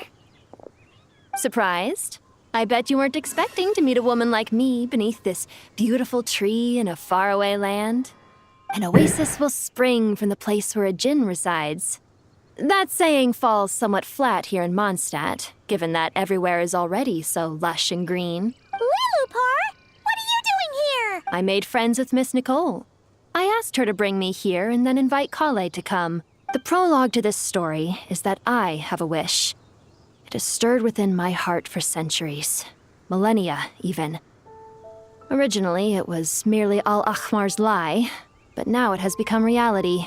Could this be related to the goddess of flowers? My dear young lady, my mistress left her final trace in this world upon you. I can't tell you how glad I am to see you here. And now I have seen you, and peered into your heart. You have experienced hardships and suffered setbacks. The torment an ordinary person might expect to face has befallen you threefold. This is the source of your resilience. But beneath all this, I've witnessed the seeds of desire. You yearn to return to the simple life you once knew, do you not? I do. I want to throw away everything that isn't mine. But how do you decide what is yours? The scars that others carve into your flesh? The kindness and love they inscribe? Are these things not yours as well? They are. This is something I've talked about with Miss Nicole. Miss Nicole said I should learn how to adjust my standards. I just want to live as an ordinary human. Anything beyond that isn't mine. Don't you want anything from the remains of the goddess of flowers? She gave me a revelation once.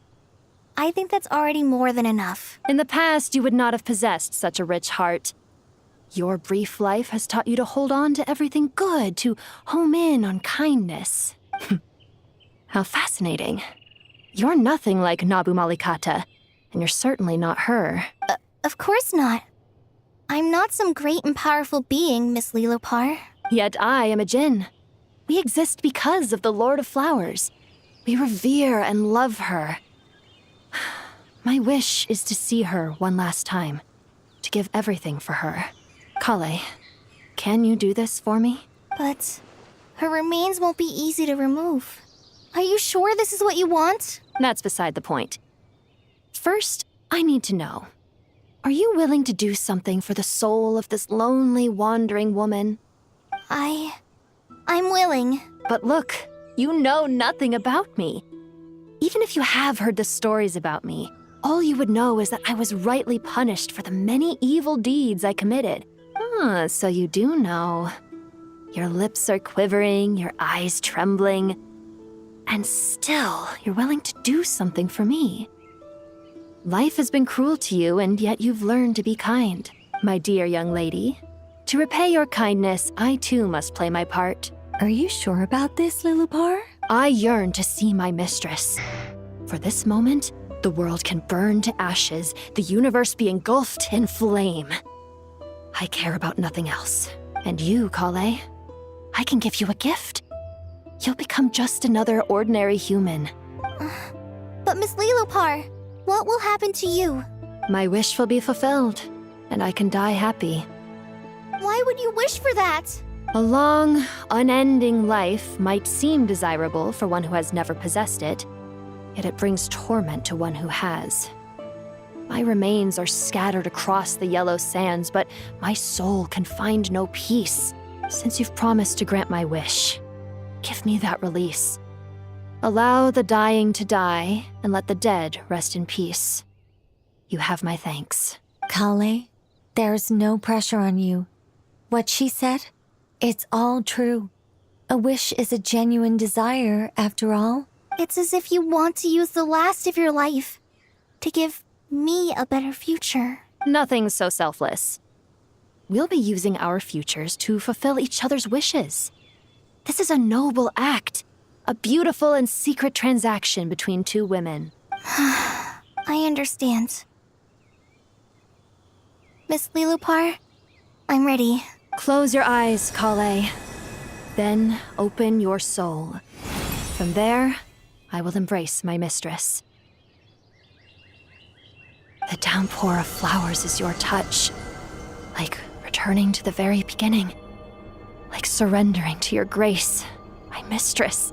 People say that devotion is beautiful, yet filled with pain. How foolish of them. For me, devotion is beautiful, pure and painless. Devotion is my love. Thank you.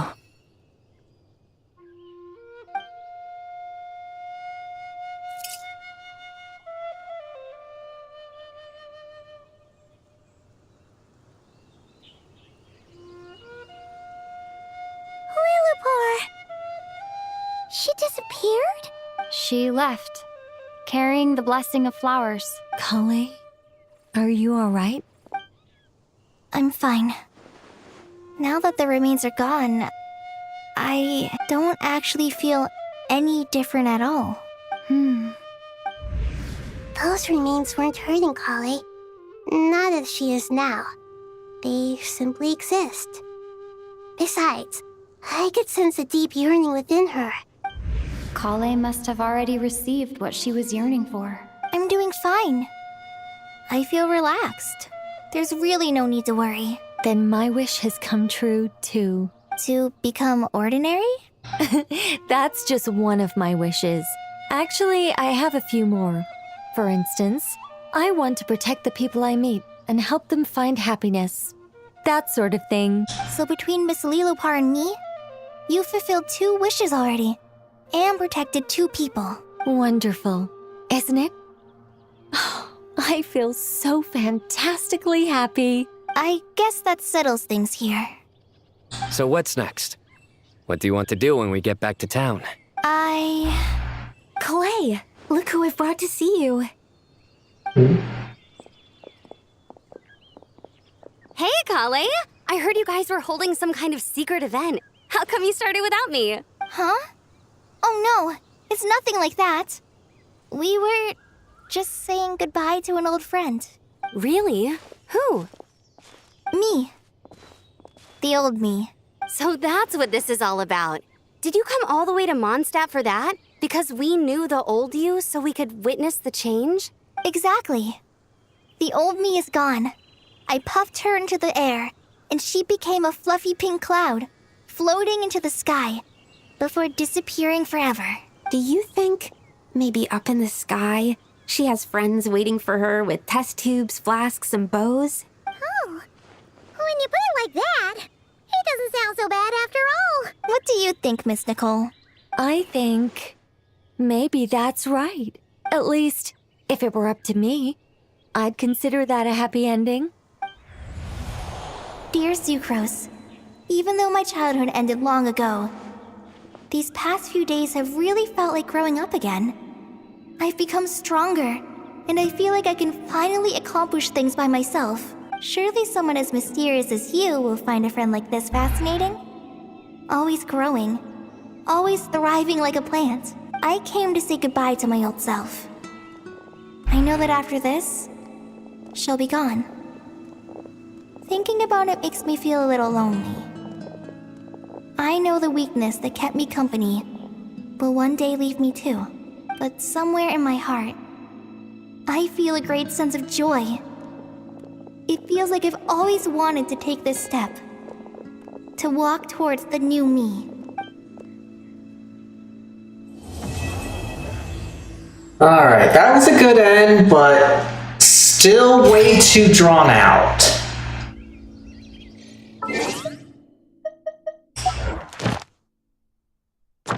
Let's get our wish here. Okay.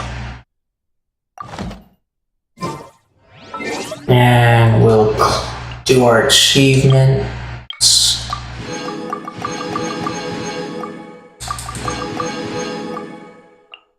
Alright. Now, let's take care of this. We're in Mondstadt.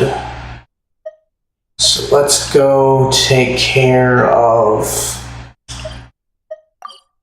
the commission redemption in Leeway. Then I'll get back to my usual or where I call it and call it. Ad Astra. Thank you for completing today's commissions. Here is your reward. Alright, there we go. Now, head over to here. There we go.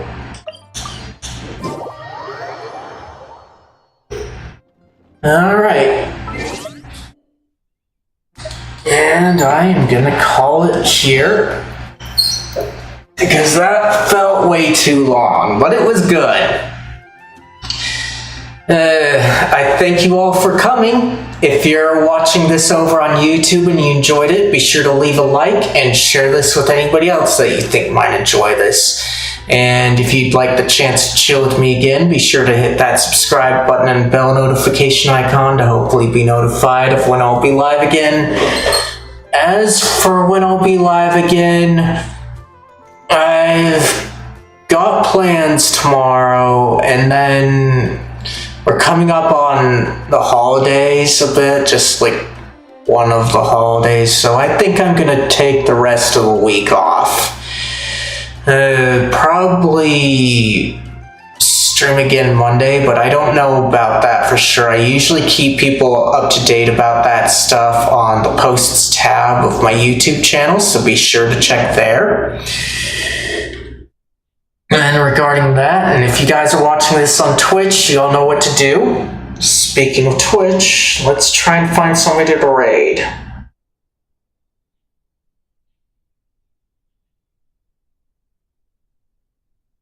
Oh, no, didn't want that.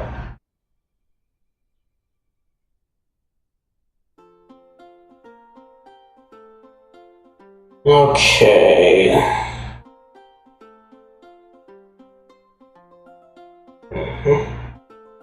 Let's try and find somebody doing Genshin, just to have something chill for you guys.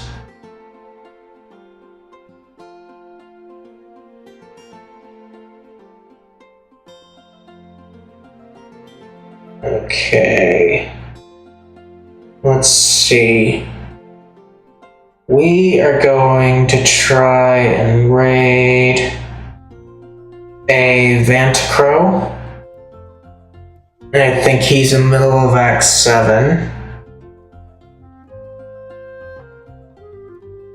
I don't know that for sure. Don't know how he is. But I hope you guys enjoy him and give him my regards. Oh, apparently he doesn't want me. So let's try and find somebody else.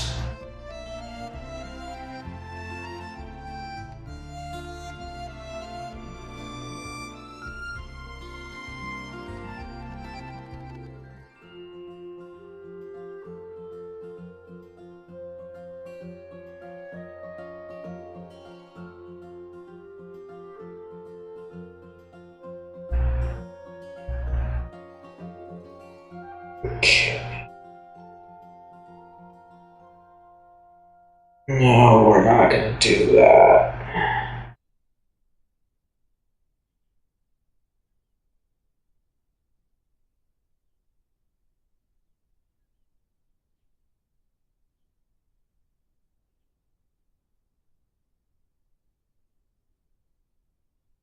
Okay.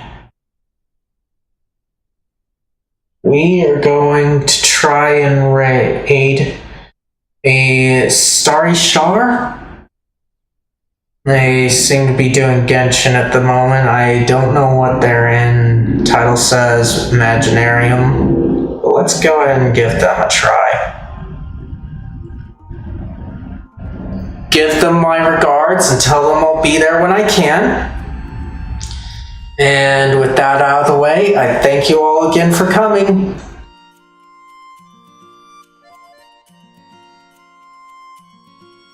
Bye.